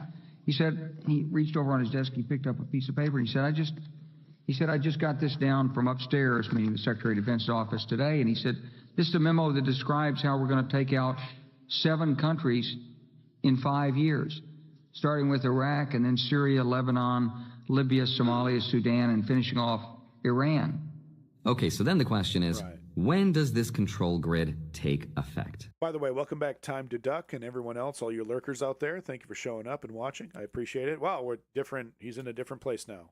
What now? Nobody knows. Project for a New American Century. Yeah, maybe that's what I'm referencing. But there might be more regional wars and special operations. For example, Taiwan is of very specific interest, but that's another video for another time. Right, so it cuts off here. Great stuff. James, once again, I'm not signed up for that stuff yet. I'm not doing regular streams, so I don't feel comfortable taking people's money quite yet. If I ever get to a point where I can do regular political streams, I'll start taking people's money. I appreciate that, but thank you for your exuberance. I appreciate it, and your support of the stream. The view is the most important thing. Let's be real, folks. Right? I mean, the money's great, the subs are great, but it's the views that's the real currency in this social media game. But thank you once again, James, for your support. Quick double tap asking, so not debating on FISA? Are you talking to me or whatever? Take my money, goddammit! I really do appreciate the support, folks. I really do. But, I mean, hell, if anything, give this guy some money, right? He's putting in the hard work here. I'm just stealing it. I don't even know who the fuck this guy is. Andre Rika 909 on TikTok. I don't know. What is he doing on TikTok over here? This fucking home of Jeffrey Epstein, cover up over there at TikTok. As soon as the right wingers bought TikTok, they immediately killed any discussion of Jeffrey Epstein. More garbage fuel. I do need to come up with some more garbage fuel products, no doubt about it. But, once I bought a house, I had a kid, and I never expected my kid to be disabled. And that has completely changed my life, right? I had a lot of plans about doing a lot of things, and that's been totally derailed because most of my day goes into taking care of my disabled kid, right? It's tough. It's a very hard job. All right. So there we go. That was some AI stuff. I don't even know who the hell this dude is. Yeah, I know exactly. I'm a really good salesman, Splendvania. Thank you, James. I appreciate it. Yeah, I don't know if I'm a good parent or not. I don't know. We'll see. We'll see. I don't think you get to know if you're a good parent or not until your kid's an adult. So I wanted to talk about this. That I actually found this story while I was on the John there taking a bathroom break, and we were talking about this. Thank you everybody for the support. We were talking about this earlier because I was talking about how the only thing that's ever really worked in terms of progressive victories, in politics, basically, is nonviolent, direct political action. Right, becoming disruptive, being as nonviolent as humanly possible. But refusing to go along with the status quo until changes are made, right? Women's suffrage, 40-day work week, and voting rights for black people. I believe that's what I was talking about, referencing the victories of Martin Luther King. Anyway, Martin Luther King's legacy is about to be destroyed by the Supreme Court. So here we have from Truth Out. Supreme Court is poised to gut remaining protections of the Voting Rights Act. The prohibition of racial discrimination in voting and the right to have absentee ballots counted are in grave peril. So Donald Trump is going to, flush the rest of MLK's legacy in a desperate attempt for him to save his dictatorship and save his political movement. Yeah, Splendvania, I wish I knew. My kid right now, he's nonverbal. He doesn't speak, so I wish I knew if he liked animals or not. I wish I knew anything about my kid. We won't get into that. So let me just read a little bit over here just to give you an update of the situation, because this is dire. This is kind of one of those wonky things that is, it'll make you fucking go to sleep. I'm sure some people are going to leave, right? It's not nearly as exciting as, you're fucking, everything's going to die. AI is going to fucking blow up the world and Butlerian jihad is coming.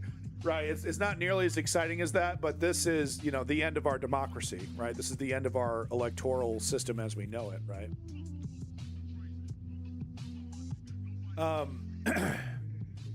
But can I ask about Zionism? Ask away. But no, let me read a little bit from this article. The Supreme Court appears poised to deal a severe blow to the fundamental right to vote in two cases this term. Louisiana v. Callis.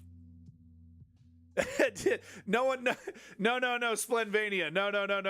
Look. Okay. Whoa, buddy. Whoa, buddy. Okay. This is not a Hassan situation. Okay. This is not a Hassan situation. All right, I have to do so more moves. I have to fucking exercise. I'm 40. I've started to change my diet. I'm taking greens now. I got a green drink. I got, I'm getting those nutrients. I'm getting better sleep. The next thing is, of course, I got to improve my diet. Got to stop eating them Crunch Wraps. But the next thing is I got to do some exercise. I have to do some exercise. I'm not totally sedimentary, however you say that, right? I do lots of walks because I have to, walk with my son. He doesn't know how to walk yet on his own. He does know how to walk, but not independently, right? So every single day we go out for at least an hour doing laps around the neighborhood, walking. So that's been actually really good for my health. But I got to go harder. Okay, say what you want about Hassan. The guy's fuckable, okay? The guy's pretty fuckable. All right? I'm not going to take that away from him. But no, let me get back to this article here. The Supreme Court appears poised to deal a severe blow to the fundamental right to vote in 2 cases if he shuts up. That's funny. Louisiana versus Callis threatens the right to vote free from racial discrimination. So literally, we're bringing it back. Oh, if you're not a Christian white Christian landowner, get the fuck out of here. Welcome back, Promethean. And Watson v. Republican National Committee will test the right to have your absentee ballots counted. So, and this will hurt everybody: old people, Republicans, Democrats. Lots of people are loving absentee ballots. Mail in your vote. I would do it all the time when I lived in San Francisco. It's great. Fill out the thing. It's great too because you get to sit down and think very, very carefully. Who do I like? You look up candidates. You're like, okay, I like this person. I don't like this person. Right? You very carefully make your decisions. And then you mail it in, and you've already voted. You're already 2 weeks before the election, right? You're done. You don't have to go anywhere. You don't have to schedule anything. It's convenient. It's amazing, right? So no, we gotta fuck that shit. You gotta show up, and you get 6 minutes to vote. If you don't vote exactly at this time, it's null and void, bitch. Right? Which is the obvious scheme is to reduce the amount of voters because if the voter pool is smaller, it's more likely to vote conservative Republican. Statistically, that's how it works. On August 1st, 2025, when the Supreme Court asked the parties in Callis to brief the issue of whether Section 2 of the Voting Rights Act, VRA, violates the 14th or 15th Amendment to the Constitution, alarm bells rang throughout the country. So they're thinking like, oh yeah, no, that's they're not rejecting it wholesale. They're like, maybe the Constitution did say that some people shouldn't be able to vote and voting should be as hard as humanly possible. That's a good point, Alito. Right? So this is the Roberts Supreme Court fucking over our democracy yet again. It wasn't enough to make the presidency a functional dictatorship. Now they're going for voting. Oh, this has a sample that I really can't play. By posing that question, the High Court signaled its openness to striking down the remaining core of the VRA, which Congress enacted in 1965 to prevent racial discrimination in voting. So I'm pretty sure this is MLK's big victory. Section 2 forbids the use of congressional maps that dilute the voting power of marginalized communities, so gerrymandering, right? Section 2 was included in the VRA in order to enforce the 15th Amendment, which prohibits the government from denying or abridging the right to vote, quote unquote, on account of race, color, or previous condition of servitude, right? So these are the final guardrails. And we're going to be right back to only real Americans have the right to vote. And don't think for a fucking second that Tucker Carlson won't be supporting this shit. Right? That the Republican establishment won't be behind this shit. In Callis, a group of self-described, quote-unquote, non-African American voters claim that, quote-unquote, intentional creation of a majority black district violated the Equal Protection Clause of the 14th Amendment. So, classic flipping it on its head, right? We try to create more equality for people of color and minorities, and they're trying to say that's discrimination, right? Completely reinterpreting, because that's the plan. They're not going to do a constitutional amendment that just says, white people rule, black people drool, right? They're not going to do that. They're just going to reinterpret what's already there and flip it on its head. Black is white, up is down. That's the Project 2025 plan, right? Just reinterpret. During the oral argument on October 15, 2025, a majority of the Supreme Court appeared ready to side with the non-African American voters, right? We got to do something to stop that white racism. And of course, it's going to be disenfranchising black people, right? Moreover, its March 23rd argument in Watson, the court seemed inclined to overturn a Mississippi law that allowed mail-in ballots to be counted if they are postmarked by and received within 5 business days of Election Day, right? So you don't, you get your thing in the mail, it's postmarked before the election, right? You're not like a week late, right? You're just like the day of or the day before, you get it in the mail. It's postmarked the day of the election or day before the election, and then it's counted later. Once it's processed, it's mailed to the facility, and then they count it later. Donald Trump is trying to cut all that out, right? Because he's trying to say it's some big scam that we're counting votes that are legitimate votes, but we're counting them after the election is over. It's a juvenile way to look at the election, but that's who these people are. Fascists are often juvenile, right? Election day, mail voting in Mississippi is limited to a few types of voters, including those with disabilities, the elderly, and people living away from home. I believe also the troops, right? Veterans and things like that. Yeah, Splenvania. He would never do that. He's a theocrat, right? If there's one thing that Tucker Carlson actually does believe in, it's his religious, fucking theocratic paradigm, whatever you want to say there. The Trump administration would like to prohibit mail-in ballots that aren't received by Election Day. If the court holds that the ballots must be received by Election Day, untold number of voters could be disenfranchised. A lot of people, they put their mail-in ballot in the mail on Election Day or the day before. So they're doing this, and they've also already made it legal for the post office to hold to basically commit crimes, like intentionally hold on to mail, intentionally not send mail to where it's supposed to be. Right. So they're telling the post office, hey, you can do some fuckboy shit, and then they're saying, that vote will never be counted.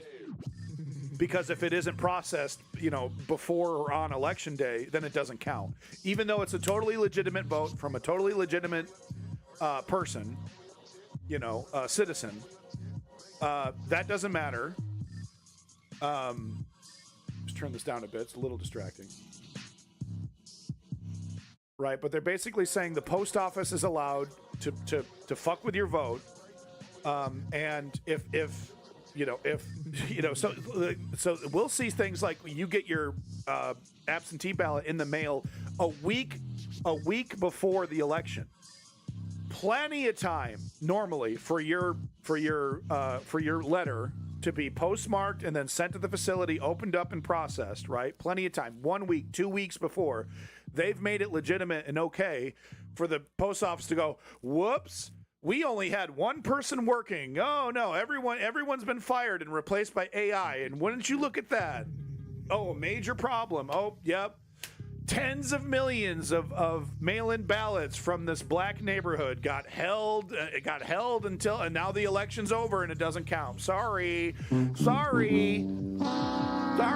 It's about preventing election fraud, which didn't exist. 0.0000001% fraud in our system. Well, we had to protect the vote so you don't get to vote. Yeah, I mean, hanging Chad on steroids, absolutely. The crown jewel of the civil rights era is gravely imperiled. The Voting Rights Act, known as the crown jewel of the civil rights era, is in danger of being rendered null in Louisiana versus Callis. Don't think for a fucking second that the Roberts Court wouldn't do this. Because this is exactly the kind of wonky thing that only people who actually understand politics, like you and I, like the chat, you guys understand politics, but your average normie, it's not this big flashy thing. It's just some procedural thing. What's the big deal? Oh, you know, and like, I don't mean to cut people short. I don't mean to cut the normies short. There will be a lot of people that are like, this is ridiculous. But this is exactly the kind of wonky thing that can go in under the radar. And it's like, well, you know, we got to prevent fraud. Like they'll go along with the fiction that this is put in place to protect, you know, our system from being defrauded, when in fact it's of course put into place to disenfranchise potentially millions of people. Because this is going nationwide, baby. This is not just Louisiana. This is not just, you know, this is going nationwide. Section 2 of the VRA prohibits any voting qualification or prerequisite to voting or procedure or practice that, quote-unquote, results in a denial or abridgment of the right of any citizen of the United States to vote on account of race. That occurs when voters of color, quote-unquote, have less opportunity than other members of the electorate to participate in the political process and to elect representatives of their choice. Right? So you're an American, you're a citizen. Thank you, Factually Active. Welcome back, by the way. Right? You're an American, you're a citizen, you're a minority, right? They, you know, you know, the Voting Rights Act was like, it's illegal to make it more difficult for you to vote than a white guy. Since the Supreme Court struck down Section 5 of the VRA in 2013, Section 2 remains the only effective VRA remedy left to challenge racial discrimination in voting. Chief Justice John Roberts wrote the opinion in Shelby County v. Holder, gutting Section 5, which had required federal pre-clearance before changes to election rules could go into effect in jurisdictions with a history of discriminatory voting practices. So basically saying, you're a small hick red state, you can change change it however you want without any kind of checks and balances. Go crazy, gerrymander like crazy, change things here and there without a proper democratic process. And they went whole hog, baby. They went fucking crazy immediately. But Roberts provided assurances in Shelby that Section 2 would still be available to protect voting rights. Now the court is poised to obliterate Section 2 as well. So they've already cut a chunk off. And this is the final chunk, and they're going to do it. They're going to do this. Donald Trump demands it. You know, his buddies want this. It's just wonky enough, right, for the Dave Smiths and the rest of them to go, well, I don't know. I mean, voting fraud's a real deal. I mean, you'll hear Joe Rogan go along with the fiction, right, that this is a big problem. This is a big, scary, but no, immigrants are voting, right, because he believes everything that Elon Musk says, right? Well, immigrants are voting, and there's something, we got to do something about it, and you better watch out, and you better be careful. Our system is being defrauded. So it's just wonky enough for the liars to get away with this, and you'll see them go right along with it, right? I'll put money on it that Dave Smith barely mentions this if this happens. I'll put fucking money on it. Who wants to put $100 on it? That we don't hear a fucking peep from Dave Smith about this if this happens. Who wants to put $100 down on it? Who wants to back up Dave Smith? Oh no, Dave Smith cares. Who wants to put $100 on Dave Smith? Because I'll bet $100 right now. And I pay my debts. You can ask people in the Discord. I pay my fucking debts. I'll put $100 on it right now that Dave Smith, if this happens, if the Roberts Court completely guts Section 2, Dave Smith fucking, where is it? Here it is. Where you at, Dave? Oh, well, we got to prevent fraud. Oh, well, you know, fraud is bad. And it's a big problem. It's a big problem. Fraud's a big problem. Joe Rogan said fraud's a big problem because he saw Elon Musk say it's a big problem. Well, we're just trying to prevent fraud.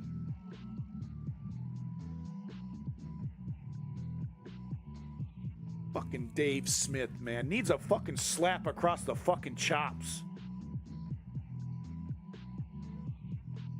All right, I don't have time to read the rest of this, but you get the point. This is a big deal, Holyfield. The Roberts Court's going to do it. I think the Roberts Court's going to do it. They've already gutted the first part. Now, I could be wrong, and sometimes the Roberts Court will surprise you, right? Sometimes the Roberts Court will surprise you. What is that quick double tap? You got to tell me what it is. Yeah, I mean, there you go, Splendvania. Fucking hack. Doesn't believe in liberty. No one believes less in liberty than a libertarian.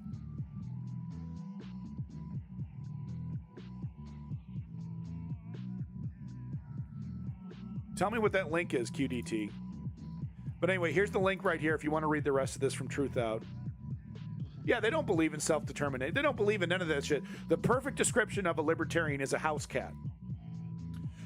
Thinks that they're completely independent, thinks that they're completely in control, but utterly dependent on the system that surrounds them.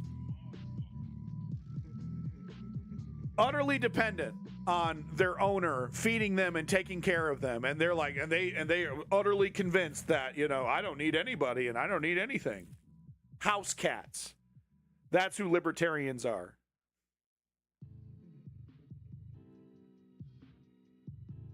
I mean, anarchists, it depends on the anarchist, okay? It really does depend on the anarchist. I'm not comfortable lumping them in with all those others. Libertarians, Republicans, liberals, alt-right, and some of the tankies, yeah.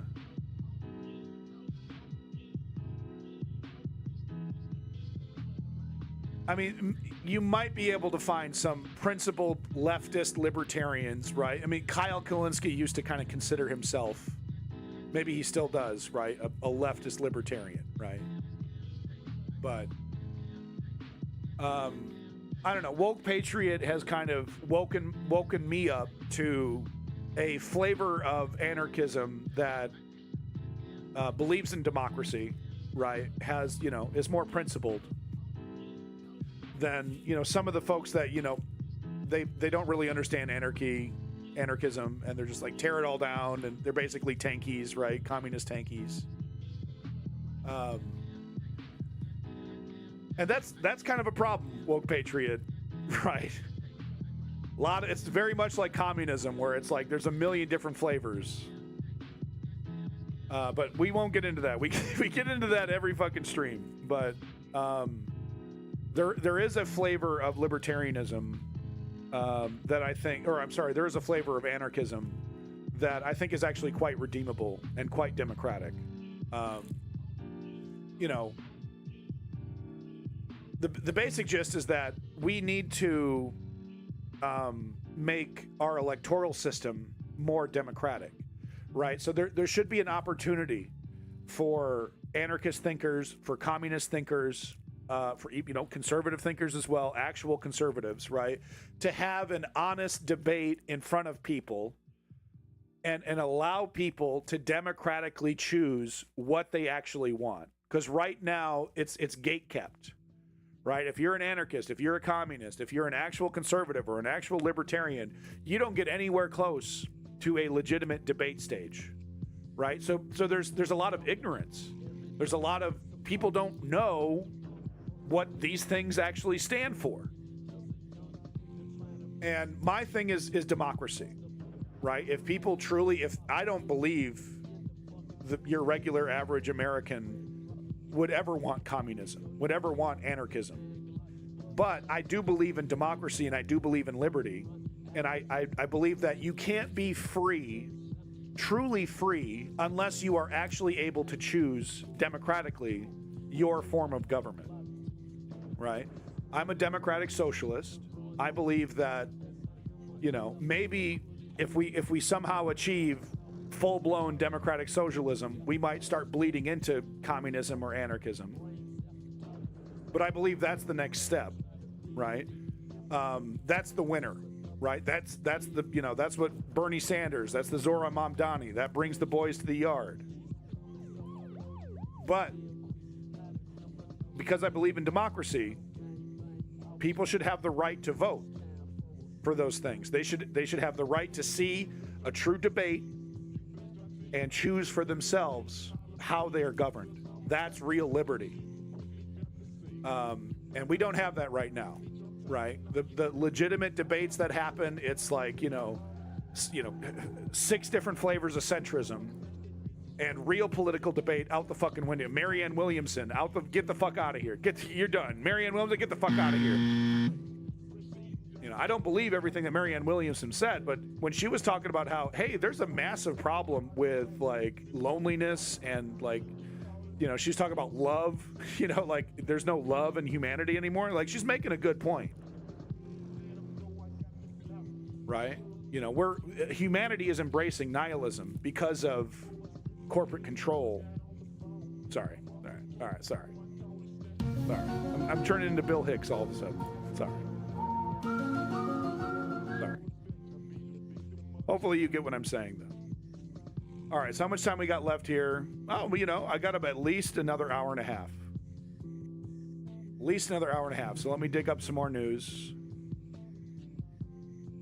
Yeah, factually active. It kind of breaks down into that. People should have the right to choose. And the beginning of having the right to choose is knowing what you support, knowing what you actually believe in.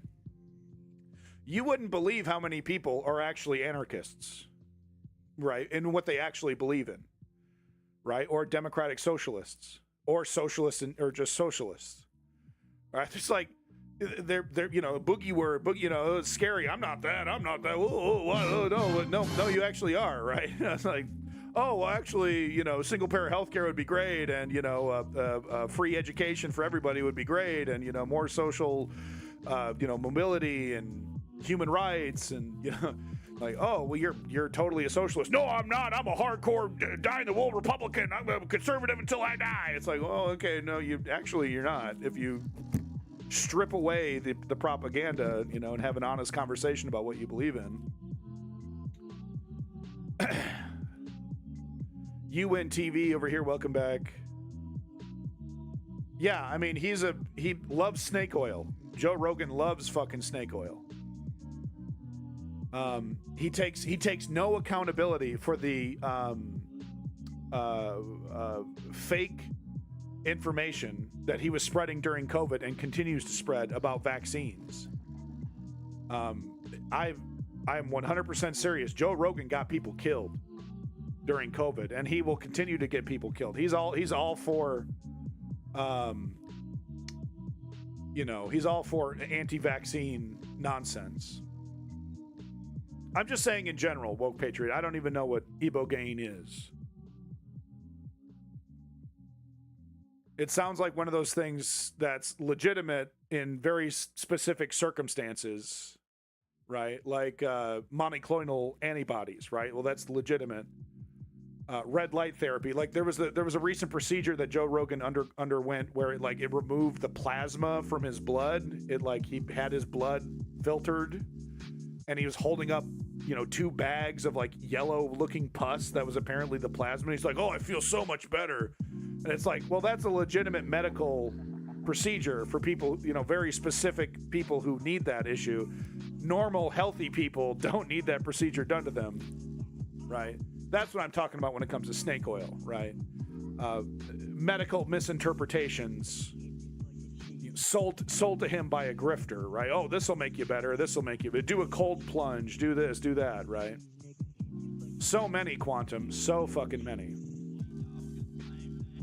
But yeah, his misinterpretation. Okay, let's talk about it. Motherfucking Keir fucking Starmer, man. Fuck you, bitch.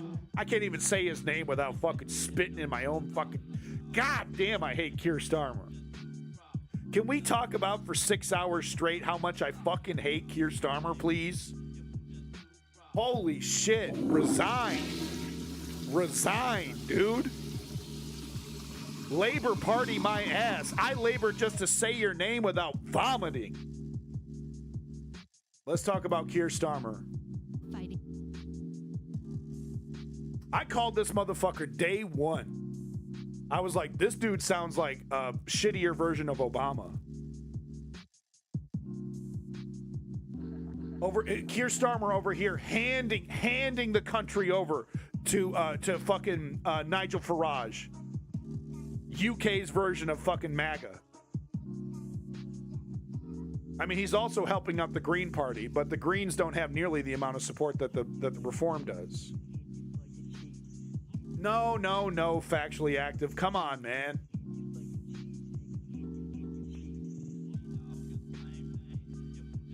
Gorton and Denton with Labor and Andy Burnham.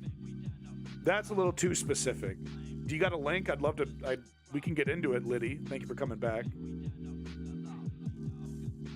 We can't be doing no assassinations. Come the fuck on. You know, it's one of those. It's like it's it's all fun and games, right? But it's like, come on. I truly believe the leftist movement has to be nonviolent, democratic, principled. But that makes our job so much harder. It really does, right? It really does, because it's basically the no fun. We're the no fun brigade.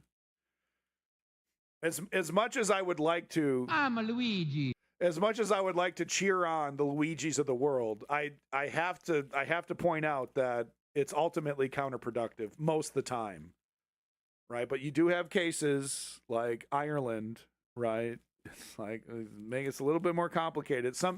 Eventually, there's no, and the founding fathers talked about this. One of them did, at least, about how, it was actually JFK, I think, that said this. But if you remove people's ability to make democratic decisions, and eventually they will take matters into their own hands. I'm totally butchering the quote. If someone could give it to me, that'd be great. Of course, Lenny, thank you so much for stopping in. I love you. Make sure we're liking and subscribing on that. Accident's waiting to happen, folks. You won't be disappointed. Great Twitch streams from your boy Lenny. Andy Burnham, the most popular Labour politician in the UK. He's mayor of Greater Manchester. I've definitely heard the name. He was stated to be a shoo-in as the candidate. Oh, and what, Keir Starmer, the adults in the room took over? Is that what you're talking about?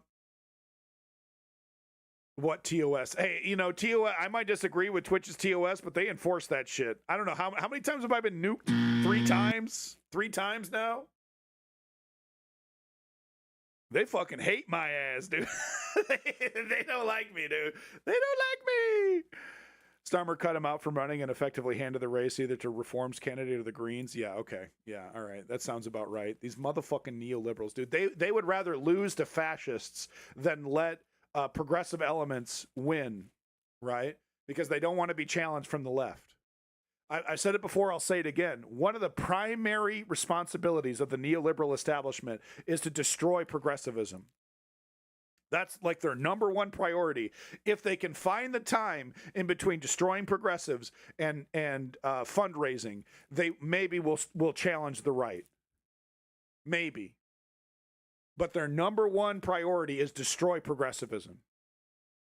Because they see it as an existential threat, which they should. Which they absolutely should. Because, we got to be primarying the fuck out of these people. We got to be replacing these corporate neoliberals, these fucking slop houses like Keir fucking Starmer over here, using the language of progressive liberalism or, whatever, progressivism. And then corporate centrism. The real reason he was blocked because Starmer feared that he'd replace him in leadership spill. Exactly. So he was competition to Keir. Got to get rid of that. Even though it would have been better for the party, it would have been better for the people. No, my career. Me. Welcome back, Harry. Yeah, he purged the progressives from his party immediately, got them in line. So you, or the UK population screaming to replace him is largely irrelevant. Right, because we have no voice. Just the corporate neoliberals, pro-Israel corporate neoliberals. All right, so we have this France 24 video here. Keir Starmer under pressure over Mandelson vetting scandal. So it gets even worse. People were saying, name 2 progressive attitudes. Huh? Fuck you? Does that count as a progressive attitude? Fuck 12? But no, so the Mandelson scandal, he thought he was clear, right? He thought he was clear, good to go. Yeah, fuck around, find out. That's a good one. Equality, equity, that's a good one, right? That's progressive. But no, so the Mandelson scandal gets even worse. So he thought he was clear, clean and clear of Mandelson, right? He was like, okay, this is a scandal. People want me to step down, but I could probably, say, hey, we didn't know this guy was a pedophile. We didn't know. Well, turns out the vetting flagged him.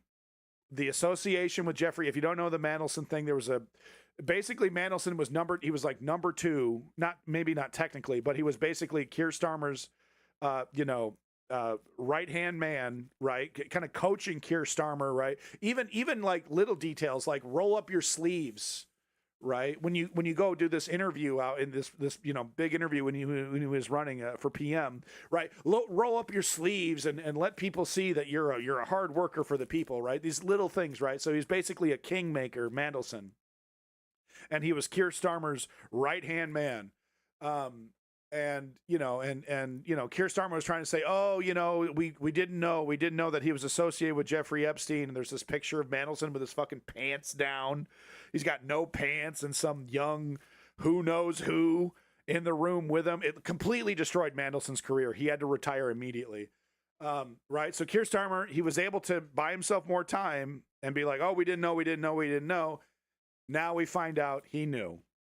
That Mandelson's absolutely failed the check to see, is this guy a political risk, right? They do these background checks to see, how risky is this guy? Totally failed. Oh yeah, big close associates with Jeffrey Epstein. Not a good idea. Keir Starmer. Well, I need him to win because I don't have my own agency. I don't know how to deal. I don't know how to actually do this without my boy Mandelson.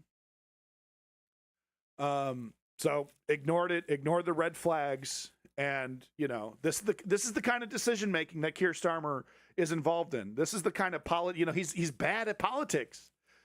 Once again, these neoliberals, atrocious when it comes to actual politics, right? Because anybody who had any bit of common sense would have been like, okay, you could really help me out in this, but you're too hot, man.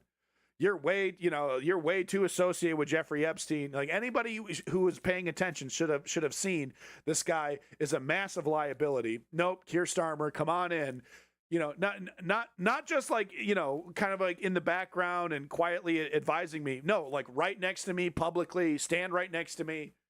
Be my right-hand man. I will defend you publicly. Right? Mandelson's my boy in front of the microphone. Like just a total fool. Total fucking fool. And the background checks proved it. Red flags. Don't do it. Well, I don't care. I need my boy. He's the kingmaker. He's the spin master. Right? I need him. I can't. I'm too bad at politics without him. These are the kind of decisions that Keir Starmer makes. And so here right back at it. With questions about his viability, questions about his, his ability to make decisions. He's got to go. He's got to step the fuck down. Step the fuck down, dude. But there's a problem right now. I think Rachel Reeves is the closest in terms of like who could actually replace him. But one of the issues is that there's nobody really, I think outside of Rachel Reeves, right, that would be considered like the next obvious choice. But that's not his problem. Oh, West Streeting maybe? Okay. But really, that's not his problem. He needs to leave and stop doing damage to the Labor Party. Okay? He just needs to get the fuck out of here and let them figure it out. Okay? Go back to your fucking mansion. Go do a Justin Trudeau. Go find an aging pop star to go marry and hit your ass up to the fucking Coachella. All right, pretend like you're a 20-year-old, even though you're a 50-year-old fucking man, right? Wear your hat backwards and eat a hot dog, right, with the commoners. Get the fuck out of politics and stop representing the Labor Party. So anyway, here's a story covering that. Fighting for his political life, Keir Starmer says he wasn't told that Peter Mandelson, his pick for ambassador to... Thank you, Liddy Bros, by the way, for all this extra information. I appreciate it. I follow UK politics as much as I can, but obviously I'm a Yankee over here, so your opinion is very valued. Thank you very much. The United States had in fact failed his security vetting.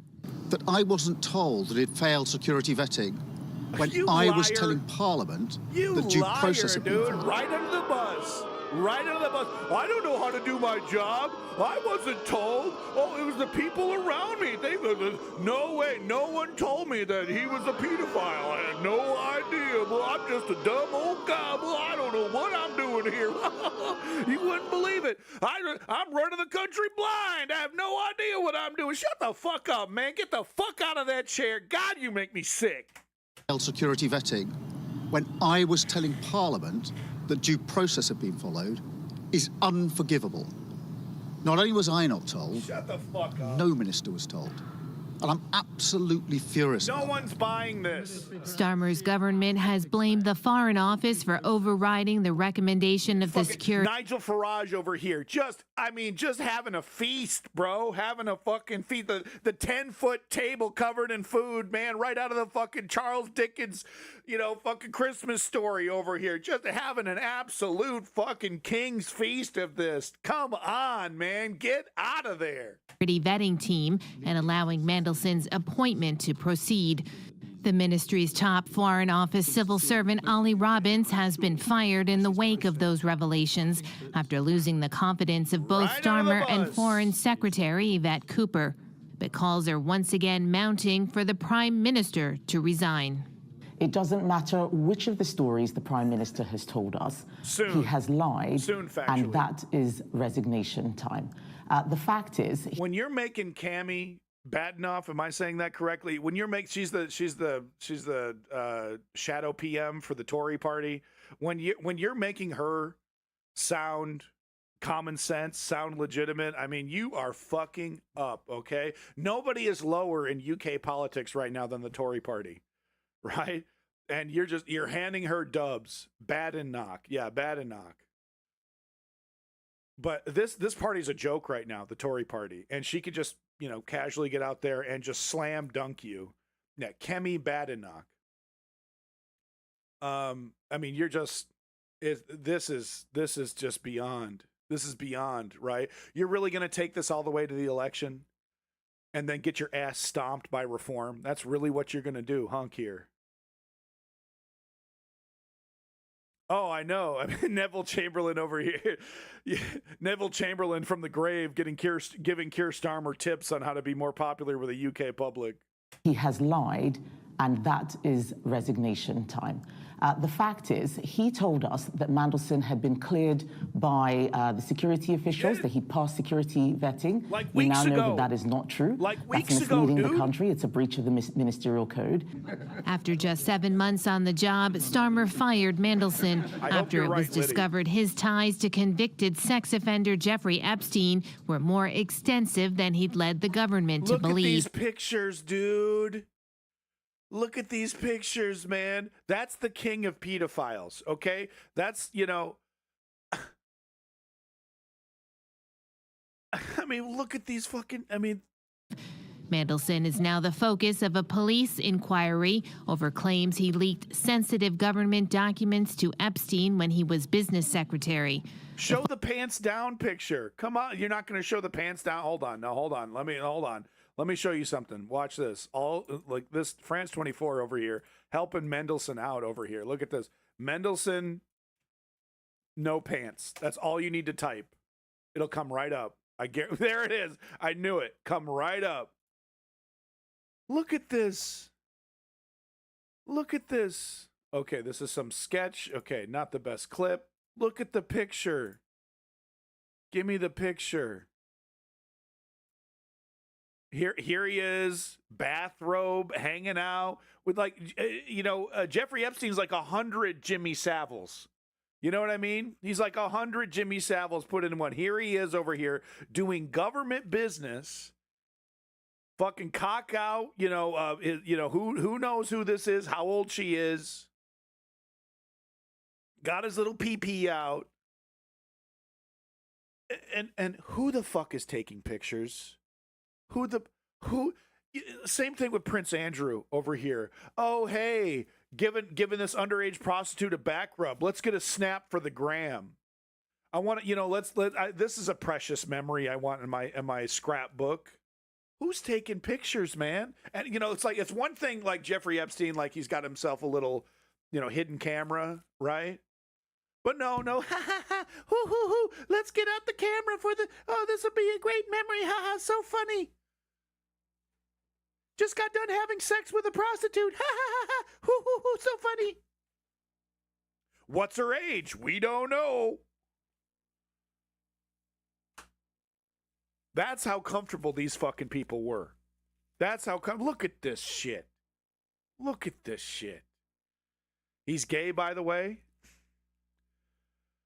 Wow, okay. That just complicates things even more. I mean, of course, nothing wrong with being gay, right? But it's like, okay, you're going to compromise yourself like this and you're not even partaking? Oh, man. Liddy. What the fuck, man? What the fuck, dude? You don't immediately go, let's just assume it was Jeffrey taking this picture. Jeffrey, give me that camera. Yeah, beep, beep, beep. We're going to delete that one. No, my dick is out, dude. Inappropriate. I'm doing government business. Okay? I'm in tidy whities, bro. Give me that fucking camera. Just like, whoosh, dude, whoosh. Give me the fucking camera, Jeffrey. I'm so funny. I'm the king of pedophiles. Click, click, click, click, click. I'll put this in my scrapbook next to Andrew, next to Prince Andrew. Click, click, click, click. What the fuck do we do about this? And like, you're telling me Keir Starmer didn't know about any of this shit? These people are, we're not mad enough. We're not pissed off enough. Straight up. Second, they're way, way too fucking comfortable. Way too fucking comfortable. The first person to ever publicly sue Epstein was a trans woman, so I don't consider out of the realm of possibilities that he trafficked trans people, young boys. Sure. I mean, Jeffrey Epstein was, he was the goddamn miracle man. He was the fucking in-between. Right? Get you what you want. What do we do, man? Let's get one more article, news clip here. Here we go. I mean, this guy's, right-leaning, this fella here from LBC. But I've heard some Andrew Marr. I've heard some pretty good analysis from Andrew Marr in the past. I don't want to hear from fucking Ferrari. Yeah, I don't want to hear from fat-ass Ferrari. I really don't. There's got to be a better analysis. Okay, no. Navarra Media. Here we go, baby. Here we go. No Justice MTG. She's great. Making fun of James O'Brien, who I like James O'Brien, but he's a total, defender of the Keir Starmer, always has his fucking back, dude. James O'Brien, get over yourself, bro. He's very good at what he does, though. If you're a person that, is into broadcasting and, that kind of shit, right? It's like James O'Brien is pretty fucking good. But no, total centrist dad, perfect description of James O'Brien. And, I feel let down. Oh, no, my boy Keir Starmer, who's been a failure from the very beginning. Oh, no. So we got Navarra Media over here, No Justice MTG, who absolutely loves this shit. She's a big backer of the Green Party. Absolutely hates the neoliberals. Might have actually been in my chat for a couple minutes. Don't mean to brag, but maybe No Justice MTG was here for a couple seconds. Just saying. She's kind of fucking awesome. Is into broads and casting, but bro, why does news and news messaging appeal to you? I'm a news freak. Bro. I can't help myself. Okay? Some people are alcoholics and it destroys them. I'm a news freak. I'm not saying I'm big time. I'm just saying she might have been in the chat for a couple minutes. Just saying.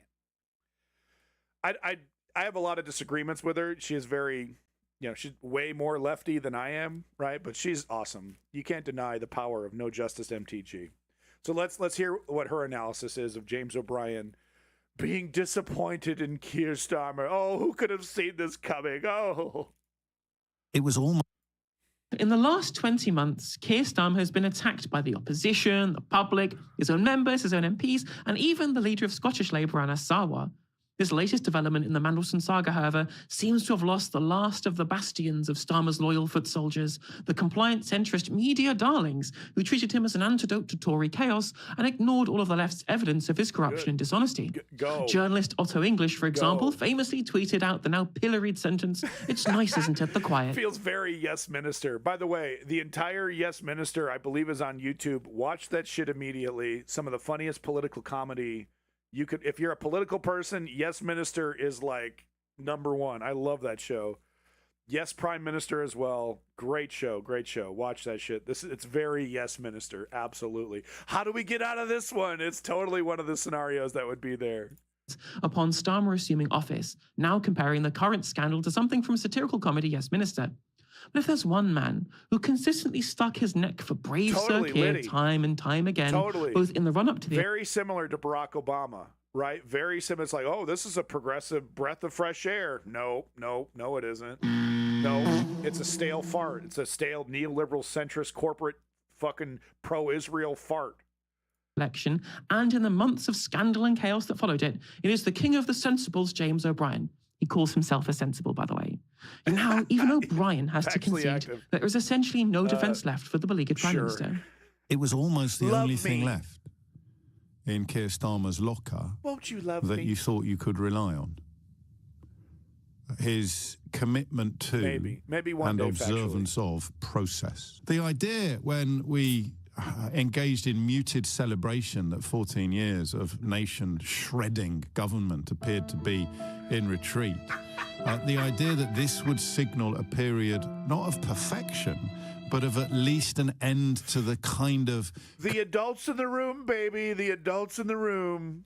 Corruption, the perception of corruption, the dishonesty, the perceptions of dishonesty, the ludicrous finagling and reverse ferreting and excusing and explaining, just the simple idea, perhaps in retrospect naive, that we would go back to a system where things were mostly transparent and largely dealt with honestly. I feel profoundly let down on this particular issue because it's really hard to see any justification for what. A Fell For It Again award slowly drifts down and pins itself onto James O'Brien's shirt. Has happened. It sounds so deflated and pathetic. It's really quite funny. But when he's out here saying, oh, well, you thought that he would just be this bastion of honesty and we'd get rid of all of the dishonesty. We told you. Yes. We told you, James. We continually told you about all the lies, all the broken pledges, just even... I wasn't as informed and virulent as No Justice MTG was, right? I was like, something's fishy about this because I was watching his election campaign closely. I saw him take the tax the rich stuff out of the manifesto. I'm like, what the fuck is this? I kept making Obama comparisons, right? So I wasn't as informed or hard as No Justice MTG was, but she was on top of this right from the very beginning. Like, this guy is not the direction we want to go in. Lies about even like basic stuff that you didn't even need to lie about, like him pretending that he'd never called Jeremy Corbyn a friend as well as a colleague, things that were on video. So many things just on video, positions that he held before that not only did he not hold now, he claimed that he never held to begin with, that just get rewritten by his time being Labour leader. It was so obvious to anyone paying like even a small amount of attention that this man continually engaged in dishonesty. But even to me, not dishonesty it kind of opportunistically. It was a project built upon subterfuge. It was a project built upon dishonesty from the beginning. And it was constantly relayed over and over and over again on this show, on my personal show, the left more broadly, on social media, whether it be on TikTok or Twitter or on YouTube. Plenty of creators on the left were putting forward the case for Keir Starmer's consistent pattern of dishonesty. But of course, it was totally gone completely unnoticed by people like James O'Brien, who continue to have this facsimile of Keir Starmer in their head as somebody who was going to be an actual statesman, based purely, from what I can see, based upon vibes. Now, what I will say, though, is this next clip, it's a kind of a rare moment of introspection from James. Just like Barack, Reasons why I don't want him to resign would include constitutional the fear lawyer of Barack chaos, Obama. the fact that there's a war on that he's handling exceptionally well, the fact that exceptionally okay. Yeah, I mean, he's handling it well. Exceptionally well. That would be criticizing Israel. That would be, pulling all support away from Israel, right? That would be exceptional. But he is very publicly saying, this isn't our war, not getting involved with this. I'm not going to be intimidated by Donald Trump like I was intimidated before. He is handling it well, right? I can't quite see anything happening in the immediate aftermath of Keir Starmer's resignation that would be better for the country in many ways Cutting out than Israel Keir Starmer completely. staying in Downing Street. Stopping That's with not the the biggest Palestine of my concerns, action by the way, bullshit. because there are 2 or 3 people who could quite quickly prove that they would be better prime ministers than him. But these are reasons why I don't want him to go. Reasons why I do want him to go, I think the first is actually patriotism. The first reason why I want Keir Starmer to go is that we have to be better than this. And just because I honestly and almost passionately thought that he would be, is not enough to dial down the anger and the upset that this is a situation the likes of which you expected to see under Boris Johnson, not under Keir Starmer. What is happening now is that the man who came into power promising a new era of transparency and due process has appointed to the role of the most senior British diplomat on the planet a man who had failed a security vetting process, and I'm not sure it matters whether he knew or not.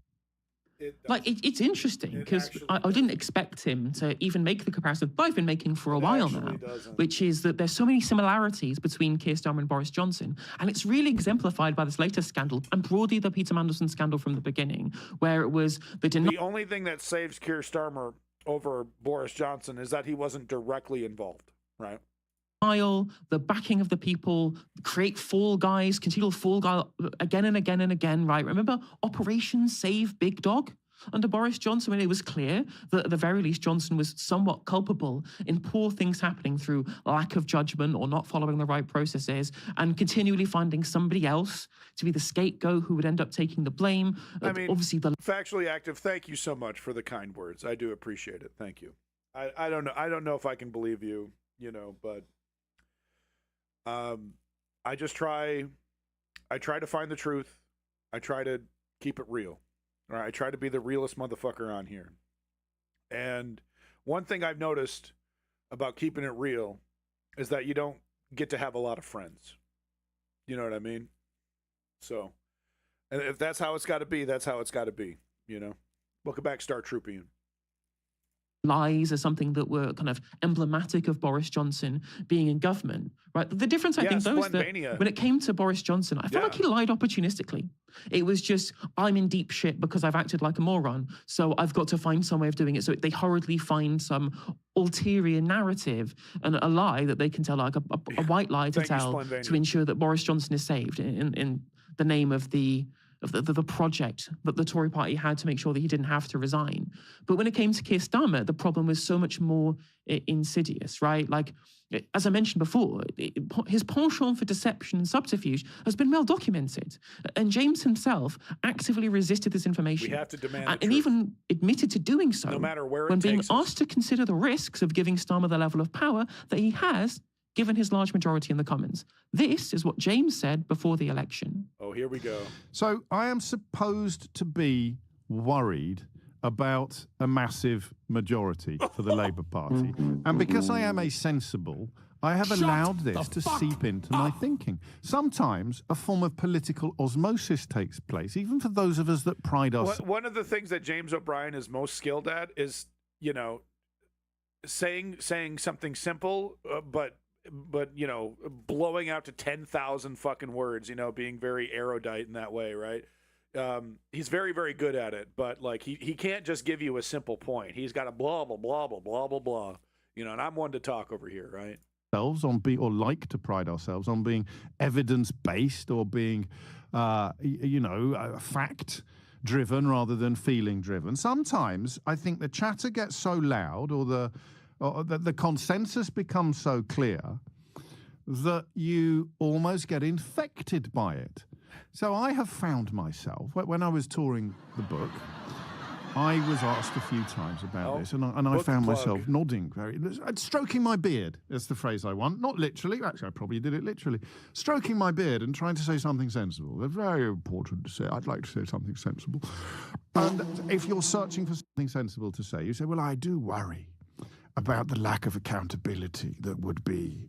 Splendvania, the BBC has got a massive problem with not just Zionism, but so many different other, we were talking about, Edelstein and, Jimmy Savile. I mean, there's so many different things at the BBC. Like, it needs to be audited, and the leadership of the BBC needs to be removed, and there needs to be some kind of public transparency, some kind of public ability to, put certain people in charge, because this, like, the current configuration of the BBC is a disaster. Is it just a disaster? Contingent upon a massive Labour majority. And I said it for 2 or 3 months of the book tour. And then I got asked it again, and I paused. And I found myself thinking, well... I mean, Liddy Bruh's, like, he's been consistently right about Brexit from the very beginning, and him shitting on Brexiteers is very entertaining to see. But his stalwart defense of neoliberal centrism, especially, and Keir Starmer has shown that, has he learned his lesson? Is he going to stop this? Probably not. Right. But his defense of status quo neoliberalism has really kicked him in the ass, because, if it was the anti-Brexit stuff, and with progressivism, and criticizing Keir Starmer where he deserves to be criticized, instead of making the case for Keir Starmer, which I feel like it's like James O'Brien puts it upon himself to try to make the case and defend Keir Starmer. Like, it'd be a totally different story, because, his viral clips, asking Brexiteers simple questions and watching them completely crumble, it's great TV. It certainly is great TV. But yeah, the defense of the neoliberal status quo is fucking ugh. Hang on a minute. You haven't actually thought this through. You're just repeating what you think is sensible because it sounds so sensible. Why should I be worried about a Labour Party having a majority even bigger than Boris Johnson's? I don't think, for all his faults, nobody thinks that Keir Starmer is a proven, morally corrupt serial liar. He might flip-flop a bit, and you could accuse him of breaking promises made in pursuit of the Labour leadership that he is not intending to keep once he's secured it. But that's politics. Johnson's level of lying. Imagine he's got arms like Popeye carrying fucking water for Keir Starmer. Bro, stop. That's embarrassing. Stop. How big a liar you have to be to get kicked out by a Brexit party, by a Tory Brexit party? How big a liar do you have to be to get chucked out by a party whose entire electoral mandate is built on lies? Answer, very big liar. It's the most quintessential James O'Brien clip, totally Stephen, right. because he even says himself, oh, well, he lied to the Labour membership. But they don't matter. It doesn't matter if he lied to Labour membership. That's just politics. Lying to the country like Boris Johnson did over being ambushed by a cake. No big... I mean, he lies about some stuff, but he's not that big of a liar. I mean, come on. He's saying it in a million different words, right? Saying it with a million different fancy words, but that's basically it. Like, he's not that bad. Oh, no, this is the biggest liar, a ginormous, massive liar, because of the things that they were doing around Brexit. What it really does show, the reality of how he got to this position, is that when it came to the people who were criticising with numerous pieces of evidence that Keir Starmer was a liar, who built his position on deliberate subterfuge, unlike Boris Johnson, as I said, who I think was doing it opportunistically, and they were all those critiques coming from the left. They were coming from people James O'Brien, as far as I can see, perceives to be beneath him, to the point at which he even dismissed those concerns as just being politics and that clear. But do you think I'm on the right ballpark here? No, I think you're totally on the right ballpark. And I mean, but I think the dismissal of those complaints from the left isn't because they're from the left. It's because they perturb a kind of fantasy that liberals are permanently in. So liberals are just permanently in this have this idea that things are sort of fine as they are, so long as we sort of just have a good man in charge, a morally upstanding man in charge. And it doesn't really matter whether it's a Tory or a Labour person, so long as they keep things roughly as they are and they don't embarrass us. A defense of the status quo. Publicly appearing to do the kinds of dishonesty and skullduggery that's often required by politics. And why they hate the left is because the left perturbs their fantasy that everything is all right. Yeah. The left is concerned, they have a sort of, the sense to know that, for example, the poor will always be with us, the sick will always be with us, this kind of Victorian idea of it being a kind of necessity that such people exist. Whereas the left, of course, thinks, no, that's a structural issue. That's an issue which allows you to be comfortable and you to think that everything is all right, but which, determines that necessarily such people will have to exist, and that's what we want to tackle.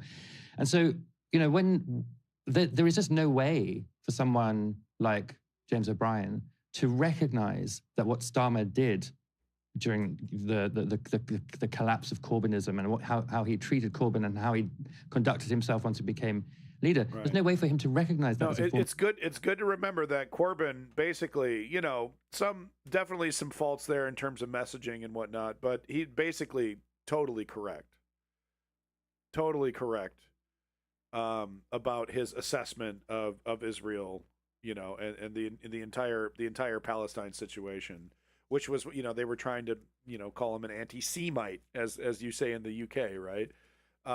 And, you know, Keir Starmer threw him right under the bus, you know, didn't want to make a coalition. But he's been shown to be retroactively basically totally correct. My background in journalism, I have an opinion like I have an asshole. Basically. Zero. And it shows. It shows, you know, ask woke patriot, you know, like my lack of education shows. To be honest, that ballpark analogy doesn't hold up. Sorry, no justice. The UK flogged off the ballpark, turned them into luxury flats, and gave the developers tax breaks. Corporate welfare neoliberalism stays winning. Interesting. Okay. Yeah, the Corbyn cleansing, you know, this is how neoliberals operate, you know? Of dishonesty, because actually what he sees is a man who's going to serve his narrow interests as a wealthy person with a sort of liberal aesthetic about smelly, politics. Voluminous, and sharp. So I don't think he discarded these. Okay, the glazing, stop right now. Nope. This is a no glaze zone. Stop it, please. Okay. These objections coming from the left, I think he just fundamentally could not see them as true when he looked at Keir Starmer, because Keir Starmer is that ideal for someone who lives in the liberal fantasy that I've just described. And nor could he recognize, even while Starmer was doing terrible things as Prime Minister, that he was doing terrible things as Prime Minister. You know, I mean, you know, you can talk about the fuel allowance, the benefits cap. You can talk about other things like, I mean, right out of the gate with the fuel fuel allowance, right? Let's, you know, I'm running for PM, and I'm going to help people out. I'm going to lower your taxes, you know, right out of the gate. I'm gonna raise your taxes. Gonna cut this, you know, the subsidy for old people. Oh, Jesus Christ, man. One of the things that I think is one of the worst things that they've done is the prescription of Palestine action, because what they've in fact done is they've used the terror law in such a way that they've set a precedent just before a reform government is likely to get in, that it's okay for the government to use that architecture to prescribe groups that they don't like or that their allies don't like. Very Trumpian style. Very Trumpian, exactly. And none of that would have been objectionable to James O'Brien. I don't know. Maybe I've got that wrong. Maybe he's been at, you know, some of these Defend Our Juries protests. I don't know. I've got no idea. Maybe. To be fair, I understand where you're coming from. I think that certainly is true, especially when it comes to not recognizing the failures in terms of policy when they're in government. But I genuinely do think in the run up to the election, the biggest driver here, because I saw it from so many members of the commentariat, was because obviously the Labour Together project, it wasn't just to get rid of the left from the Labour Party. It was to delegitimize the left as a political force entirely. Like, these people are not just bad, right? They're not just people we disagree with. They're not just people who don't fit the Labour Party mold, who shouldn't be part of this political movement. These are people who are beneath contempt. These are people who are anti-Semites. They're cranks. They are intraists. They are people who didn't have to be removed from Labour because they didn't fit an ideological prescription.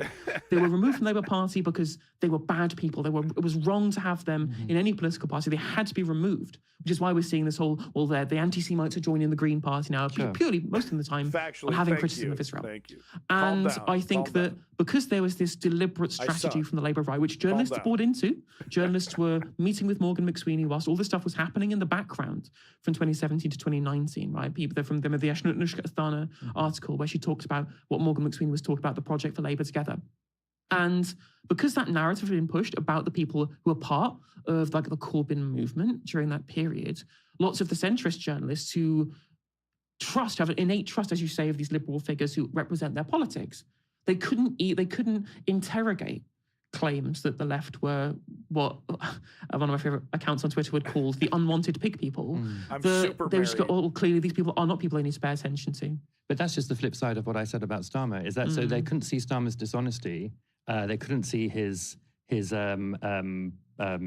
mendaciousness, and the mendaciousness of that whole project, because they're so blinded by the kind of this sort of moral aesthetic, which also happens, conveniently to represent their economic interests.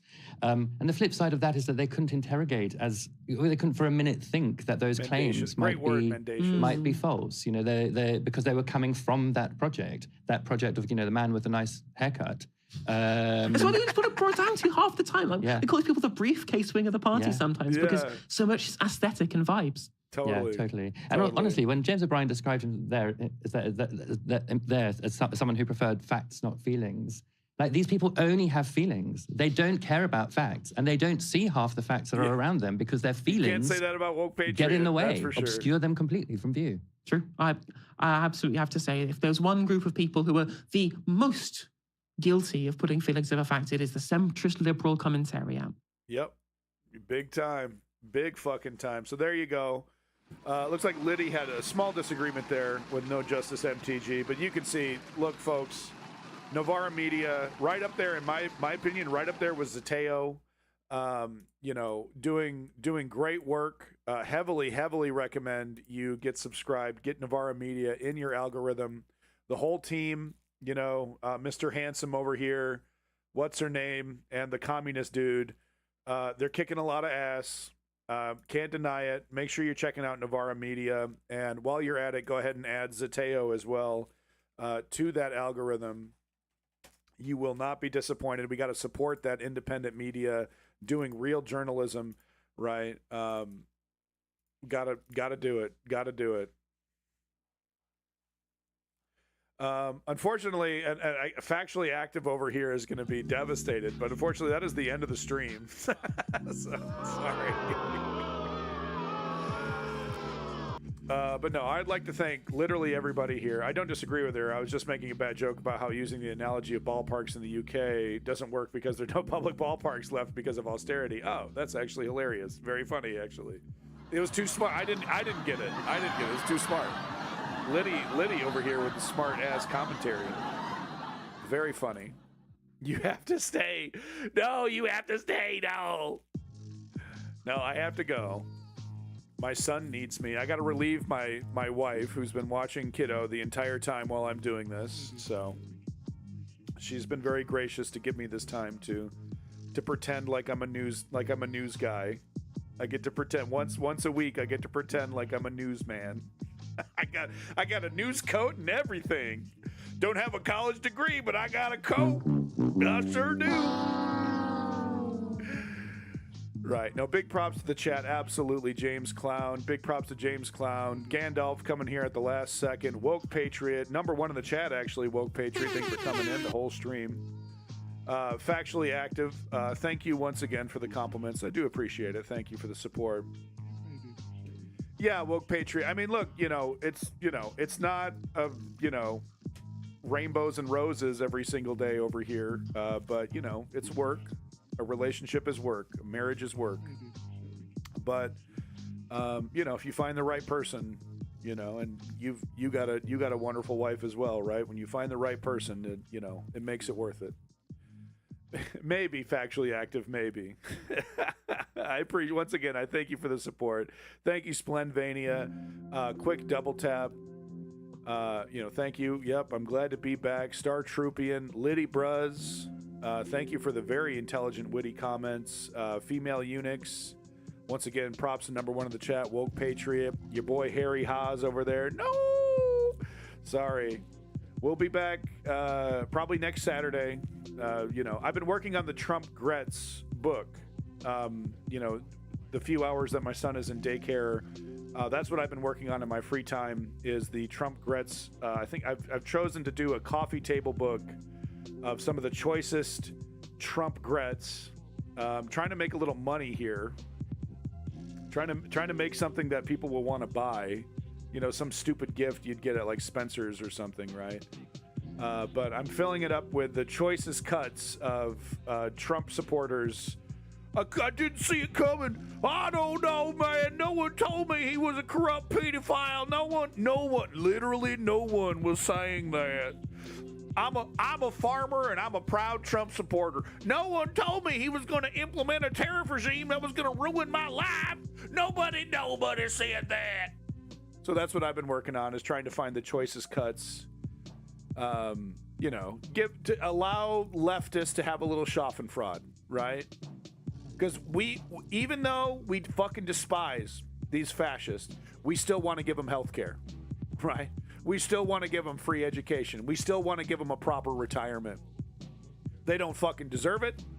They claw and scream against it. They fight tooth and nail against it. But, you know, by hook or by crook, we're going to give these motherfuckers single-payer health care, right? Right? So we deserve a little schadenfreude. And that's what I'm trying to give leftists. Exactly, factually. Raid, I don't know. Who? Give me someone to raid. Who should I raid? Quick double tap, big props. Low key, OP, big props. Thank you for coming in. All you lurkers, by the way, big motherfucking props. No idea. I don't want to lose your chat. Sorry, James. I'm sorry. Sorry. You got to go do something productive now. Reservoir? Okay. I don't know who that is, but sure, whatever. 1 second. Let me set it up. I have no idea. Say hi to me. Say hi for me. Yeah, raid channel. I got to put the channel in there. Hold on. Raid Reservoir. He's an ass. I don't know. See, this is the problem with rating. This is the fucking problem with rating, dude. No, it's like, I like him. I don't like him. Rez is a pretentious shit stain. I don't know. I have a lot of respect for female eunuchs. No offense, factually active. I like you, but I also respect female eunuchs' opinion. So I don't know. I don't like anybody. I don't know. I'm sure I don't like anybody, man. I don't like anybody. He's on top of his pile of his liberty. I'm not offended. It's fine. I don't know. I'll do it. I'll do it because female eunuchs asked me to, and I like female eunuchs. That's all I needed to hear. If it were up to me, you guys would go do something productive. God damn it. You go mow your lawn or something, okay? Go fucking take a nap. Go read a book. Big props to Seneca Athena. Just kind of going through the chat here. Splendvania. Quick double tap. You know, all you motherfuckers, you regulators in the chat. Simply Steve. Smoke one from me, Simply Steve. God, I miss it. I need me some marijuana, baby. God, I miss that shit. 90% of everything is crap. Sturgeon's Law. God, it's true. It's true. Go get some talk. I'm going to go get me a Crunch Wrap. Go drink my greens. I got a good green mix. Water. Good. But no, folks, let's not forget why we're here. It's that 3-step program to create political change, nonviolent, direct political action. It's as easy as 1, 2, 3, and there's a hidden 4th step. But it's as easy as 1, 2, 3. Step 1, we inform ourselves, which is what we did today. It's always fun to do it. Not always fun, but most of the time fun. Step 2, we sign up and show up using resources like mobilize.us. There are organizers who need your help. They need your money. They need your time. They need your effort. Because step 3, we got to put in the motherfucking work like your boy Charlie. What's his name? Charlie who? We got to put in the work like Charlie Brown? But it's that 3-step program to create political change. It literally is just that easy. Okay? It's a lifestyle.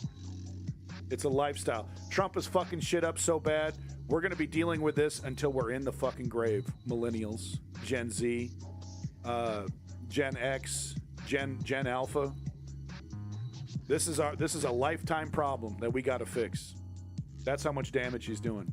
So you might as well get on board right now. You might as well learn the tools of political activism right now instead of coming in Johnny come lately. Oh, what the hell's going on? Oh, what the hell's going on? Don't be a Dave Smith, okay? Be a Malcolm X. Be a Martin Luther King, right? Get in this shit right now. Get in the motherfucking fight right fucking now. That's my attitude. So peace in that motherfucking Middle East. Glory to the Ukrainian democracy. And we're going to cover Ukraine next time. Get an update on what the hell's happening on the front line. They're using robots now. They took over a position with fucking robots. Big props to Quantum Traveler there. So we got to cover Ukraine. We got to cover Palestine. We're going to do that next stream, next week. Look forward to that. Some international news. Had to cover Trump, right? Had to cover the usual nonsense with Trump. But peace in that motherfucking Middle East. Glory to the Ukrainian democracy. And free Palestine. We're going to catch you next time on the News Underground. I am Abandoned Nihilism. Realist motherfucker on Twitch. Realist motherfucker on this platform. Lebanon, baby. Free Lebanon. Alright, I'm going to click enter on this raid. There we go. We're raiding. Peace out, folks. Thank you once again. Enjoy the raid. I appreciate it, folks. Say hi for me. I'm going. I got shit to do. Say hi for me. Peace out.